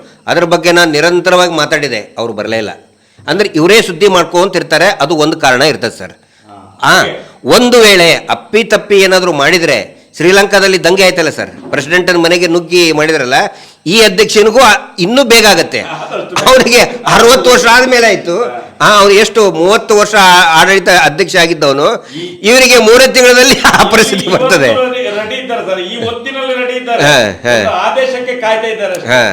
ನಾವೆಲ್ಲ ಮೂರ್ಖರಲ್ಲ. ಹೌದು. ಈಗ ನಾನು ಹೇಳೋದು ಹೆಂಗೆ ರಮಾ ಮೇಡಮ್ ಅವ್ರದ್ದು ಇದನ್ನು ನೋಡಿದೀವಿ ನಾವು, ಯಾವ ರೀತಿ ಅವರು ಮುಂದೆ ಬಂದು ಮಾತಾಡ್ತಾ ಇದ್ದಾರೆ, ಅದೇ ರೀತಿ ಎಲ್ಲ ಹೆಣ್ಮಕ್ಳು ಮುಂದೆ ಬರಬೇಕು. ನೋಡಿ, ಜೀವಕ್ಕಿಂತ ದೊಡ್ಡದು ಯಾವುದಿಲ್ಲ. ನಾನು ಎಲ್ಲ ಅಕ್ಕ ತಂಗಿಯರಿಗೆ ಹೇಳ್ತಾ ಇದ್ದೀನಿ, ಈ ನಾಡಿನ ಎಲ್ಲ ನಮ್ಮ ತಾಯಂದಿರಿಗೆ, ಅಕ್ಕ ತಂಗಿಯರಿಗೆ ನಾನು ವಿನಂತಿ ಮಾಡ್ಕೊಳ್ತಾ ಇದ್ದೀನಿ, ಸಾವಿಗೆ ಶರಣಾಗಬೇಡಿ. ಆನಂತರ ಮನೆ ಬಿಟ್ಟು ಹೋಗೋದು, ಗಂಡನ ಜೊತೆಗೆ ಜಗಳ ಮಾಡೋದು, ದಯವಿಟ್ಟು ಅದು ಯಾವುದು ಬೇಡ. ಇವತ್ತು ಕೂಡ ಒಬ್ಬ ಟೀಚರ್ ಸರ್ ಸಾಲ ಮಾಡಿದ್ದೇನೆ ಅಂತ ಹೇಳಿ ಎಲ್ಲಿ ಹೊನ್ನಾಳಿಯಲ್ಲಿ ಕೆರೆಗೆ ಬಿದ್ದು ಆತ್ಮಹತ್ಯೆ ಮಾಡ್ಕೊಂಡಿದ್ದಾರೆ ಟೀಚರ್. ಇವತ್ತು ದಯವಿಟ್ಟು ಅದನ್ನು ಮಾಡ್ಕೊಳ್ಳಿಕ್ಕೆ ಹೋಗಬೇಡಿ. ನೀವು ಅಷ್ಟು ಮಾಡೋಕ್ಕಿಂತ ಧೈರ್ಯವಾಗಿ ಮಾತಾಡಿ. ನಿಮ್ಮ ಜೊತೆಗೆ ಇಡೀ ಜನ ಇದ್ದಾರೆ, ಈ ರಾಜ್ಯದ ಜನ ಇದ್ದಾರೆ, ಸೌಜನ್ಯ ಹೋರಾಟಗಾರರು ನಿಮ್ಮ ಜೊತೆಗಿದ್ದಾರೆ. ಮಾತಾಡೋದು ಕಷ್ಟಗಳಾದರೆ ದಯವಿಟ್ಟು ಒಂದು ವಿಡಿಯೋ ಮಾಡಿ, ಒಂದು ಫೇಸ್ಬುಕ್ ಮಾಡಿ ಮಾತಾಡಿ. ಸಾವಿರಾರು ಜನ ನಿಮಗೆ ಸಲಹೆಗಳನ್ನು ಕೊಡ್ತಾರೆ, ಸಾವಿರಾರು ಜನ ನಿಮ್ಮ ಜೊತೆಗೆ ಬರ್ತಾರೆ. ಒಂದು ಯೂಟ್ಯೂಬ್ನಲ್ಲಿ ಮಾತಾಡಿ, ಒಂದು ಫೇಸ್ಬುಕ್ಕಲ್ಲಿ ಮಾತಾಡಿ, ಸಾವಿರಾರು ಜನ ನಿಮಗೆ ಸ್ಪಂದಿಸ್ತಾರೆ. ನಾನು ಎಲ್ಲ ಅಕ್ಕ ತಂಗಿಯರಿಗೆ ಹೇಳ್ತಾ ಇದ್ದೀನಿ, ದಯವಿಟ್ಟು ನೀವು ಏನು ಅಸಹಾಯಕರು ಅಂತ ತಿಳ್ಕೊಳಕ್ಕೆ ಹೋಗಬೇಡಿ. ಹೌದು, ನಿಮ್ಮ ಧ್ವನಿಗೆ ನಾವು ಧ್ವನಿಯನ್ನು ಕೊಡುವಂಥ ಕೆಲಸವನ್ನು, ಯಾರಿಗೆ ಧ್ವನಿ ಇಲ್ಲ ಅವರಿಗೆ ಧ್ವನಿಯನ್ನು ಕೊಡುವಂಥ, ಯಾರಿಗೆ ಶಕ್ತಿ ಇಲ್ಲ ಅವರಿಗೆ ಬಲವನ್ನು ಕೊಡುವಂಥ ಕೆಲಸ ಇವತ್ತು ಸೌಜನ್ಯ ಹೋರಾಟ ಮಾಡ್ತಾ ಇದೆ. ಅದರ ಸಲುವಾಗಿ ರಮಕ್ಕನ್ ಅಂತಂಥವ್ರು ಇನ್ನೂ ಅವರು ಸಾಕಷ್ಟು ಜನ ಮಾತಾಡೋದು ಕಲೀರಿ, ಮಾತಾಡಿ ನಿಮ್ಮ ಕಷ್ಟಗಳನ್ನು ಹೇಳ್ಕೊಳ್ಳಿ. ಆ ಒಂದು ವಿನಂತಿಯನ್ನು ನಾವು ಮಾಡ್ತಾ ಇದ್ದೇವೆ. ಧನ್ಯವಾದಗಳು ರಮಕ್ಕ. Hello sir. ಹಲೋ ನಮಸ್ಕಾರ ಸರ್. ನಮಸ್ತೆ. ನಾವು ಕಾರಟಗಿ ಸರ್. ಕಾರಟಗಿ? ಹೌದ್ರಿ ಸರ್, ಕಾರಟಗಿ. ಹಾ, ಹೇಳಿ. ಕೊಪ್ಪಳ ಸರ್. ಹಾಲೆ ಒಂದು ನಿಮ್ಮ ಮಾತು ಹೇಳಿ ನಾನು. ಹಾ ಹಾ ಸರ್, ಇವ್ರು ನಮ್ದು ಒಟ್ಟ ಇದನ್ನ ಕಟ್ಟಿದ್ದು ಕಟ್ಟ ಕೊಡುವಲ್ರಿ ಇವರು. ಹಾ ಹಾ ಹಾ ಸರ್, ಕಂಪ್ಲೇಂಟ್ ಕೊಟ್ಟಿದ್ದೆ ನಾವು. ನಮ್ Suresh sir, Ramakrishna sir complaint ಕೊಟ್ಟೇನ್ರಿ ನಾನು. ಹಾ ಹಾ ಹಾ ಕಂಪ್ಲೇಂಟ್ ಕೊಟ್ಟಿನಿ, ಎಲ್ಲ ಮಾಡ್ತಾರ. ಅಷ್ಟು ಅವರು ಉಳಿತಾಯ ದುಡ್ಡು ಇನ್ನೊಂದು ಒಟ್ಟ ದುಡ್ಡು. ನಂದಪ್ಪ ಅಲ್ಲ ತಮ್ಮ ಹೆಸರು? ನಂದಪ್ಪ? ಹಾ, ಲಾಭಾಂಶ ಕೊಡವಲ್ರಿ. ಆಯ್ತು. 15 ವರ್ಷ ನಾಟಕ ನಾವು ಇದ್ರಾಗ ಸೇರಿ. ಆಯ್ತು, ಗೊತ್ತಾಯ್ತು ನಂದಪ್ಪ ಅವ್ರು, ಗೊತ್ತಾಯ್ತು. ಹಂಗೆ ಲೈನ್ ಮೇಲೆ ಇರಿ, ಲೈನ್ ಮೇಲೆ ಇರಿ, ಕಟ್ ಮಾಡಬೇಡಿ. ಹ್ಞೂ ಸರ್. ಆಗಲೇ ನಾನು ಹೇಳ್ತಾ ಇದ್ನಲ್ಲ, ವಯಸ್ಸು ಇದನ್ನ ಮಾಡಿ ಸರ್. 17 ವರ್ಷದಿಂದ ಪಾಪ ಅವರು ಸೇವಿಂಗ್ ಅಮೌಂಟ್ ಕೊಟ್ಟಿದ್ದಾರೆ. 17 ವರ್ಷದಿಂದ. ಈಗ ಅವ್ರಿಗೆ ವಯಸ್ಸಾಗಿದೆ, ನನ್ನ ಲಾಭಾಂಶ ಅಂತಂತ ಹೇಳಿದ್ರೆ ಸೇವಿಂಗ್ ಅಮೌಂಟ್ ಕೊಡಿ ಅಂತ ಹೇಳಿದ್ರೆ ಕೊಡ್ತಾ ಇಲ್ಲ. ಪೊಲೀಸ್ ಸ್ಟೇಷನ್ಗೆ ಹೋಗಿ ಕಂಪ್ಲೇಂಟ್ ಕೊಟ್ಟು ಬಂದಿದ್ದಾರೆ. ಈಗ ನಂದಪ್ಪ ಅವ್ರು ಏನು ಮಾಡಿ ಮುಖ್ಯಮಂತ್ರಿಗಳ ಆದೇಶ ಮಾಡಿದ್ದು ಗೊತ್ತಿದೆಯಲ್ಲ ನಿಮಗೆ? ಹ್ಞೂ ಸರ್, ನೋಡ್ತೀನಿ ಸರ್. ಹೋಗಿ ಈಗ ಮೊದಲು ಸೀದಾ ಪೊಲೀಸ್ ಸ್ಟೇಷನ್ಗೆ ಇನ್ನೊಂದ್ಸರಿ ಹೋಗಿ ನಮ್ಮ ಇಡೀ ಸೌಜನ್ಯ ಹೋರಾಟಗಾರರ ತಂಡ, ನಮ್ಮ ರಾಮಕೃಷ್ಣ ಅವರು, ಸುರೇಶ್ ಅವರು, ಪ್ರಕಾಶ್ ಅವರು, ಸುಭಾಷ್ ಅವರು ಏನಿದ್ದಾರೆ ಎಲ್ಲರೂ ಬರ್ತಾರೆ. ಹ್ಞೂ ಸರ್. ಆ ನಂತರ ಅಲ್ಲಿ ಹೋಗಿ ನೀವು ಕಂಪ್ಲೇಂಟ್ ಕೊಡಿ. ಏನೇನು ತೊಂದರೆ ಆಗಿದೆ ನಿಮಗೆ ಅದನ್ನೆಲ್ಲ ಸೇರಿ ಒಂದು ಪಟ್ಟಿ ಮಾಡಿ ಕಂಪ್ಲೇಂಟ್ ಕೊಡಿ. ಹ್ಞೂ ಸರ್. ಇನ್ನೊಂದೇನು ಹೇಳ್ರಿ ಏನ್ರಿ ಸರ್? ಹಾ, ಹೇಳ್ರಿ. ನಾನು ಮೊದ್ಲ ಗಣಮಕ್ಕಳು ಗುಂಪಾಗಿದ್ದೀನಿ ಸರ್. ಹಾ ಹಾ ಹಾ ಅವಾಗ ನಿಮ್ದು 6,000 ರೂಪಾಯಿ ನಾವು ಅವ್ರು ಓದಿತಾರೆ. ಅವ್ರು ಓದಕ್ಕೆ ನಮ್ದು 6,000 ರೂಪಾಯಿ ಇಟ್ಕೊಂಡು 6,000 ರೂಪಾಯಿನೂ ಕೊಟ್ಟಿದ್ವಿ. ಹಾ. ಇನ್ಶೂರೆನ್ಸ್ 37,000 ಕಟ್ಟಿನ್ರಿ ಸರ್. ನಾನು 37,000 ರೂಪಾಯಿ ಇನ್ಶೂರೆನ್ಸ್. 4,000 ಕಟ್ಟಿದ್ವಿ. ಇದು 4 ವರ್ಷ ಕಟ್ಟಿದ್ವಿ. 37,000. ಹಾ ಹಾ ಅವ್ರು ಕೊಡೋದು ಎಷ್ಟು ಕೊಡ್ತಾರೆ? 11,900 ರೂಪಾಯಿ ಆಯ್ತು ರೀ. ಮೊನ್ನೆ ಇದು ನಾ ಕಂಪ್ಲೇಂಟ್ ಕೊಟ್ಟ ಮೇಲೆ ಹಾ ಹಾ ಹಾ 11,900 ಅಷ್ಟೇ ಆಯ್ತದೆ. ಇಷ್ಟ ಹಾಕ್ಯಾರ. ಅಷ್ಟ ಬರೋದಂತ ಹೇಳ್ತಾರೆ ಸರ್ ಅವ್ರು. ಅಷ್ಟ ಬರದಂತ ನೋಡಿ. ಎಷ್ಟು? 37,000 ಕಟ್ಟಿದ್ದಲ್ಲ ನೀವು? 37,000 ಕಟ್ಟಿದ್ರಿ ಸರ್. 4 ವರ್ಷ. ಯಾರಾದ್ರೂ ಒಬ್ರು ಇದನ್ನ ಕೇಳಿಸ್ಕೊಳ್ತಾ ಇರುವಂತಹ ತಜ್ಞರು ಯಾರಾದ್ರೂ ಒಬ್ರು 37,000 ಕೊಟ್ರೆ ಬರೀ 11,000 ಕೊಡ್ತಾರಂತ ಹೇಳಿದ್ರೆ ಇದು ಗ್ರಾಮಾಭಿವೃದ್ಧಿ, ಇದು ಅಭಿವೃದ್ಧಿ ಸರ್. ಇದಕ್ಕೆ ಸೊಲ್ಯೂಷನ್ ಅಂತ ಹೇಳಿದ್ರೆ ನೀವು ಮತ್ತೊಂದು ಸಾರಿ ಪೊಲೀಸ್ ಸ್ಟೇಷನ್ಗೆ ಹೋಗಿ ಎಲ್ಲ ಇದನ್ನುಗಳನ್ನ ಲೆಕ್ಕಾಚಾರ ಇಟ್ಟು ಕಂಪ್ಲೇಂಟ್ ಕೊಡಿ. ಇನ್ನು ಮೇಲೆ ಮುಂಚೆ ನಾವು ಹೇಳ್ತಿದ್ವಿಲ್ಲ, ನಿಮ್ಗೆ ಕಂಪ್ಲೇಂಟ್ ಕೊಡ್ರಿ ಅಂತ ನಮ್ಮ ಹೇಳಿವೇ ಇಲ್ಲ? ಕಂಪ್ಲೇಂಟ್ ಕೊಟ್ಟೈತಿ, ಎಲ್ಲ ನಾವು ಹೇಳಿವಿಲ್ಲ ನಿಮ್ಗೆ ಕಂಪ್ಲೇಂಟ್ ಕೊಡು ಅಂತ ಹೇಳಿ. ಈಗ ಈ ರಾಜ್ಯದ ಮುಖ್ಯಮಂತ್ರಿಗಳೇ ಆ ಮಾತು ಹೇಳಿದ್ದಾರೆ, ಕಂಪ್ಲೇಂಟ್ ನಾವ್ ಯಾರಿಗಾದ್ರೂ ಹೋಗಿ ಬೈಗಳ ಬೈರಿ, ಕಲ್ಲ ತಗೊಂಡು ಹೊಡಿರಿ, ದಂಗೆ ಮಾಡಿರಿ ಅಂತ ಹೇಳಿದ್ವಿನಪ್ಪ ನಾವು ನಂದಪ್ಪಣ್ಣಾರ? ಅಲ್ಲಲ್ಲ, ನಾವು ಕಲ್ ತಗೊಂಡು ಹೊಡಿರಿ ಅಂತ ಹೇಳಿದ್ವಿ, ನಾವು ನಿಮಗೆ ಏನಾದ್ರು ದಂಗೆ ಮಾಡಿರಿ ಅಂತ ಹೇಳಿದ್ವಿ? ನಾವು ಹೇಳ್ತಾ ಇರೋದು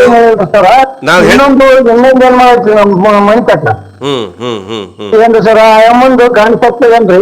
ಆ ಅಮ್ಮಂದು ಒಟ್ಟ ರೊಕ್ಕನ ಕೊಡೋಲ್ರಿ, ಏನ್ ಮಾಡೋಲ್ರಿ. ಅರ್ಧಕ್ ಮಾಡ್ರಿ ಎಷ್ಟೋ ಸ್ವಲ್ಪ ಕೊಟ್ಬಿಟ್ಟಾರ್ರಿ. ಆತ ಇನ್ಶೂರೆನ್ಸ್ ಕೊಡೋಲ್ರು, ಆ ಅಮ್ಮಂದ್ ಕೊಡೋಲ್ರಿ, ಯಾವ್ದು ಕೊಡೋಲ್ರಿ ಸರ್. ಏನು ನಾಮ ಹಾಕಿ ಪೂರ್ತಿ ಆಗೋದು ಹಂಗ ಅನ್ಬಾರ್ದು, ಸಾರಿ, ನಾಮ ಹಾಕಿ. ಹಾ, ಇವ್ರು ನುಣ್ಣಗೆ ಬೋಳ್ಸಿ ಕಳಿಸ್ಬಿಡ್ತಾರೆ ಎಲ್ಲಾರನು, ನುಣ್ಣಗೆ. ಹಾ, ಅದಕ್ಕೆ ಏನ್ ಮಾಡಿ, ಇನ್ನು ಮೇಲೆ ಒಂದು ದೊಡ್ಡ ಅಸ್ತ್ರ. ನಾವು ಧನ್ಯವಾದಗಳನ್ನ ಹೇಳಬೇಕು ಮುಖ್ಯಮಂತ್ರಿಗಳಿಗೆ, ರಾಜ್ಯ ಸರ್ಕಾರಕ್ಕೆ ನಾವು ಧನ್ಯವಾದಗಳನ್ನು ಹೇಳ್ತೀವಿ ನಿಮ್ಮ ಪರವಾಗಿ. ಏನಂತ ಹೇಳಿದರೆ ಈಗಾದರೂ ಕೂಡ ಎಚ್ಚೆತ್ತುಕೊಂಡ್ರು. ಆನಂತರ ಮಹೇಶ್ ಶೆಟ್ಟಿ ತಿಮರೋಡಿ ಅವ್ರಿಗೂ ಕೂಡ ನೀವೆಲ್ಲರೂ ಕೂಡ ಈ ರಾಜ್ಯದ ಜನತೆ ನಾವು ಎಲ್ಲರೂ ಕೂಡ ಧನ್ಯವಾದಗಳನ್ನು ಹೇಳಬೇಕು. ಅವರು ಮಾತಾಡೋದಕ್ಕೆ ಸ್ಟಾರ್ಟ್ ಆದಮೇಲೆ ನಾವು ಮಾತಾಡೋದಕ್ಕೆ ಸ್ಟಾರ್ಟ್ ಮಾಡಿದ್ವಿ. ಇದೆಲ್ಲ ಏನಂತ ಹೇಳಿದರೆ ನಿಮ್ಮ ಧೈರ್ಯವಾಗಿರಿ, ಗಟ್ಟಿಯಾಗಿರಿ, ನಿಮ್ಮ ಜೊತೆಗೆ ಇಡೀ ಸಮಾಜ ಇದೆ. ಸರ್ ನಾನು ಹ್ಞೂ ಸರ್ ಇನ್ನೂ ಒಂದು ಏನೈತಂದ್ರೆ ಸರ್, ಒಬ್ಬ ಚೆನ್ನಾಗಿ ಹಾಂ ಹಾಂ ಅದು ಏನೋ ಪಾಪ ಇನ್ನೂ ಯಾವ್ದು 10,000 ರೂಪಾಯಿ ಕಟ್ಟಲ್ರಿ ಅಮ್ಮ. ಹಾಂ ಹಾಂ ನಿನ್ನ ತಂಚು ಹೊತ್ತು ಬಾಕಿ ಇರವ, ನೀನ್ ಯಾಕೆ ಕಟ್ಟಿಲ್ಲ ನೀನು, ಒಟ್ಟೆ ಯಾರು ರೊಕ್ಕನ ಕಟ್ಟಿಲ್ಲ ಅಂತಂದ್ರೆ ಫೋನ್ ಪೇ ಅವ್ರ ತಮ್ಮ ಫೋನ್ ಪೇ ಮಾಡ್ಯಾನ ಸರ್. ಹಾಂ ಹಾಂ ಹಾಂ ಅದ್ ಏನ್ ಮಾಡೇನಿ, 10 ರೂಪಾಯಿ ಬಡ್ಡಿ ತಂದ್ ಕಾಸು ಕಟ್ಟಿದವ ನಾನು, 10,000 ಕೊಡ್ಬೇಕಿನ್ನ ನೀನಂತ ಅಂತನಕತ್ತಾರ ಪಾಪ ಹುಡುಗಿ. ಇಲ್ಲ, ಇನ್ಮೇಲೆ ಯಾರಿಗೂ ಕಟ್ಟಕ್ ಹೋಗ್ಬೇಡ ಅಂತ ಹೇಳಿ ಸ್ಟಾಪ್. ಈಗ ಇನ್ಮೇಲೆ ಹುಡ್ರು ನಂದಪ್ಪ ಅವರೇ ನಮ್ಮಿಂದ ಅಂತ ಹೇಳಿನ್ರಿ. ಕರೆಕ್ಟ್. ಇನ್ನು ಮೇಲೆ ಸೌಜನ್ಯ ಶಕ್ತಿ ಇದೆ, ಮಂಜುನಾಥ ಸ್ವಾಮಿ ಅದಾನ ಅಂತ ಹೇಳ್ರಿ, ಮಂಜುನಾಥ ಸ್ವಾಮಿ ಅದಾನ, ಅಣ್ಣಪ್ಪ ಸ್ವಾಮಿ ಅದಾನ ಅಂತ ಹೇಳ್ರಿ. ಇನ್ನು ಮೇಲೆ 1 ರೂಪಾಯಿನೂ ಕೊಟ್ಟಂಗಿಲ್ಲ. ಬಂದ್ ಬಂದ್ ಬಂದ್. ಧರ್ಮಸ್ಥಳ ಸಂಘ, ಮೀಟರ್ ಬಡ್ಡಿ ಸಂಘ, ಗೋಲ್ಮಾಲ್ ಸಂಘ ಬಂದ್ ಬಂದ್ ಬಂದ್. ಇಷ್ಟೇ ಆಯ್ತು. ನೆಕ್ಸ್ಟ್ ಕಾಲ್ ತಗೋತೀವಿ. ಥ್ಯಾಂಕ್ಸ್ ನಂದಪ್ಪ ಅವ್ರ.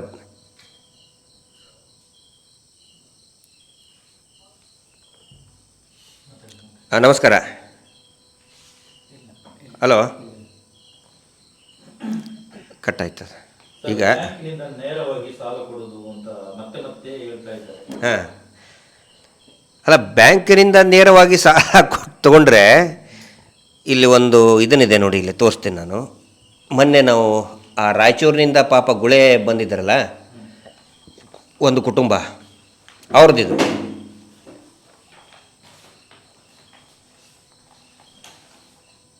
ಹಾಂ ಹಾಂ ಇಲ್ಲಿದೆ.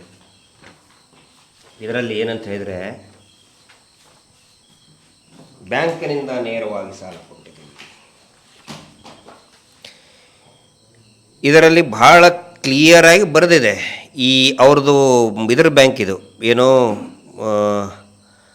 IDFC ಬ್ಯಾಂಕ್ ಇದು. ಆ ಬ್ಯಾಂಕಿಗೆ SKDRDP ಅಂತ ದುಡ್ಡು ಬಂದಿದೆ. SKDRDPಯಿಂದ ಟ್ರಸ್ಟ್, SKDRDP ಟ್ರಸ್ಟಿಂದ ಇಂಥ ಸುಮಾರಿದೆ ಸರ್ ಡಾಕ್ಯುಮೆಂಟ್ಸ್ ಕಳಿಸಿದ್ದಾರೆ. ಲಕ್ಷ ಅಂತ 60 ಲಕ್ಷ ಜನಕ್ಕೆ ಸಾಲ ಕೊಟ್ಟಿದ್ದಾರೆ. 60 ಲಕ್ಷ ಜನಕ್ಕೂ ಟ್ರಸ್ಟು ಮತ್ತು ಬೇರೆ ಬೇರೆ ಇನ್ನೂ ಯಾವುದ್ಯಾವುದೋ ಅಕೌಂಟಿಂದ ಬಂದಿದೆ, ಬ್ಯಾಂಕಿಂದ ಬಂದಿಲ್ಲ. ಇಲ್ಲಿದೆ ನೋಡಿ ಇದು. ಆನಂತರ ಇದು ಸಂತೋಷ್ ಅವರು ತೋರಿಸ್ತೇವೆ, ನಾವು ಅಪ್ಲೋಡ್ ಮಾಡ್ತೇವೆ. ಇದ್ರದ್ದು ಮೋಸ್ಟ್ಲಿ ಕ್ಲಿಯರಾಗಿ ನಿಮ್ಗೆ ಕಾಣಲ್ಲ, ಇದನ್ನು ಕ್ಲಿಯರಾಗಿ ಕಾಣಲಿಕ್ಕಿಲ್ಲ. ಒಂದೇ ಒಂದು ರೂಪಾಯಿನೂ ಕೂಡ ಇದುವರೆಗೆ ಬ್ಯಾಂಕಿನಿಂದ ಬಂದಿಲ್ಲ. ತೋರಿಸ್ಬಿಡ್ಲಿ ಇವರು. ಇಲ್ಲ, ಯಾವುದಿಲ್ಲ. ಇವರು ಇಷ್ಟು ಹಸಿ ಸುಳ್ಳು ಹೇಳ್ತಾರೆ. ಹುಸಿ ದೇವಮಾನವ ಹಸಿ ಸುಳ್ಳು ಹೇಳೋದು ಇಷ್ಟು ಪರ್ಫೆಕ್ಟ್ ಹೇಳ್ತಾರೆ ಅಂದರೆ, ಯಾವ ರೀತಿ ಅವರ ಮಗು 30 ವರ್ಷದ ಹಾಲು ಕುಡಿಯೋ ಮಗು, ನಮ್ಮ ಮಗು ಅಮೇರಿಕಾದಲ್ಲಿತ್ತು ಅಂಥೇಳಿ ಆ ಜೆರಾಕ್ಸ್ ಕಲರ್ ಪ್ರಿಂಟ್ ಹಿಡ್ಕೊಂಡು ಅಮೇರಿಕಾದಲ್ಲಿತ್ತು ನಮ್ಮ ಮಗು ಅಂತ ಹಸಿ ಹಸಿ ಸುಳ್ಳು ಹೇಳಿದ್ರಲ್ಲ, ಅದೇ ರೀತಿ ಬ್ಯಾಂಕಿನಿಂದ ನೇರವಾಗಿ ಸಾಲ ಕೊಡೋದು ಅಂತ ಹೇಳ್ತಾರೆ. ಅಲ್ಲ ರೀ, ಜನಗಳೇನು ಹುಚ್ಚಂತ ತಿಳ್ಕೊಂಡಿದ್ದಾರೆ ಇವರು. ಬ್ಯಾಂಕಿನಿಂದ ನೇರವಾಗಿ ಬಂದಿತ್ತು ಹೇಳಿದರೆ ಕ್ರೆಡಿಟೆಡ್ ಫ್ರಮ್ ದಿಸ್ ಬ್ಯಾಂಕ್, ಈ ಬ್ಯಾಂಕಿನಿಂದ ಜಮಾ ಆಗಿದ್ದು ಅಂತ ಬರಬೇಕು. SKDRDP ಅಂತ ಯಾಕೆ ಬರ್ತಾ ಇದೆ? SKDRDP ಬ್ಯಾಂಕಾ? ನಾವು 12 ವರ್ಷದಿಂದ ಈಗ ಈ ಹೋರಾಟಕ್ಕೆ ಇಳಿದ ಮೇಲೆ ಇದೆಲ್ಲ ಹೊರಗಡೆ ಬಂದ. ಈಗ ನಾನು ನಿಮ್ಮ ಹತ್ರ ಒಂದು ಉದಾಹರಣೆ ಕೇಳೋದು ನೋಡಿ. ಇಷ್ಟು ಇಲಾಖೆಗಳಿದ್ದಾವೆ, ಇಷ್ಟು ಸಾವಿರಾರು ಕೋಟಿ, ಲಕ್ಷಾಂತರ ಕೋಟಿ ದುಡ್ಡಿನ ಇದಾಗುವಾಗ ಇದು ಯಾರಿಗೆ ಗೊತ್ತೇ ಆಗ್ಲಿಲ್ವ ಸರ್? ಅದೇ ಸರ್, ಮಂಜುನಾಥ ಸ್ವಾಮಿಯನ್ನ ಮುಂದಿಟ್ಕೊಂಡು ಹೆದರಿಸ್ಬಿಟ್ರು. ಆನಂತರ ಇಷ್ಟು ಕಾರ್ಯಾಂಗದ ವ್ಯವಸ್ಥೆಗಳು, ಕಾರ್ಯಾಂಗದ ವ್ಯವಸ್ಥೆ ಅಂತ ಹೇಳಿದ್ರೆ ಬಂದವರಿಗೆಲ್ಲರಿಗೂ ಕೂಡ ವಿಶೇಷ ದರ್ಶನ ಮಾಡ್ತಾರೆ. ದೊಡ್ಡ ದೊಡ್ಡ ಅಧಿಕಾರಿಗಳಿಗೆ ವಿಶೇಷ ಭೋಜನ ಮಾಡಿಸ್ತಾರೆ, ಕಿಟ್ಟು ಕೊಡ್ತಾರೆ. ಈಗ ಕಿಟ್ಟು ಕೊಡ್ತಾ ಇದ್ದಾರೆ, ನಾವು ಕಿಟ್ಟು ಕೊಟ್ಟೆವು. ನಾವು ಪೊಲೀಸ್ ಅಧಿಕಾರಿಗಳಿಗೆ ಕಿಟ್ಟು ಕೊಟ್ಟೆವು, ಪತ್ರಕರ್ತರಿಗೆ ನಾವು ಕಿಟ್ಟು ಕೊಟ್ಟೆವು. ಆಮೇಲೆ ಮಾಶಾಸನದ್ದು 60 ವರ್ಷದ ದುಡ್ಡು ಎಲ್ಲಿ ಅಂತ ಕೇಳಿದ್ಕೊಳ್ಳೆ ನಾವು 60 ವರ್ಷ ಹಿರಿಯರಿಗೆ ಮಾಶಾಸನದ ಕಿಟ್ಟು ಕೊಟ್ಟೆವು. ಅಲ್ಲ, ಈಗ ಪಾಪದವರ ಮೇಲೆ ಸುಮೋಟೋ ಕೇಸ್ ದಾಖಲು ಮಾಡೋದು, ಅದು ಮಾಡೋದು, ಇದು ಮಾಡೋದೆಲ್ಲ ಮಾಡ್ತಾರೆ. ಹೌದು, ಇದಕ್ಕೆಲ್ಲ ಆಗೋದಿಲ್ಲ. ಅದೇ ಸರ್, ಈಗ ಇದೆಲ್ಲ ಈ ದೇಶದ ಕಾನೂನಿನ ವ್ಯಾಪ್ತಿಗಿಂತ ಹೊರಗಡೆ ಇದೆ. ಕಿಟ್ಟಿನ ಪ್ರಭಾವ ಅವೆಲ್ಲ. ಕಿಟ್ಟು ಏನಕ್ಕೆ ಕೇಳುವಂತದ್ದು ಸರ್. ನೋಡಿ, ಇಲ್ಲಿ ಸಾಮಾನ್ಯ ಜನಗಳು ಮಾತಾಡಿದ ತಕ್ಷಣ ಗೊತ್ತಾಗ್ತದಂತೆ. ಇಂಟೆಲಿಜೆನ್ಸ್ ಗೊತ್ತಾಗುತ್ತೆ, ಅದು ಸೆಂಟ್ರಲ್ ಇಂಟೆಲಿಜೆನ್ಸ್ ಹೋಗ್ತದೆ, ಅಲ್ಲಿ ಅದನ್ನು ಇದು ಮಾಡ್ತಾರೆ, ಅದು ಮಾಡ್ತಾರೆ, ಇದು ಮಾಡ್ತಾರೆ ಅಂತ ಹೇಳಿ ಇಲ್ಲಿ ಸಾವಿರಾರಲ್ಲ ಲಕ್ಷಾಂತರ ಕೋಟಿ ದುಡ್ಡಿನ ಅವ್ಯವಹಾರ ಆಗಿದೆ. ಅದು ಗೊತ್ತಾಗ್ಲಿಲ್ಲ. ಸಾವಿರಾರು ಹೆಣ್ಣು ಮಕ್ಕಳ ಅತ್ಯಾಚಾರ ಕೊಲೆ ಆಗಿದೆ, ಅದು ಗೊತ್ತಾಗ್ಲಿಲ್ಲ. ಸಾವಿರಾರು ಎಕರೆ ಸರ್ಕಾರಿ ಭೂಮಿಗಳು, ದೀನದಲಿತರ ಭೂಮಿಗಳು ಪರಭಾರೆ ಆಗಿದೆ, ಅದು ಗೊತ್ತಾಗ್ಲಿಲ್ಲ. ಇದಕ್ಕೆ ಹಾಗಾದ್ರೆ ಎಂಡ್ ಯಾವಾಗ ಸರ್? ಎಂಡ್ ಬಂದಿದೆ ಅದು. ನೀವು ಅದಕ್ಕೆ ನಿಮ್ಮನ್ನು ಮುಂದೆ ಬಿಟ್ಟಿದ್ದಾನೆ ಮಂಜುನಾಥ ಸ್ವಾಮಿ. ಮಹೇಶ್ ಶೆಟ್ಟರ್ ಮುಂದೆ ಯಾವಾಗ ಬರ್ತರು ಅವಾಗ ಎಂಡ್ ಶುರು ಆಯ್ತು. ಅವಾಗ ನೆಕ್ಸ್ಟ್ ಕಾಲ್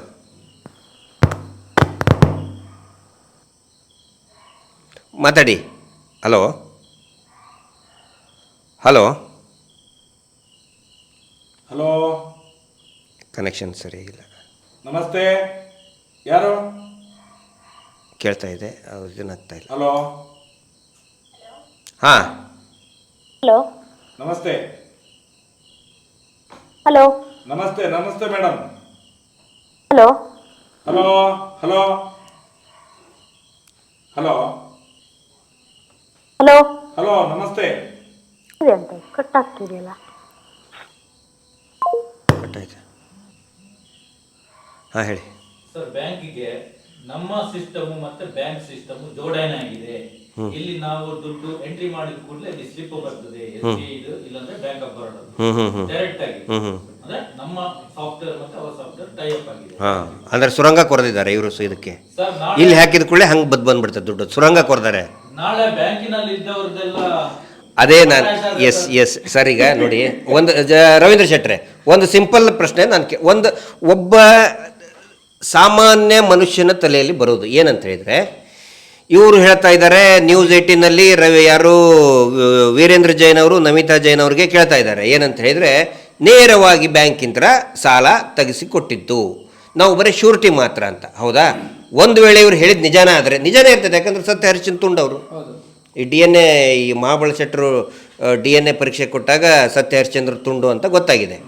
ಹೌದಾ? ಬ್ಯಾಂಕಿನಿಂದ ನೇರವಾಗಿ ಸಾಲ ಕೊಟ್ಟಿದ್ದಾರೆ ಅಂತಲೇ ತಿಳ್ಕೊಳ್ಳೋಣ.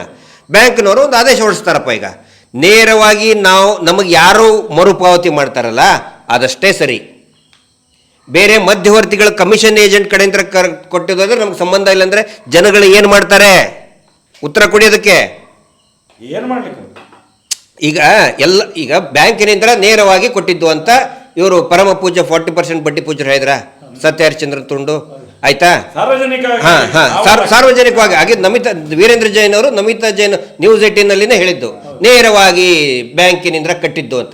ಈಗ ಬ್ಯಾಂಕಿನವರು ಹೇಳ್ತಾರಲ್ಲ, ನಾವು ನಿಮಗೆ ನೇರವಾಗಿ ಕೊಟ್ಟಿದ್ದೇವೆ ಸಾಲವನ್ನು, ನೀವು ನೇರವಾಗಿ ನಮಗೆ ಸಾಲವನ್ನು ಮರುಪಾವತಿ ಮಾಡಿರಿ ಅಂತ ಹೇಳಿಬಿಟ್ರೆ ಮುಗೀತು. ಇಷ್ಟು ವರ್ಷ SKDRDP ಮಿಡಲ್ ಕಮಿಷನ್ ಏಜೆಂಟ್ ಟ್ರಸ್ಟ್ಗೆ ಕೊಟ್ಟಂಥ ದುಡ್ಡು ಎಲ್ಲ ಮುಗೀತು. ಹೋದಂಗೆ ಅವ್ರದ್ದು ಹೊಳೆಯಲ್ಲಿ ಹುಣಸೆಹಣ್ಣು ತೊಳೆದಂಗೆ ಅದು. ಪಾಪ ಎಲ್ಲಿ ಹೋಗ್ಬೇಕು? ಅವರು ಆದೇಶ ಮಾಡ್ತಾರೆ. ನಾಳೆ ಒಂದು ಬ್ಯಾಂಕ್ನವರು, ಎಲ್ಲ ಬ್ಯಾಂಕ್ನವರು ಆದೇಶ ಮಾಡ್ತಾರೆ, ನಾವು ನೋಡಿ ನಿಮಗೆ ಸತ್ಯ ಹರಿಶ್ಚಂದ್ರ ತುಂಡು ಅವರೇ ಹೇಳಿದ್ದಾರೆ ಏನು, ನೇರವಾಗಿ ಸಾಲ ಕೊಟ್ಟಿದ್ದು ಬ್ಯಾಂಕಿಂದ, ಹೀಗಾಗಿ ನೇರವಾಗಿ ನೀವು ಬ್ಯಾಂಕಿಗೆ ಕಟ್ಟಬೇಕು, ಈ ಹಿಂದೆ ಕಟ್ಟಿದ್ದೆಲ್ಲ ನಮ್ಗೆ ಸಂಬಂಧನೇ ಇಲ್ಲ ಅಂತ ಹೇಳ್ತಾರೆ. ಅವಾಗ ಜನಗಳ 60 ಲಕ್ಷ ಜನರ ಪರಿಸ್ಥಿತಿ ಏನು? ಏನಾಗಬೇಕು? ಸುಳ್ಳಲ್ವಾ ಇದು? ಇವರು ಹೇಳ್ತಾ ಇರೋದು ಹಸಿ ಸುಳ್ಳಲ್ವಾ? ಅಲ್ಲಿ ವಾರದ ಕಲೆಕ್ಷನ್ ತಗೊಳ್ಳುವಾಗ ಅಲ್ಲಿ ಎಂಟರ್ ಆದ ಕೂಡಲೇ ಒಂದು ಸ್ಲಿಪ್ ಬರ್ತದೆ, ಬ್ಯಾಂಕ್ ಆಫ್ ಬರೋಡ ಟೈಪ್ ಆಗಿದೆ ಸಾಫ್ಟ್ವೇರ್ ಹೌದು ಅಂತ ಹೇಳ್ತಾರೆ. ನಾಳೆ SBI ಅಕೌಂಟ್ ಅಲ್ಲಿ ಇಲ್ಲಾಂದ್ರೆ ಬ್ಯಾಂಕ್ ಆಫ್ ಬರೋಡದಲ್ಲಿ ದುಡ್ಡು ಇಟ್ಟೋದಿಲ್ಲ ಸರ್. ಇಲ್ಲಿ ಸಾಫ್ಟ್ವೇರ್ ಅಲ್ಲ, ಇಲ್ಲಿ ಸಾಫ್ಟ್ವೇರ್ ಟೈಪ್ ಆಗಿದ್ದು ನಿಜ, ಅದನ್ನ ಒಪ್ಕೋತೇನೆ. ಸಾಫ್ಟ್ವೇರ್ ಟೈಪ್ ಆಗಿಲ್ಲ, ಇವ್ರ ಅಂಡರ್ವೇರು ಅವ್ರ ಅಂಡರ್ವೇರು ಟೈಪ್ ಆಗಿದೆ. ಹೌದು ಸರ್. ಯಾಕಂತ ಹೇಳಿದ್ರೆ ಬ್ಯಾಂಕಿನವರು ಸಾಲ ಪ್ರತಿಯೊಬ್ಬ SHGಗಳಿಗೆ ಡೈರೆಕ್ಟಾಗಿ ಕೊಡಬೇಕು. ಯಾಕೆ ಕೊಡ್ತಾ ಇಲ್ಲ? Tie-up setup, tie-up with setup. Software ಅಲ್ಲ, ಅಂಡರ್ವೇರ್. ಇವ್ರ ಅಂಡರ್ವೇರ್ ಅವ್ರ ಅಂಡರ್ವೇರ್. ಇದರಲ್ಲಿ ಸರ್ ನಾವು ಮರಿತಾ ಇರೋದು ಏನಂತ ಹೇಳಿದರೆ, ಬ್ಯಾಂಕಿನವ್ರನ್ನ ನಾವು ಕೈ ಬಿಡ್ತಾ ಇದ್ದೀವಿ. ಇದರಲ್ಲಿ ಫಸ್ಟ್ ನಾವು ವಿಶ್ಲೇಷಣೆ ಮಾಡಬೇಕಾಗಿರೋದೇ ಬ್ಯಾಂಕ್ಗಳನ್ನು. ಅವರು ಯಾರಿಗೆ ಉಳಿತಾಯ ಹಣ ಎಷ್ಟು ಕೆಪಾಸಿಟಿ ಇದೆ ಅದರ ಮೇಲೆ ಕೊಡ್ಬೇಕು ಅವರು. ಈಗ ನಮಗೆ ಬ್ಯಾಂಕಿನವರ ಮೇಲೆ ಮ್ಯಾನೇಜರ್ಗಳ ಮೇಲೆ ಕೇಸ್ ಮಾಡಿ ಅದು ಆಗುತ್ತೆ ಸರ್, ಮುಂದಿನ ದಿನದಲ್ಲಿ ಅದು ಆಗುತ್ತೆ. ಬ್ಯಾಂಕಿನ ಮ್ಯಾನೇಜರ್ಗಳ ಮೇಲೆ ಕೇಸ್ ಅದು ಆಗುತ್ತೆ. ಆ ನಂತರ ಬ್ಯಾಂಕ್ನವರು ನೋಟಿಸ್ ಫೇಕ್. ಈಗ ಬ್ಯಾಂಕ್ನವರು ಲೆಟರ್ ಹೆಡ್ ನಲ್ಲಿ ಇವ್ರು ಸೈನ್ ಮಾಡ್ತಾರೆ. ಫ್ರಾಡ್ ಇಂಪರ್ಸೋನೇಷನ್ ಆಕ್ಟ್ ಲಾಗು ಆಗುತ್ತೆ. ಇಂಪರ್ಸೋನೇಷನ್ ಇದನ್ನಾಗುತ್ತೆ. ಇವ್ರು ಹೇಳ್ತಾರಲ್ಲ ಟೈಅಪ್ ಆಗಿದೆ, ಟೈಅಪ್ ಅಂದ್ರೆ ಇದೇ ಟೈಅಪ್ ಲೀಗಲ್ ಆಗಿ ಸರ್ ಅದನ್ನು ಕೇಳಿ ಬ್ಯಾಂಕಿನವರು ಮಾಡ್ತಾ ಇದೀವಿ. ಈಗ ನೋಡಿ ಬ್ಯಾಂಕ್ನವರು ಕೂಡ ಇದರಲ್ಲಿ ಇನ್ವಾಲ್ವ್ ಆಗಿದ್ದಾರೆ. ಬ್ಯಾಂಕ್ನವರು ಈ ಮೈಕ್ರೋ ಫೈನಾನ್ಸ್ ಜೊತೆಗೆ ಕಮಿಷನ್ ತಗೊಳ್ತಾ ಇದ್ದಾರೆ. ಬೇರೆಯವರು ಮಾತಾಡಲ್ಲ, ನಾವು ನಮ್ಗೆ ಧೈರ್ಯ ಇದೆ, ನಾವು ಮಾತಾಡ್ತೀವಿ. ಬ್ಯಾಂಕ್ನವರು ಸೇರ್ಕೊಂಡಿದ್ದಾರೆ ಇದರಲ್ಲಿ. ನೇತ್ರಾವತಿ ಗ್ರಾಮೀಣಾಭಿವೃದ್ಧಿ ಬ್ಯಾಂಕ್ ಇತ್ತು ಸರ್. ನಾನೊಂದು ಸಾಲಕ್ಕೆ ಹೋಗಿದ್ದು, ಏನು ಕೃಷಿ ಸಾಲಕ್ಕೆ ಹೋಗಿದ್ದು. ಆ ಮ್ಯಾನೇಜರ್ ಏನು ಹೇಳ್ತಾನೆ ಗೊತ್ತಲ್ಲ, ಲಫಂಗ ನೇರವಾಗಿ ಹೇಳ್ತಾರೆ, ನೀವು SKDRDP ಅಲ್ಲಿ ಇದು ಸದಸ್ಯನಾಗ್ಬಿಡಿ. ಏಜೆಂಟ್ ಅವರು ಬ್ಯಾಂಕ್ ಹೇಗೆ ನನ್ನನ್ನು ಮಾರಾಟ ಮಾಡಿಬಿಟ್ಟವ್ರು ನೇರವಾಗಿ SKDRDP ಗೆ ಸದಸ್ಯನಾಗ್ಬಿಡಿ. ಏಜೆಂಟ್ ಸರ್, ಬ್ಯಾಂಕ್ನು ಏಜೆಂಟ್ ಆಗಿದ್ದಾರೆ. ಬ್ಯಾಂಕ್ ದಾಖಲೆ ಏನು ಬೇಡ, ನಿಮಗೆ ಲೋನ್ ಕೊಡ್ತೇವೆ ನಾವು.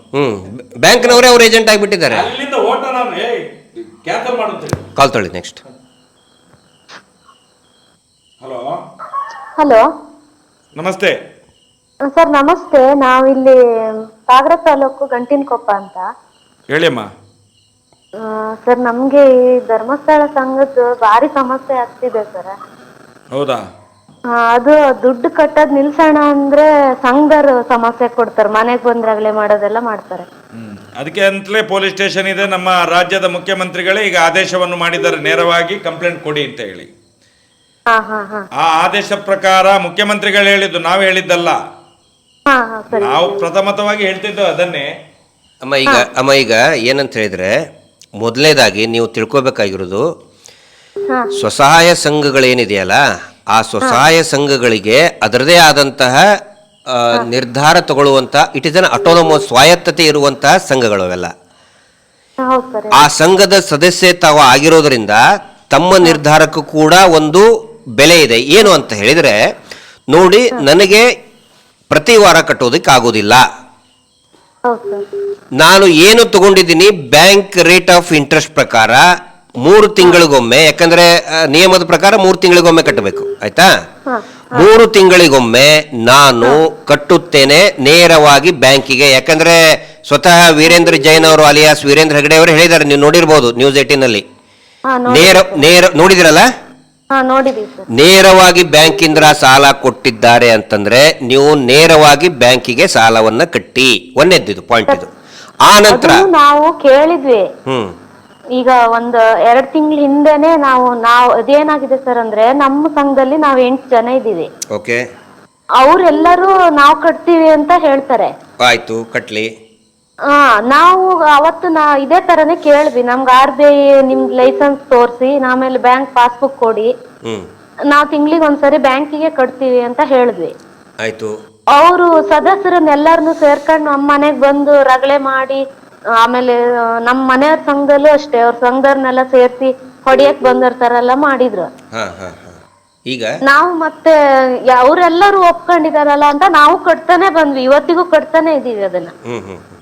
ಈಗ ಕಟ್ಟಕ್ ಸಮಸ್ಯೆ ಆಗ್ತಿದೆ ಸರ್. ಅಂದ್ರೆ ಇಲ್ಲಿ ಏನಾಗಿದೆ ಅಂದ್ರೆ, ನಮ್ ಶಿವಮೊಗ್ಗ ಜಿಲ್ಲೆಯಲ್ಲಿ ಸಾಗರ ತಾಲೂಕಲ್ಲಿ ಯಾರು ನಿಲ್ಸ್ಲಿಲ್ಲ. ಆಯ್ತು, ಎಲ್ಲರೂ ಅಮೌಂಟ್ ಕಟ್ತಾ ಇದ್ದಾರೆ. ಹೇಳಿ.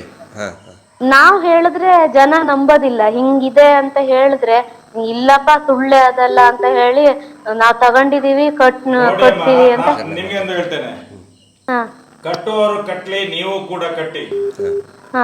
ಪ್ರಾಬ್ಲಮ್ ನಿಮ್ಗೆ ಬರೋದು. ಹೌದು ಸರ್, ನಮಗ್ ಅದು ದುಡ್ಡು ಅಣ್ಣಪ್ಪಂದು ಮಂಜುನಾಥಂದು ಡಬ್ಬೆದ್ದು ಕಾಸೋದು. ಅದು ಯಾರನ್ನು ಬಿಡುವುದಿಲ್ಲ. ಅದು ರಕ್ತ ಇರ್ತದೆ, ಅದು ರಕ್ತ, ಬಡ್ಡಿ ಅಸಲು ಎಲ್ಲ ಒಟ್ಟಿಗೆ ಇರ್ತದೆ. ಅದು ಯಾವಾಗ ಇಡೀ ರಾಜ್ಯದ ಜನತೆ ಎದ್ದು ನಿಂತಾಗ ನೀವು ಕೂಡ ಎದ್ದು ನಿಂತಿಲ್ಲ ಅಂತ ಹೇಳಿದ್ರೆ ಅದು ನಮ್ಮೆಲ್ಲರ ಶಾಪ. ಯಾಕಂತ ಹೇಳಿದ್ರೆ, ಸೌಜನ್ಯ ಅನ್ನುವಂಥದ್ದು ಶಕ್ತಿ ಆ ಮಣ್ಣಿನಲ್ಲಿ ಹುಟ್ಟಿ, ಧರ್ಮಸ್ಥಳ ಗ್ರಾಮದಲ್ಲಿ ಹುಟ್ಟಿ ಬೆಳೆದದ್ದವಳು. ಇಡೀ ಹಿಂದೂ ಸಮಾಜದ ದೇವಸ್ಥಾನ ಅನ್ಯಮತಿಯರ ಕೈಗೆ ಹೋದಾಗ ಅದನ್ನು ವಾಪಸ್ ಪಡಿಬೇಕು. ಇಂಥದ್ದೇ ಒಂದು ಶಕ್ತಿ ಹುಟ್ಟಿ ಇಡೀ ಸಮಾಜವನ್ನು ಎಬ್ಬಿಸಿ ಪುನಃ ದೇವಸ್ಥಾನವನ್ನು ವಾಪಸ್ ಪಡಿಬೇಕು ಅನ್ನುವಂಥ ಒಂದು ವ್ಯವಸ್ಥೆ ಇರುವಂಥದ್ದು. ಅದು ದೈವಿಕವಾದಂಥ ವ್ಯವಸ್ಥೆ. ಆ ವ್ಯವಸ್ಥೆಯಲ್ಲಿ ನಾವೆಲ್ಲರೂ ಪಾಲುದಾರರು. ನೀವೇನು ಕಟ್ತಾ ಇದ್ದೇವೆ ಅಂತ ಹೇಳಿದ್ರೆ ನೀವು ಕಟ್ಟಬೇಡಿ ಅಂತ ಹೇಳಿ ನಾವು ಹೇಳಲಿಕ್ಕೆ ಬರೋದಿಲ್ಲ. ಕಾನೂನು ರೀತಿಯಲ್ಲಿ ಕಟ್ಟಿ ಅಂತ ಹೇಳುವಂಥದ್ದು. ನೀವು ಕಾನೂನು ರೀತಿಯಲ್ಲಿ ಅವರು ಕಟ್ತಾರಂತೆ ನೀವು ಕಟ್ತೇವೆ ಅಂತ ಹೇಳಿದ್ರೆ ಅದು ತಪ್ಪಾಗ್ತದೆ. ಯಾಕಂತ ಹೇಳಿದ್ರೆ ನಿಮ್ಮ ಅಲ್ಲಿ ಗ್ರೂಪಲ್ಲಿ ಇದ್ದರು, ಗ್ರೂಪ್ ಮಾಡಿದ್ಯಾರು? ಅಣ್ಣಪ್ಪ ಸ್ವಾಮಿ ಮಾಡಿದ್ದಾರೆ, ಮಂಜುನಾಥ ಸ್ವಾಮಿ ಮಾಡಿದ್ದಾರೆ, ಅಲ್ಲಲ್ಲ? ಆ ಟೀಮನ್ನು ಮಾಡಿದವರು ಯಾರು? ಆ ಗ್ರೂಪನ್ನು ಮಾಡಿದವರು ಯಾರು? ಮಾಡಿದವರು ಯಾರು? ಜನಗಳಲ್ವಾ? ನೀವ್ ಹೇಳಿ, ನಮ್ಗೆ ಕಟ್ಲಿಕ್ಕೆ ಆಗುದಿಲ್ಲ. ಈಗೇನೆಂದರೆ ಒಂದು ನಿಮ್ಮ ಸಂಘದ ಪುಸ್ತಕದಲ್ಲಿ ನೀವು ಬರಿಬೇಕು ಏನು ಅಂತ ಹೇಳಿದರೆ, ನಾನು ನಿಯಮಾನುಸಾರವಾಗಿ ಬ್ಯಾಂಕಿಗೆ 3 ತಿಂಗಳಿಗೊಮ್ಮೆ ಬ್ಯಾಂಕಿನ ರೇಟ್ ಆಫ್ ಇಂಟ್ರೆಸ್ಟ್ ಎಷ್ಟಿದೆ ಅಷ್ಟೇ ಕಟ್ಟುತ್ತೇನೆ ಅಂತ ಬರೆದ್ಬಿಡಿ. ಅಲ್ಲ ಸರ್, ನೀವ್ ಹೇಳ್ತೀರಿ ಕರೆಕ್ಟ್. ಇಲ್ಲಿ ಕೆಲವರನ್ನು ಕೈಕಾಲು ಮುಡ್ತಿದ್ದಾರೆ. ಈ 10 ಮಂದಿ ಗ್ರೂಪ್ ಮಾಡ್ತಾರಲ್ವಾ, ಅದ್ರಲ್ಲಿ ಒಬ್ಬ ಕಟ್ಲಿಲ್ಲ ಅಂತ ಹೇಳಿದ್ರೆ ಎಲ್ಲ 9 ಮಂದಿ ಸೇರ್ಕೊಂಡು ಅವ್ರಿಗೆ ಹೊಡಿತಾರೆ, ಮನೆಯಿಂದ ಹೊರಗಾಕ್ತಾರೆ, ಕೈಕಾಲು ಮುರಿತಾರೆ. ಅಲ್ಲ, ಇದಕ್ಕೆ ಪರಿಹಾರ ಏನಂತ ಹೇಳಿದ್ರೆ, ಇನ್ನು ಮುಂದೆ ನೋಡಿ, ಈ ಹಿಂದೆನೂ ಕೂಡ ನಾನು ನಿಮ್ಗೆ ಒಂದು ಉದಾಹರಣೆ ಕೊಡ್ತೇನೆ. ಹೂವಿನ ಹಡಗಲಿ ಹತ್ರ ಹಿರೇಹಡಗಲಿ ಅಂತ ಚಿಕ್ಕಸಾಬಟ್ಟಿ ಅಂತ ಒಂದು ಗ್ರಾಮ. ಅಲ್ಲಿ ನಿಮ್ಮ ಥರಾನೇ ಒಂದು ಹುಡುಗಿ, ಅಂದರೆ 20-21 ವರ್ಷದ ಪ್ರಾಯದ ಹುಡುಗಿ, ಎಲ್ಲರೂ ಬಂದರು. ಒಬ್ಬಳೇ ಇದ್ಲು ಅವಳು ಮತ್ತು ಅವಳ ತಂದೆ ತಾಯಿ ಮಾತ್ರ, ತುಂಬ ಬಡವರು. ಮತ್ತು ಹಿಂದೆ ಅವರು ಆ ಸೇವಾ ಪ್ರತಿನಿಧಿಯಾಗಿಯೇ ಕೆಲಸ ಮಾಡಿದಂಥವಳು. ಅವಳಿಗೆ ಎಲ್ಲರೂ ದಬ್ಬಾಳಿಕೆ ಮಾಡಕ್ಕೆ ಬಂದರು. ಗಟ್ಟಿಯಾಗಿ ನಿಂತ್ಕೊಂಡ್ಳು. ಊರಿನವ್ರು ಯಾರೂ ಸಹಾಯಕ್ಕೆ ಬರಲಿಲ್ಲ, ಅವ್ರ ಸಂಘದವ್ರು ಯಾರೂ ಸಹಾಯಕ್ಕೆ ಬರಲಿಲ್ಲ. ನಾಗರತ್ನ ಅಂತೇಳಿ ನಾನು ತುಂಬ ಧೈರ್ಯವಾಗಿ ಹೆಮ್ಮೆಯಿಂದ ಹೇಳ್ತೇನೆ ಅವಳ ಹೆಸರು. ಯಾರು ಕೂಡ ಅವಳು ಸಹಾಯಕ್ಕೆ ಬರಲಿಲ್ಲ. ಅವಳು ಫೋನ್ ಮಾಡಿದ್ದು ನಮಗೆ, ಅಲ್ಲಿ ರಾಮಕೃಷ್ಣ ಅಂತಿದ್ದಾರೆ, ಆಮೇಲೆ ನಮಗೆ ಫೋನ್ ಮಾಡಿದರು. ಅವ್ರನ್ನ ಕರ್ಕೊಂಡು ನಮ್ಮ ಇಡೀ ಟೀಮ್ ಏನಿದೆ ಅಲ್ಲ ಅಲ್ಲಿದು ಪೊಲೀಸ್ ಸ್ಟೇಷನ್ ಕರ್ಕೊಂಡು ಹೋದ್ವು. ಅಲ್ಲಿ ಪೊಲೀಸ್ ಸ್ಟೇಷನ್ ಕರ್ಕೊಂಡು ಹೋದ್ರು ಕೂಡ ಎಲ್ಲರೂ ಹೊರಗಡೆ ನಿಂತ್ಕೊಂಡು ಆಟ ನೋಡ್ತಾ ಇದ್ರು. ಈ ಹುಡುಗಿ ಹೇಳಿದ್ಲು, ಸರ್ FIR ಆಗಲೇಬೇಕು ಅಂತ ಗಟ್ಟಿಯಾಗಿ ನಿಂತ್ಕೊಂಡ್ಕೂಳೆ ಈ SKDRDPದವ್ರು ಎಲ್ಲರೂ ಅವಳು ಕಾಲಿಗೆ ಬಿದ್ದರು. ತಪ್ಪಾಯಿತು ಅಂತೇಳಿ. ಇನ್ಸ್ಪೆಕ್ಟರ್ ತುಂಬ ಒಳ್ಳೆಯವರಿದ್ರು ಸರ್, ಪೊಲೀಸ್. ನಾನು ಎಲ್ಲರಿಗೂ ನಾವು ಬೈಬಾರ್ದು. ಇನ್ಸ್ಪೆಕ್ಟರ್ ಭಾಳ ಕರೆಕ್ಟಾಗಿ ನೀಟಾಗಿ ನಿರ್ಧಾರ ಕೊಟ್ಟರು. ನೀವು ಮಾಡಿದ್ದು ತಪ್ಪಿದೆ, ಸಂಘದವ್ರಿಗೆ ಹೇಳಿದರು ತಪ್ಪಿದೆ, ನೀವು ಸರಿಯಾಗಿ ನೀವು ಅವರು ದುಡ್ಡು ವಾಪಸ್ ಅವ್ರಿಗೆ ಕೊಡಬೇಕಾಗಿತ್ತು. PF ಹಣನೂ ಕೂಡ ಕೊಡಿಸಿದ್ರು, ಸಾಲನೂ ಕೂಡ ಏನೂ ಇಲ್ಲ ಅಂತ ತೀರ್ಮಾನ ಆಯಿತು. ಅದಕ್ಕೆ ಅಮ್ಮ ನಾನು ನಿಮ್ಗೆ ಹೇಳ್ತಾ ಇದ್ದೀನಿ, ಸಾಗರದಿಂದ ನೀವು ಮಾಡ್ತಾ ಇದ್ದೀರಲ್ಲ, ನೀವು ಕೂಡ ಧೈರ್ಯವಾಗಿರಬೇಕು. ನಿಮ್ಮ ಸಹಾಯ ನಾನು ಹೇಳ್ತಾ ಇದ್ದೀನಿ ಕೇಳಿ. ಫಸ್ಟ್ ನಿಮ್ಮ ಸಹಾಯ ನೀವು ಮಾಡ್ಕೋಬೇಕು, ಅಂದರೆ ಗಟ್ಟಿಯಾಗಿ ನಿಂತ್ಕೋಬೇಕು. ಆವಾಗ ಎಲ್ಲರೂ ಬರ್ತಾರೆ, ನಾವು ಬರ್ತೀವಿ, ಎಲ್ಲರೂ ಬರ್ತಾರೆ. ನೀವು ಹೆದರ್ಕೊಂಡು ಪಕ್ಕದವ್ರು ಏನು ಹೇಳ್ತಾರೆ, ಪಕ್ಕದವ್ರು ಹೇಳೋದಕ್ಕೆ ಕಾನೂನೇ ಇಲ್ಲ. ಫಸ್ಟ್ ಆಫ್ ಆಲ್ ಪಕ್ಕದವ್ರು ನಾಳೆ ನಾವು ದರೋಡೆ ಮಾಡ್ತೀವಿ ಬಾ, ಅಲ್ಲಿ ಹೋಗಿ ನಾವು ಸಂಘದವ್ರು 8 ಜನ ಹೋಗಿ ದರೋಡೆ ಮಾಡ್ತೀವಿ ಬಾ ಅಂತ ಕರೆದ್ರೆ ಹೋಗ್ತೀರಾ ನೀವು? ಇಲ್ಲ ಸರ್, ಇಲ್ಲ. ಬ್ಯಾಂಕ್ ಕಳ್ತನ ಮಾಡ್ತೀವಿ ಬಾರಮ್ಮ, ನಾವು ಸಂಘದವರು ನಿರ್ಧಾರ ತಗೊಂಡಿದ್ದೀವಿ, ಬ್ಯಾಂಕ್ ದರೋಡೆ ಮಾಡ್ಬೇಕು ಬಾ ಅಂತ ಹೋಗ್ತೀರಾ? ಮತ್ತೀಗ ಅವ್ರು ಮಾಡ್ತಾ ಇರೋದು ದರೋಡೆನೇ ತಾನೇ, ಮನೆಗೆ ನುಗ್ಗಿ. ಹೌದಲ್ಲಮ್ಮ? ಇದು ನಿಮ್ಮ ಮುಖಾಂತರ ಇನ್ನೂ ಸಾವಿರಾರು ಜನಕ್ಕೆ ನಾನು ಹೇಳ್ತಾ ಇದ್ದೀನಿ. 8 ಜನ ಹೇಳಿದ್ರು ನಾನು ಕಟ್ಟಿದೆ ಅಂತ ಹೇಳಿದ್ರೆ ತಪ್ಪೇ. ಅದು 8 ಜನ ಬಂದು ಕರೀತಾರೆ ನಾಳೆ ಅಂತೇಳಿ ರಸ್ತೆಯಲ್ಲಿ ನಿಂತ್ಕೊಂಡು ಒಂದು ಡಕಾಯಿತಿ ಮಾಡೋಣ ಅಂತ ಕರೀತಾರೆ ಅವರು. ಯಾಕಂದ್ರೆ ಅವರು ಅದು ಮಾಡಿದ್ದಾರೆ, ಹಿಂದೆ ಅನೇಕ ಕಡೆ ಮಾಡಿದ್ದಾರೆ ಸುಮಾರು. ನೀವು ಹೋಗ್ತೀರಾ ಅದನ್ನ? ಅದಕ್ಕೆ ನೀವು ಫಸ್ಟ್ ಧೈರ್ಯ ನೀವು ತಗೊಳ್ಳಿ, ನೀವು ಗಟ್ಟಿಯಾಗಿ ನಿಂತ್ಕೊಳ್ಳಿ. ನಾವು ಬರ್ತೇವೆ, ಸಾಗರದಲ್ಲ ಕಳಿಸ್ತೇವೆ ನಾವು. ಇದಕ್ಕೆ ಏನಂತ ಹೇಳ್ತಾರೆ ಗೊತ್ತಾ? ತಲೆ ಹಿಡಿಯುವುದು ಅಂತ ಹೇಳ್ತಾರೆ. ಈ 10 ಮಂದಿಯನ್ನು ಗ್ರೂಪ್ ಮಾಡಿ ದುಡ್ಡು ಕೊಡ್ತಾರೆ, ತಲೆ ಹಿಡಿಯುವುದು ಅಂತ. ಅಲ್ಲಿ ಮುಗಿಸ್ಬಿಡ್ಲಿ. ಅಲ್ಲ, ಇದು ನೀವು ಎಷ್ಟೆಷ್ಟು ಕಟ್ಟಿದಿರಿ ಅದರದೊಂದು ಬರೆದಿಡಿ. ಈ ನಿಮ್ಮ ನಂಬರ್ ಕೂಡ ಕೊಡಿ. ನಮ್ಮ ಮಹಿಳಾ ಸದಸ್ಯರು ಶಶಿಕಲಾ ಶೆಟ್ಟಿ ಅಂತಿದ್ದಾರೆ, ಶೈಲಜಾ ಶೆಟ್ಟಿ ಅಂತಿದ್ದಾರೆ. ಅವ್ರಿಗೆ ಮಹಿಳೆಯರಿಗೆ ದಯವಿಟ್ಟು ತಾವು ಮಾತಾಡಿ, ಅವ್ರ ನಂಬರ್ ಕೂಡ ನಿಮ್ಗೆ ಕೊಡ್ತೇವೆ. ಚಿಂತೆ ಮಾಡಕ್ಕೆ ಹೋಗಬೇಡಿ. ಇಡೀ ಊರು ಇವತ್ತು ನಿಮಗೆ ಸಹಾಯಕ್ಕೆ ಬರ್ತಿಲ್ಲಲ್ಲ, ನೀವು ಕೊಡೋದು ನಿಲ್ಸಿದ ಮೇಲೆ ಪ್ರತಿಯೊಬ್ಬರು ನಿಮ್ಮ ಜೊತೆಗೆ ಬರ್ತಾರೆ. ಎಲ್ರಿಗೂ ನಿಮಗೆ ತೋರಿಸ್ಕೊಳ್ಳಲ್ಲ, ಈಗ ಹೆದರಿಕೆ ಬಿದ್ದಿದ್ದಾರೆ. ಎಲ್ಲರಿಗೂ ಭಾರ ಆಗಿದೆ, ಸಾಲ ಅನ್ನೋದು ಶೂಲ ಆಗಿದೆ, ಎಲ್ರಿಗೂ ಶೂಲ ಆಗಿದೆ. ಆದರೆ ನೀವು ಒಬ್ರು ಗಟ್ಟಿಯಾಗಿ ನಿಂತ್ಕೊಂಡ್ರೆ ಆ ಊರಿನಲ್ಲಿ ನೀವು ಪ್ರಥಮ ಮಹಿಳೆ, ಪ್ರಥಮ ಲೀಡರ್ ಆಗ್ತೀರಾ. You will become the first leader of your village. ದಯವಿಟ್ಟು ಧೈರ್ಯವಾಗಿರಿ. ಸೌಜನ್ಯ ನಿಮ್ಮ ಜೊತೆಗಿದ್ದಾಳೆ, ಸೌಜನ್ಯ ಶಕ್ತಿ ನಿಮ್ಮ ಜೊತೆಗಿದೆ, ಚಾಮುಂಡೇಶ್ವರಿ ಶಕ್ತಿ ನಿಮ್ಮ ಜೊತೆಗಿದೆ, ಸೌಜನ್ಯ ಹೋರಾಟಗಾರ ನಿಮ್ಮ ಜೊತೆಗಿದ್ದಾರೆ. ಇಷ್ಟೇ ನಾನು ಹೇಳ್ತಾ ಇದ್ದೀನಿ. ನಿಮ್ಮ ನಂಬರ್ ಶೇರ್ ಮಾಡಿರ್ತೀನಿ. ಹಲೋ, ಆಯ್ತು. ನಿಮ್ಮ ನಂಬರ್ ಗ್ರೂಪ್ ಅಲ್ಲಿ ನಮ್ಮ ಇದಕ್ಕೆ ತಗೊಂಡಿದ್ದಾರಲ್ಲ, ನಿಮ್ಮ ನಂಬರ್ ನಾವು ತಗೊಂಡಿದ್ದೀವಿ. ಮತ್ತು ಮಹಿಳಾ ಹೋರಾಟಗಾರ್ತಿಯರದು ಶೈಲಜಾ ಶೆಟ್ಟಿ ಮತ್ತೆ ಶಶಿಕಲಾ ಶೆಟ್ಟಿ ಅವ್ರ ನಂಬರ್ ಕಳಿಸ್ಕೊಡ್ತೀವಿ, ಅವ್ರಿಗೆ ಮಾತಾಡಿ. ಹಲೋ, ಹಲೋ ಅಮ್ಮ, ಕಟ್ ಮಾಡ್ತೀವಿ. ಹಲೋ, ಮಾತಾಡ್ಲಿ. ಹಲೋ, ಕೇಳ್ತಾ ಇದೆಯಮ್ಮ? ವಾಯ್ಸ್ ಬ್ರೇಕ್ ಆಗ್ತಿದೆ ಸರ್, ಕೇಳಿಸ್ತಾ ಇಲ್ಲ. ನೆಟ್ವರ್ಕ್ ಸರಿ ಇಲ್ಲ. ನಿಮ್ಮ ನಂಬರ್ ತಗೊಂಡಿರ್ತೀವಿ, ನಿಮಗೆ ಮತ್ತೆ ಪುನಃ ಮಾಡ್ತೀವಿ ನಾವು. ಇದು ಲೈವ್ ಮುಗಿದ ಮೇಲೆ ಮತ್ತೆ ಮಾತಾಡ್ತೀವಮ್ಮ. ಹಲೋ, ಲೈವ್ ಮುಗಿದ ಮೇಲೆ ಮತ್ತೆ ಮಾತಾಡ್ತೀವಿ. ಹಲೋ, ಕಟ್ ಮಾಡಿದ್ರು. ಹಾಂ, ಹಲೋ ಸರ್, ನಾವು ಕೆಂಪೇಗೌಡ ಅಂತ. ಹಾಂ, ಹೇಳಿ ಕೆಂಪೇಗೌಡ್ರಿ. ಮಹೇಶ್ ಸರ್ ಗಿರೀಶ್ ಸರ್ ಅವರು ಮಾತಾಡ್ತಾ ಇರೋದು? ಹೌದು, ಗಿರೀಶ್ ಮಾತಾಡ್ತಾ ಇದ್ದೀನಿ ಸರ್. ನಾವು ಸರ್ ಮೈಸೂರಿಂದ. ಹಾಂ, ನಮಸ್ತೆ. ಮಹೇಶ್ ಶೆಟ್ಟರ್ ಕೊಡ್ತೀನಿ ನೋಡಿ, ಕೆಂಪೇಗೌಡ್ರಿ. ನಾವು ಕೆಂಪೇಗೌಡ. ಹಾಂ, ನಮಸ್ಕಾರ ಹೇಳಿ. ಸರ್, ನಮ್ಮ ಇಲ್ಲಿ ಇವತ್ತು 3 ಸಾವಾಗಿದೆ ಸರ್. 3 ಜನ ಆತ್ಮಹತ್ಯೆ ಮಾಡ್ಕೊಂಡಿದ್ದಾರೆ. ಯಾವಾಗ? ಮೈಸೂರು ಜಿಲ್ಲೆಯಲ್ಲಿ ಇವತ್ತು ನಂಜನಗೂಡ 1-2 ಆಗೈತೆ. ಹಾಂ, ಮೈಸೂರಲ್ಲಿ ಒಂದಾಗಿದೆ ಸರ್. ಓಹೋ, ಯಾರ ಸಂಘದಿಂದ ಸ್ವಲ್ಪ ತಿಳ್ಕೊಳ್ಳಿ. ಯಾವ ಸರ್, ಇದು ಹುಲ್ಲಳ್ಳಿ ಮಾತ್ರ ಧರ್ಮಸ್ಥಳ ಸಂಘದಿಂದ ಅಂತಲೇ ಕಂಪ್ಲೇಂಟ್ ಆಗೈತೆ ಸರ್, ಹುಲ್ಲಳ್ಳಿ ಸ್ಟೇಷನ್ ಅಲ್ಲಿ. SKDRDP. ಅದನ್ನ ಮೊದಲು ಅವ್ರ ಹೆಸರು ಮೇಲೆ FIR ಮಾಡಿಸಿ, ಅವ್ರನ್ನ ವೀರೇಂದ್ರ ಜೈನ್ ಮೇಲೆ ಮಾಡಿಸಿ. ನಮ್ಮ ನಂಜನಗೂಡ ತಾಲೂಕು ಅದುವೆ. ಸಂಸ್ಥಾಪಕ ಇವರು ಏನು ಬಡ ಜನರನ್ನ ಉದ್ಧಾರ ಮಾಡಕ್ ಹುಲ್ಲಳ್ಳಿ ಅವರು, ಲೇಡೀಸ್ ಒಬ್ರು ನಂಜನಗೂಡ ತಾಲೂಕು, ಇನ್ನೊಬ್ರು ಅಂಬಳೆ ಅಂತ ಆಯ್ತು ಅಲ್ಲಿ ಅವರು, ಇನ್ನೊಬ್ರು ಮೈಸೂರು ಅವರೊಬ್ರು ಆಗವ್ರೆ ಸರ್. 3 ಜನ ತೀರೋಗಿದ್ದಾರೆ ಇವತ್ತು. ಸರಿ, ಕೇಳ್ತಾ ಇದೆ, ಹೇಳ್ರಿ. ಅದೇ ಸರ್, ನಮ್ದು ಈಗ ಈ 4 ತಿಂಗಳಿಂದ ಸ್ಟಾಪ್ ಮಾಡಿದೀನಿ, ನಾನು ನಿಲ್ಸಿದೀನಿ. 4 ತಿಂಗಳಿಂದ ಕಟ್ತಾ ಇಲ್ಲ ನಾನು. ನನ್ನ ಹತ್ರ ಒಬ್ರು ಬರ್ತಾ ಇಲ್ಲ ಇಲ್ಲಿಗ, ನಾನು ಕೇಳೋದಕ್ಕೆ ಬರ್ತಾ ಇಲ್ಲ. ಬಂದ್ರೆ ಇದೆ ಅವ್ರಿಗೆ ಹಬ್ಬ ಮಾಡಿ. ಹಲೋ, ಕೇಳ್ತಾ ಇದೆ, ಹೇಳಿ. ಕೇಳಿಸ್ತೀರಿ ಸರ್? ಈಗ ಯಾರು ಬರ್ತಾ ಇಲ್ಲ ತಾನೇ? ನೀವು ವಿಡಿಯೋ ಅಪ್ಲೋಡ್ ಮಾಡಿದ್ಮೇಲೆ? ಏನ್ ಸರ್? ನೀವು ವಿಡಿಯೋ ಅಪ್ಲೋಡ್ ಮಾಡಿದ್ಮೇಲೆ ಯಾರು ಬರ್ತಾ ಇಲ್ಲ ತಾನೇ?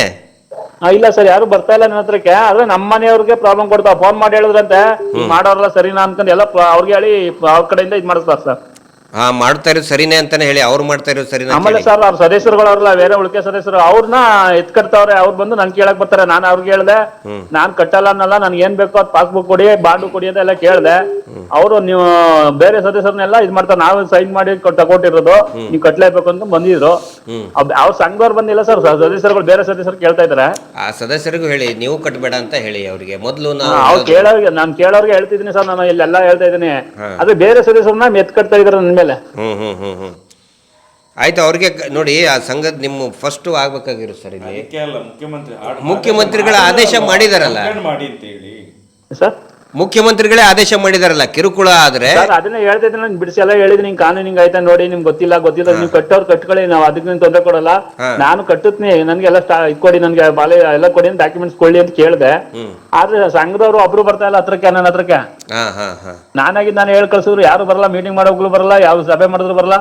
ಅವತ್ತೊಂದಿನ ಬಂದು ಕೇಳಿದಾಗ ನಾನು ವಿಡಿಯೋ ಮಾಡಾಕದ್ಮೇಲೆ ಅದನ್ನ ನಮ್ಮ ಮಿಸಸ್ ಹತ್ರ ಫೋನ್ ಮಾಡ್ಬಿಟ್ಟು, ಹಿಂಗ್ ಮಾಡೋರಲ್ಲ ಸರಿನಾ, ನೀವ್ ಮಾಡ್ತಾ ಇರೋದು, ಇವ್ರು ಮಾಡ್ತಾ ಇರೋದು ಅನ್ಕೊಂಡು ಅವ್ರನ್ನ ಎತ್ಕಟ್ತಾ ಇದಾರೆ ಸರ್ ನಮ್ಮ ಮಿಸಸ್ ಮೇಲೆ. ಅವ್ರು ಮಾಡ್ತಾ ಇರೋದು ಸರಿನಾ ನೋಡಿ? ಇಲ್ಲಿ ಅವ್ರ ತಾಯಿ ಮನೆಗೆ ಹೋಗಿ ಸೇರ್ಕೊಂಡವ್ರೆ, ಅಲ್ಲಿಂದ ಇದ್ ಮಾಡ್ತಾ ಇದಾರೆ ಸರ್. ಈಗ ಸ್ವಲ್ಪ ದಿನ ಏನಂತಂದ್ರೆ ನಿಮಗೆ ಮಾನಸಿಕವಾಗಿ ಸ್ವಲ್ಪ ಹಿಂಸೆ ಅನ್ಸುತ್ತೆ, ಅದನ್ನ ನೀವು ಅದು ತಡ್ಕೋಬೇಕು, ಯಾರಿಗೇ ಆಗ್ಲಿ. ಆದ್ರೆ ಖಂಡಿತ ನಿಮ್ಮ ಪರವಾಗಿ ಜಯ ಸಿಕ್ಕೇ ಸಿಗುತ್ತೆ. ಅಂದ್ರೆ ಅವರು ಈಗ ಸ್ವತಃ ಮುಖ್ಯಮಂತ್ರಿಗಳೇ ಹೇಳಿದ್ದಾರೆ, ಕಿರುಕುಳ ಕೊಟ್ರೆ ಪೊಲೀಸ್ ಸ್ಟೇಷನ್ಗೆ ದೂರು ಕೊಡಿ ಅಂತ.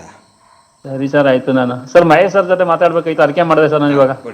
ಸರ್ ನಮಸ್ತೆ. ಸರ್ ನಮಸ್ತೆ. ಹೇಳಿ ಸರ್. ಸರ್, ನಾನು 4 ತಿಂಗಳಿಂದ ನಾನು ಸಂಘ ಸ್ಟಾಪ್ ಮಾಡಿ ನಿಲ್ಸಿದ್ದೀನಿ. ಇಲ್ಲಿಗೆ ಒಬ್ರು ಕೇಳ್ಕೊಬರಕ್ ಬರ್ತಾ ಇಲ್ಲ ಸರ್ ನನ್ನನ್ನ. ನಮ್ಮನ್ನು ಅಣ್ಣಪ್ಪ ಸ್ವಾಮಿ ಮಂಜುನಾಥ ದೇವರು ಸೌಜನ್ಯ ಶಕ್ತಿ ಕಾಯ್ತದೆ. ಹೌದು ಸರ್, ಯಾರಿಗೆ ಎದುರು ಬದುಕುವಂತ ಪರಿಸ್ಥಿತಿ ಇಲ್ಲ. ಹೌದು ಸರ್, ನಾವೆಲ್ಲ ಸ್ವತಂತ್ರ ಭಾರತದಲ್ಲಿದ್ದೇವೆ ನಾವು. ಹೌದು ಸರ್, ನಿಮ್ ಪ್ರಜಾಪ್ರಭುತ್ವ ನಮ್ದು ಹಕ್ಕು. ಹೌದು ಸರ್, ಅದನ್ನು ಪ್ರತಿಪಾದನೆ ಮಾಡಬೇಕು ನಾವು. ಸ್ವಲ್ಪ ತೊಂದರೆ ಆಗ್ತದೆ. ನಾವು ನೋಡಿ, ಸೌಜನ್ಯ ಸತ್ತು 12 ವರ್ಷ ಆದ್ರು, ನಾವು 25 ವರ್ಷದಿಂದ ಈ ಹೋರಾಟವನ್ನು ಮಾಡ್ತಾ ಇದ್ದೇವೆ ನಾವು. ಹೌದು, 25 ವರ್ಷಗಳಿಂದ ನೋಡ್ತಾ ಇದ್ದೀನಿ. ನಾನು ಇಲ್ಲೆಲ್ಲ ಸಂಘಟನೆ ಮಾಡ್ತಾ ಇದ್ದೀನಿ ಸರ್, ನಾನು ಇಲ್ವೇ. ಸರಿ, ಒಳ್ಳೇದು ಮಾಡಿ ಸರ್. ಶಕ್ತಿ ಕೊಡಿ ನಮ್ಗೆ ಸರ್, ನಿಮ್ಮ ಶಕ್ತಿ ನಮ್ಗೆ ಸರ್ ಸ್ವಲ್ಪ ಸಿಗ್ಲಿ. ಓಕೆ ಸರ್, ಮುಂದಿನ ದಿನಗಳಲ್ಲಿ ಒಳ್ಳೆ ಹೋರಾಟ ಮಾಡುವ. ಮೈಸೂರು ಜಿಲ್ಲೆಯಲ್ಲಿ ಇವತ್ತು ಒಂದೇ ದಿನ ಬೇಜಾರಾಯ್ತಾ ಸರ್. 3 ಜನ ತೀವ್ರವಾಗಿ ಆತ್ಮಹತ್ಯೆ ಗೊತ್ತಾಯ್ತು. ಅದರಲ್ಲಿ ಒಬ್ರು SKDRDP ಹೆಸರಲ್ಲೇ ಕಂಪ್ಲೇಂಟ್ ಕೊಡು ಇದು ಹೇಳಿದಾರಲ್ಲ ಅವರು. ಹೌದಾ? ಈಗ ಹೇಳಿದ್ರಲ್ಲ ನೀವು, SKDRDP ಹೆಸರು ಬಂದಿದೆ ಒಬ್ಬರ ಮನೆಯಲ್ಲಿ, ಅವರ ಲೋನ್ ಇದೆ, ಅವರ ಕಿರುಕುಳದಿಂದಾಗಿ ಸತ್ತದ್ದು ಅಂತ ಹೇಳಿ, ಅದನ್ನೊಂದು FIR ಮಾಡಿಸಿ.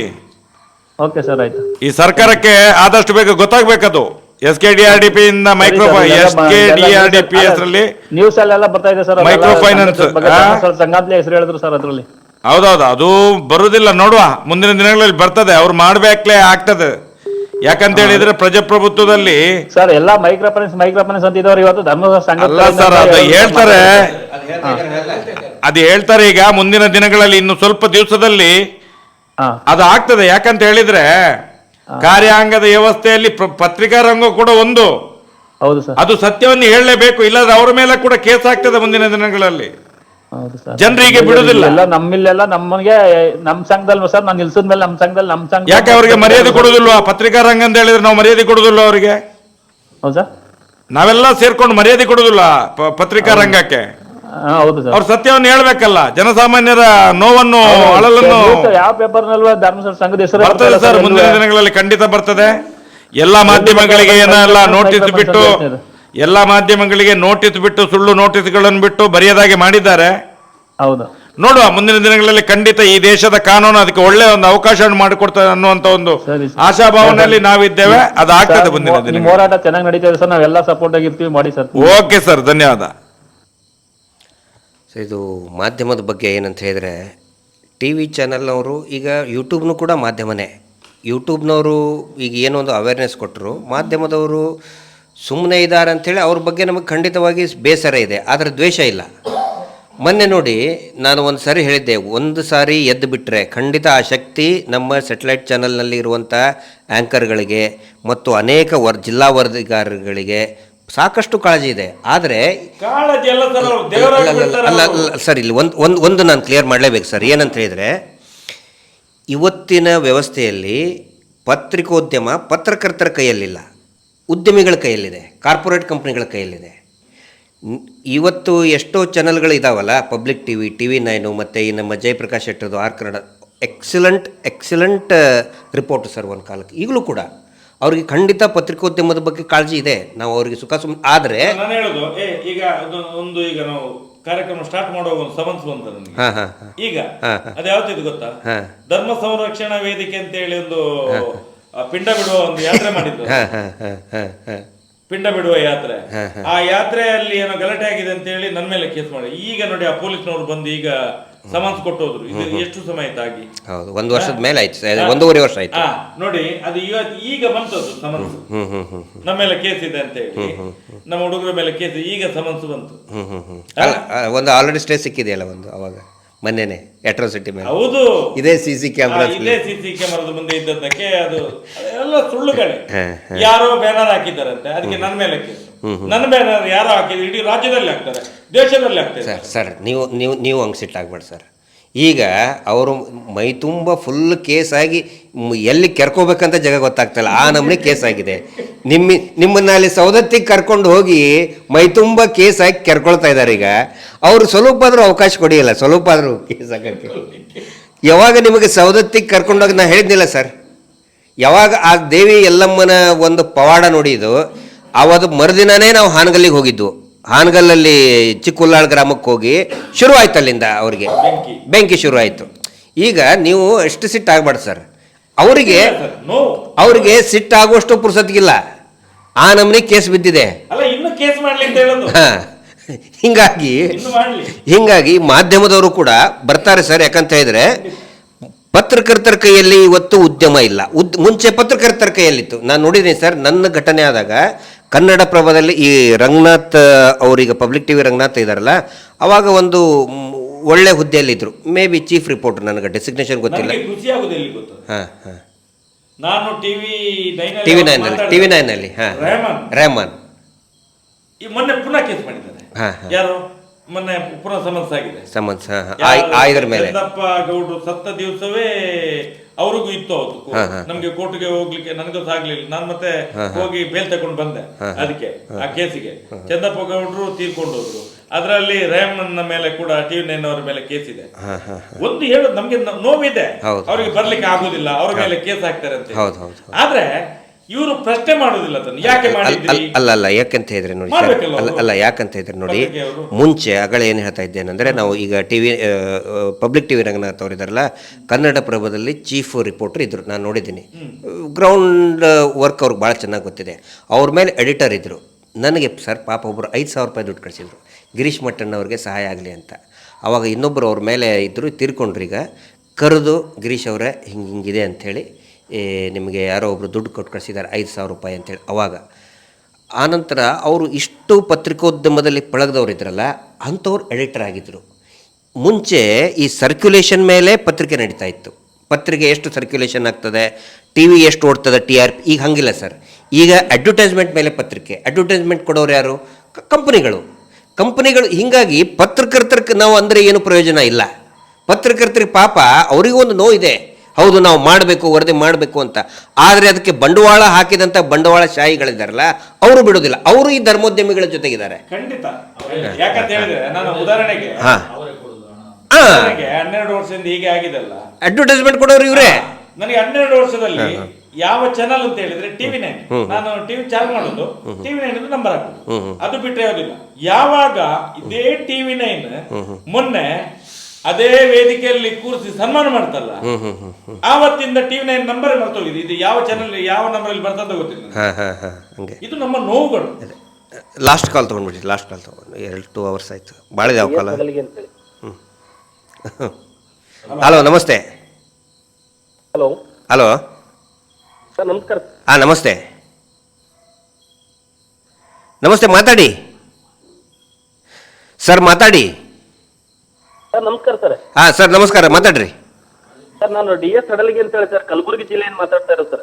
ಹೇಳ್ರಿ ಹಡಲ್ಗಿ ಅವರು. ಕ್ರಮದಲ್ಲಿ ನಮ್ಮ ಮಹೇಶ್ ಶೆಟ್ಟಿ ತಿಮ್ರೋಡಿ ಸರ್ ಅವರಿಗೆ ಹಾಗೂ ಗಿರೀಶ್ ಮಟ್ಟಣ್ಣ ಅವರಿಗೆ ವಿಶೇಷ ಅಭಿನಂದನೆಗಳು ಸಲ್ಲಿಸ್ತೀನಿ. ಧನ್ಯವಾದಗಳು. Thank you. ಯಾಕೆಂತ ಹೇಳಿದ್ರೆ ಸರ್, ಇವತ್ತು ಕಲ್ಯಾಣ ಕರ್ನಾಟಕ ಭಾಗದಲ್ಲಿ ಎಷ್ಟೋ ಜನ ಮುಕ್ತ ಜನರಿಗೆ, ಸ್ವಲ್ಪ ಜೋರಾಗಿ ಮಾತಾಡಿ, ನಿಮ್ದು ಇದನ್ನ ಮೈಕ್ ಸರಿಯಾಗಿಲ್ಲ. ಒಂದೇ ನಿಮಿಷ ಸರ್. ಕಲ್ಯಾಣ ಕರ್ನಾಟಕ ಭಾಗದಲ್ಲಿ ಸರ್ ಎಷ್ಟೋ ಜನ ಮುಗ್ಧ ಜನರಿಗೆ ಏನ್ ಬಡ್ಡಿ ದಂಧೆ ಮಾಡ್ತಾ ಇದಾರಲ್ಲ ಸರ್, ಬಡ್ಡಿ ದಂಧೆ ಮಾಡಿದ್ರು ಕೂಡ ಏನ್ ನಮ್ಮ ಭಾಗದ ಜನರಿಗೆ ಏನ್ ಸಾಲ ಕೊಟ್ಟು ಏನ್ ಇನ್ಸೂರೆನ್ಸ್ ಮತ್ತೆ ಬೇರೆ ಬೇರೆ PRK ಮತ್ತೆ ಅವ್ರದ್ದು ಏನ್ ಸೇವಾ ಶುಲ್ಕ ಅಂತೇಳಿ ಕಟ್ ಮಾಡ್ಕೊಂಡು ಜನರಿಗೆ ಯಾಮಾರಿಸುವಂತ ವ್ಯವಸ್ಥೆ ಆಗಿದೆ ಸರ್. ಒಂದು ಯಾವ ಸಂಸ್ಥೆ ಅವರು? ಧರ್ಮಸ್ಥಳ ಗ್ರಾಮಾಭಿವೃದ್ಧಿ ಯೋಜನೆ ಸರ್, SKDRDP ಸರ್. ಧರ್ಮಸ್ಥಳ ಗ್ರಾಮಾಭಿವೃದ್ಧಿ ಯೋಜನೆ SKDRDP. ಅದ್ರಲ್ಲಿ ಏನಾಗಿದೆ ಅಂತ ಹೇಳಿದ್ರೆ ಸರ್, ಇವರು ಬ್ಯಾಂಕಿಂದ ಸಾಲ ಕೊಡ್ತೀನಿ ಅಂತೇಳಿ ಪರಮ ಪೂಜ್ಯರು ಇವತ್ತಿನ ದಿವಸ ಹೇಳ್ಕೊಂಡು, ಇವತ್ತು ವೀರೇಂದ್ರ ಹೆಗ್ಡೆಜಿ ಪೂಜ್ಯರು ಅಂತ ಹೇಳ್ತಾರಲ್ಲ ಸರ್, ಅವರು ಇವತ್ತಿನ ದಿವಸ ಹೇಳ್ತಾರೆ ಮಾಧ್ಯಮದವ್ರ ಮುಂದ್ಗಡೆ, ನಾವು ಇವತ್ತಿನ ದಿವಸ ಬ್ಯಾಂಕ್ ಸಾಲ ಕೊಡೋದಂತೆ. ಇವತ್ತು ಸದಸ್ಯರು ಹೋಗಿ ಬ್ಯಾಂಕ್ ಅಲ್ಲಿ ಏನ್ ಸಾಲ ತಗೋತಾರಲ್ಲ ಸರ್, ಅದು ಬ್ಯಾಂಕಿನ ಮೆನ್ಷನ್ ಆಗೋದಿಲ್ಲ ಸರ್ ಬ್ಯಾಂಕ್ ಪಾಸ್ಬುಕ್ ಅಲ್ಲಿ. ಅದು ಏನಾಗ್ತದೆ ಅಂತ ಹೇಳಿದ್ರೆ SKDRDP ಅಂತ ಬರುತ್ತೆ ಸರ್.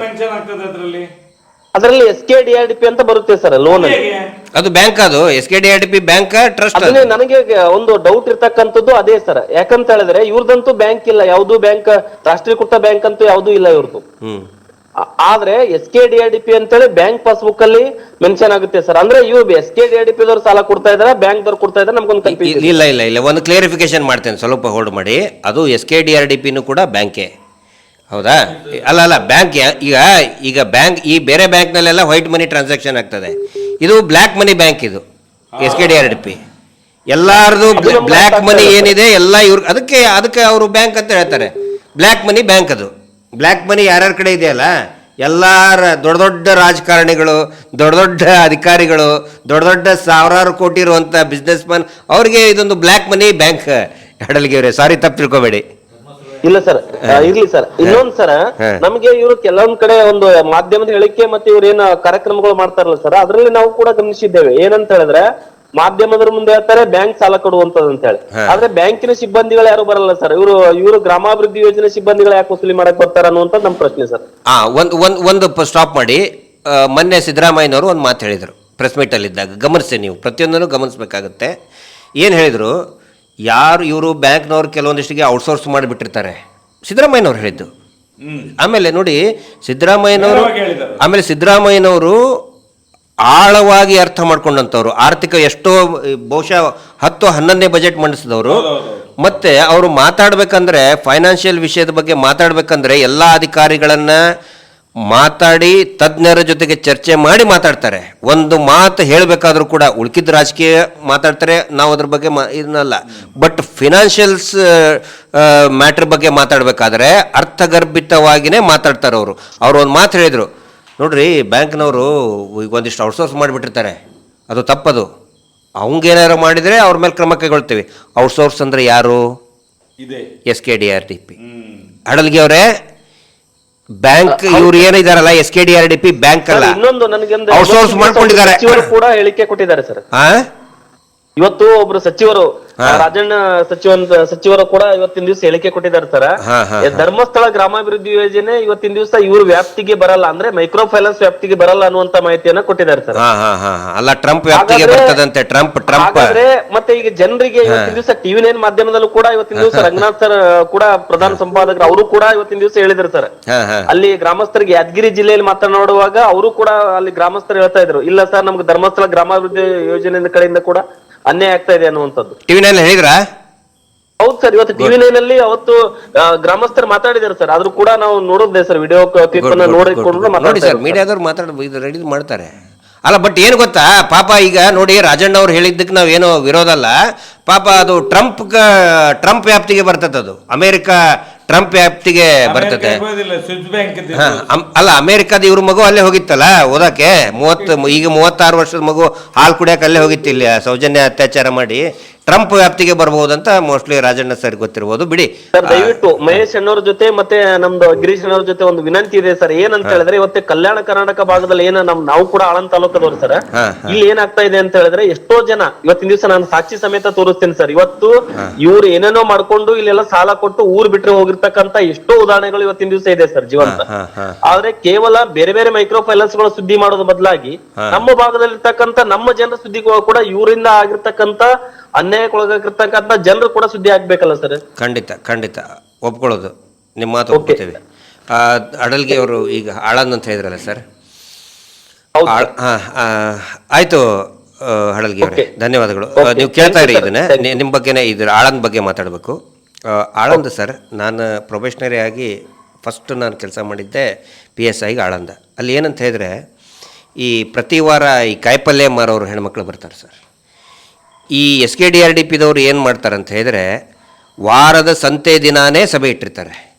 ಪಾಪ ಹೆಣ್ಮಕ್ಳು ಆಳಂದಲ್ಲಿ ಅಲ್ಲಿ ಅವ್ರು ಹೇಳ್ತಾ ಇದ್ರು, ವಾರದ ಸಂತೆ ಪಾಪ ಅವ್ರು ಕಾಯಿಪಲ್ಯನೋ ಅದು ಇದು ಮಾರಿ ಕೂಲಿ ಮಾರಿ 4 ಗಂಟೆಗೆ ದುಡ್ಡು ಸಿಗ್ತದೆ, 5 ಗಂಟೆಗೆ ಅದೇ ದುಡ್ಡನ್ನು ಎತ್ಕೊಂಡು ಹೋಗ್ಬಿಡ್ತಾರೆ ಇವರು SKDRDPದವರು.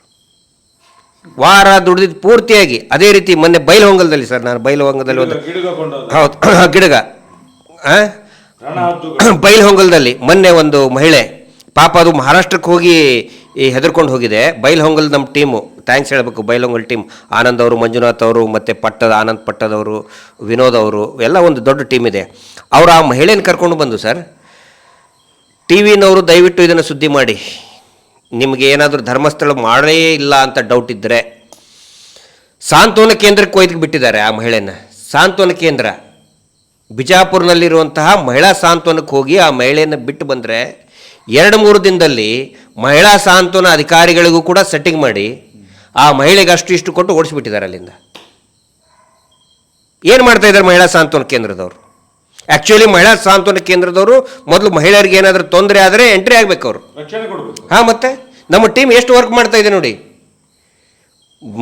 ಬೈಲಹೊಂಗಲದಲ್ಲಿ. ಬೈಲಹೊಂಗಲ್ ಅಂದರೆ ಸರ್, ನಾನು ಎಂಥ ಭೂಮಿ ಅಂತ ಹೇಳಿದ್ರೆ ಸಂಗೊಳ್ಳಿ ರಾಯಣ್ಣನ ಭೂಮಿ ಅದು.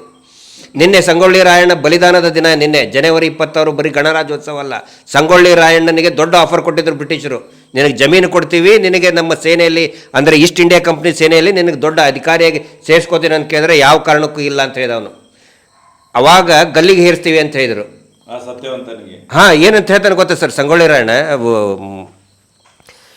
ನನಗೆ ಭೂಮಿ ಬೇಡ ಏನು ಬೇಡ, ಗಲ್ಲಿಗೇರಿಸ್ತಿರೋ ಗಲ್ಲಿಗೇರಿಸಿ ಅಂತ ಕೇಳ್ತಾನೆ. ಎಲ್ಲಿಗೇರಿಸ್ಬೇಕು ಅಂತ ಬರ್ತದೆ ಚರ್ಚೆ. ನನ್ನ ಆಸ್ಥಾನ ಇರೋದು ಕಿತ್ತೂರು, ನನ್ನ ಆಸ್ಥಾನ ಕಿತ್ತೂರು ಚೆನ್ನಮ್ಮ ನನ್ನ ತಾಯಿ, ನನ್ನ ದೇವಿ. ಅದಕ್ಕೆ ನಾನು ನಿಷ್ಠನಾಗಿ ಪ್ರತಿದಿನ ಎಲ್ಲಿ ನಾನು ಇದಕ್ಕೆ ಕುದುರೆ ಮೇಲೆ ಹೋಗ್ತೀನಲ್ಲ, ಕುದುರೆ ಮೇಲೆ ಹೋಗ್ತಿರ್ತಾನೆ. ಆ ಹೋಗೋ ಮಾರ್ಗದಲ್ಲಿರುವಂತಹ ಒಂದು ಆಲದ ಮರಕ್ಕೆ ಬೇಕಿದ್ರೆ ನನ್ನ ನೇಣು ಹಾಕ್ರಿ ಅಂತ ಹೇಳ್ತಾನೆ. ಅದು ಕ್ರಾಂತಿವೀರ ಸಂಗೊಳ್ಳಿ ರಾಯಣ್ಣ. ಅವ್ನಿಗೆ ಹೇಳ್ತಾರೆ, ನಿನಗೆ ಜಮೀನು ತಗೋ ಅಂತ ಹೇಳ್ತಾರೆ, ನಿನಗೆ ಸೇನೆಯಲ್ಲಿ ನಿನಗೆ ಹುದ್ದೆ ಕೊಡ್ತೀವಿ ಅಂತ ಹೇಳ್ತಾರೆ. ನನ್ನ ಒಡತಿ ನಿಷ್ಠೆಗೆ ಇನ್ನು ಸರ್ ನಮ್ಮ ಉತ್ತರ ಕರ್ನಾಟಕ ನಿಷ್ಠೆಗೆ ಬೈಲ್ಹೊಂಗಲ ಅದು ಹತ್ತಿರ ಖಾನಾಪುರ ನಂದಗಡ ಅಂತ. ಅದು ಈಗ ಭ್ರಷ್ಟಾಚಾರ ಆಗಿ ಹಾಳಾಗಿ ಹೌದು. ನಾನು ಯಾವುದೇ ಹೋರಾಟ ಪ್ರಾರಂಭ ಮಾಡಬೇಕಾದ್ರೆ ಅಲ್ಲಿ ಹೋಗಿರ್ತೀನಿ ಸರ್ ನಾನು. ಅಲ್ಲಲ್ಲ, ಈಗ ಭ್ರಷ್ಟಾಚಾರ ಆಗಿ ಹಾಳಾಗಿ ಹೋಯ್ತು. ಹೌದು ಹೌದು ಹೌದು. ಸಂಗೊಳ್ಳಿ ರಾಯಣ್ಣ ಹೆಸರು ಹಾಳು ಮಾಡಿದ್ರು. ಹೌದು. ಒಂದು ಮಾತೇ ರೀ. ಹೌದು ಹೌದು. ಈಗ ಇದ್ರಲ್ಲಿ ಯಾವ್ದ್ರಲ್ಲಿ ನೀವು ಹೇಳಿದ್ರಲ್ಲ, ಯಾವ ಇಲ್ಲಿ ತಾಯಿಯನ್ನಿಟ್ಟದ್ದು ಕಿತ್ತೂರಲ್ಲಿ ಅಲ್ಲ, ಈಗ ಈ ಇದು ಬೈಲೊಂಗ ಅಲ್ಲ, ಬೆಳಗಾವಲ್ಲಿ. ಅಲ್ಲಿ ಒಂದಿಷ್ಟು ಹೆಣ್ಮಕ್ಳು ಅಲ್ಲ, ಅವ್ರಿಗೆ ದುಡ್ಡು ಕೊಟ್ಟು ಮಾಡಿರ್ತಾರೆ. ಅಂದರೆ ಸಂಗೊಳ್ಳಿ ರಾಯಣ್ಣನ ನೋಡಿ ಇದನ್ನ ಹೆಂಗಿದೆ ಅಂತ ಹೇಳಿದ್ರೆ ಯಾವ ಕಾರಣಕ್ಕೂ ಕಾಂಪ್ರಮೈಸ್ ಆಗಲಿಲ್ಲ. ಆನಂತರ ಇನ್ನೊಂದು ನೋಡಿ, ಸಂಗೊಳ್ಳಿ ರಾಯಣ್ಣರು ಹುಟ್ಟಿದ ದಿನ ಆಗಸ್ಟ್ 15, ಬಲಿದಾನ ಆದಂತಹ ದಿನ ಜನವರಿ 26. ಯಾವ ವರ್ಷ ಹೇಳಿ? 1824. ಮೊದಲನೇ ಸ್ವಾತಂತ್ರ್ಯ ಸಂಗ್ರಾಮಕ್ಕಿಂತಲೂ 2 ದಶಕಗಳ ಹಿಂದೆ. 1857 ಫಸ್ಟ್ ವಾರ್ ಆಫ್ ಇಂಡಿಪೆಂಡೆನ್ಸ್. ಅದಕ್ಕಿಂತ 2 ದಶಕಗಳ ಹಿಂದೆನೇ ಅವರು ಹುಟ್ಟಿದ್ದು ಆಗಸ್ಟ್ 15, ಬಲಿದಾನ ಆಗಿದ್ದು ಜನವರಿ 26. ಎಂಥ ಆದರೆ ಅವ್ರನ್ನ ಹಿಡಿಸ್ಕೊಟ್ಟಿದ್ದೇ ನಮ್ಮವರು, ಬ್ರಿಟಿಷರಲ್ಲ. ಕಿತ್ತೂರು ರಾಣಿ ಚೆನ್ನಮ್ಮನಿಗೂ ಕೂಡ ದೊಡ್ಡ ಆಫರ್ ಕೊಟ್ಟರು. ಆದರೆ ಕಿತ್ತೂರು ರಾಣಿ ಚೆನ್ನಮ್ಮ ಹೋರಾಟದ ಪರವಾಗಿ ಬ್ರಿಟಿಷರ ವಿರುದ್ಧನೇ ನಿಂತ್ಕೊಂಡ್ಲು. ಅವ್ರನ್ನ ಹಿಡಿಸ್ಕೊಟ್ಟಿದ್ದು ಮಲ್ಲಪ್ಪ ಶೆಟ್ಟಿ ನಮ್ಮವರೇ.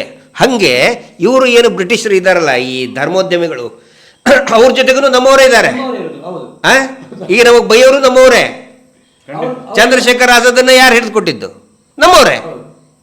ಸೊ ಅದೇ ರೀತಿ ಒಂದು ದೊಡ್ಡ ಮಟ್ಟದ ಈ ಸ್ವಾತಂತ್ರ್ಯ ಹೋರಾಟದ ರೀತಿಯಲ್ಲೇ ಈ ಸೌಜನ್ಯ ಹೋರಾಟ ನಡೀತಾ ಇದೆ ಸರ್. ಅದಕ್ಕೆ ನಾವು ಆಶಿಸುವುದು ಏನಂತ ಹೇಳಿದ್ರೆ, ಆದಷ್ಟು ಬೇಗ ಸತ್ಯ, ಧರ್ಮ, ನ್ಯಾಯ ಬೆಳಕಿಗೆ ಬರಲಿ, ನಮ್ಮ ಹೋರಾಟಕ್ಕೆ ಜಯ ಆಗಲಿ, ಇಡೀ ಒಂದು ಹಿಂದೂ ಸಾಮ್ರಾಜ್ಯ ಸ್ಥಾಪನೆ ಆಗಲಿ ಅಂತ ಹೇಳುವಂಥದ್ದು.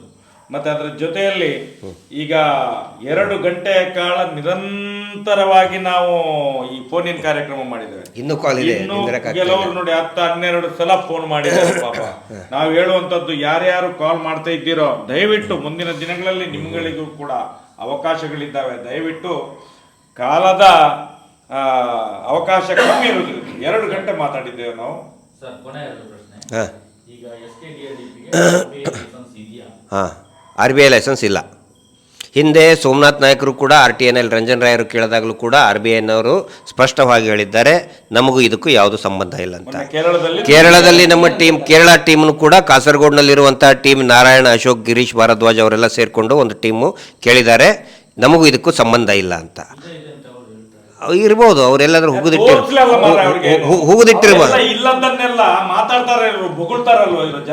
ಅಲ್ಲ ರೀ, ಅಲ್ಲ ನೇತ್ರಾವತಿ ನದಿಯಲ್ಲಿ ಹುಗುದಿಟ್ಟಿರ್ಬೋದು, ತೋರಿಸ್ಬೋದಲ್ಲ.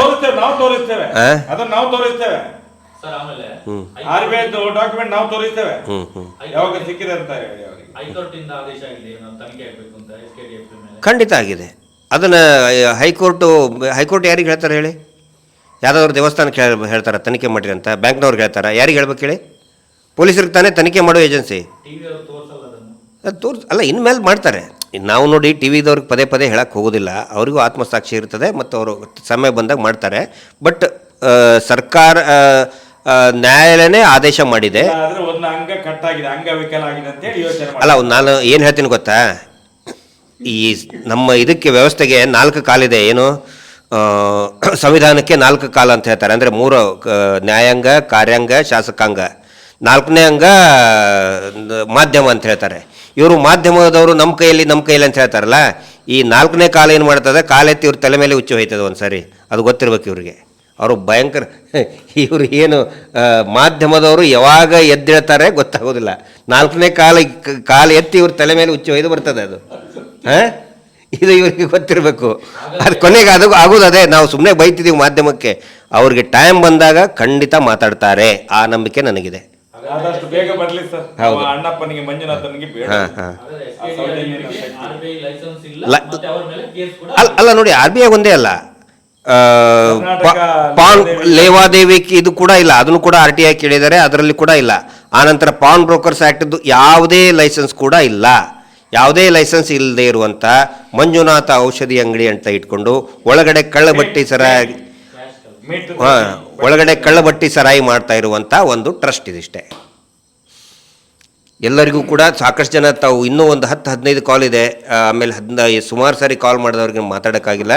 ಮತ್ತೆ ಸಂಪರ್ಕದಲ್ಲಿರ್ತೀವಿ. ಏನೇ ಇದ್ದರೂ ಕೂಡ ಎಲ್ಲ ಯೂಟ್ಯೂಬ್ ಚಾನಲ್, ಸಂಚಾರಿ ಯೂಟ್ಯೂಬ್ ಇರ್ಬೋದು, ಮತ್ತು ನಮ್ಮ ಎಲ್ಲ ಯೂಟ್ಯೂಬ್ಗಳಲ್ಲಿ ಸ್ಕ್ರೋಲಿಂಗಲ್ಲಿ ನಂಬರ್ ಬರ್ತಾ ಇದೆ. ವಾಟ್ಸಪ್ಪಲ್ಲಿ ತೊಂದರೆ ಆಗಿದ್ದರೆ ಮೆಸೇಜ್ಗಳನ್ನು ಕಳಿಸಿ. ಯಾವ ಕಾರಣಕ್ಕೂ ಕೂಡ ಸಾಲದ ಶೂಲಕ್ಕೆ ನೇಣು ಹಾಕ್ಕೊಳ್ಳೋದು, ಬಲಿಯಾಗೋದು ಬೇಡಿ, ಊರು ಬಿಡಬೇಡಿ, ಖಿನ್ನತೆಗೆ ಒಳಗಬೇಡಿ. ನಿಮ್ಮ ಸಹಾಯಕ್ಕೆ ಇಡೀ ವ್ಯವಸ್ಥೆ, ಪೊಲೀಸ್ ವ್ಯವಸ್ಥೆ ಇದೆ, ಸೌಜನ್ಯ ಹೋರಾಟಗಾರರು ಇದ್ದಾರೆ ಅನ್ನೋ ಒಂದು ಮಾತು ಹೇಳಿ ಮಹೇಶ್ ಶೆಟ್ಟಿ, ಅಣ್ಣಪ್ಪ ಮಂಜುನಾಥ ಸ್ವಾಮಿಯ ಆಶೀರ್ವಾದ, ಸೌಜನ್ಯ ಶಕ್ತಿ ಎಲ್ಲರ ಮೇಲೂ ಕೂಡ ಇರ್ತದೆ. ದಯವಿಟ್ಟು ಪ್ರತಿಯೊಬ್ಬರು ಕೂಡ ಸೌಜನ್ಯಳ ಒಂದು DP photo, justice for Soujanya, ಅದನ್ನು ಹಾಕ್ಕೊಳ್ಳಿ. ಸೌಜನ್ಯ ಹೋರಾಟದಲ್ಲಿ ಭಾಗಿಯಾಗಿ ಬೆಂಬಲ ಕೊಡಿ ಅಂತ ಕೇಳ್ತಾ ಈ ಒಂದು ಲೈವ್ ಸಂವಾದವನ್ನು ನಮ್ಮ ಶ್ರೀಯುತ ಮಹೇಶ್ ಶೆಟ್ಟಿ ತಿಮರೋಡಿ ಅವರ ಒಂದು ಮಾರ್ಗದರ್ಶನದಲ್ಲಿ ನಡೀತು. ಈಗ ಅವರ ಅನುಮತಿ ಮೇರೆಗೆ ಈ ಲೈವ್ ಸಂದರ್ಶನವನ್ನು ಮುಗಿಸ್ತಾ ಇದ್ದೀವಿ. ಧನ್ಯವಾದಗಳು.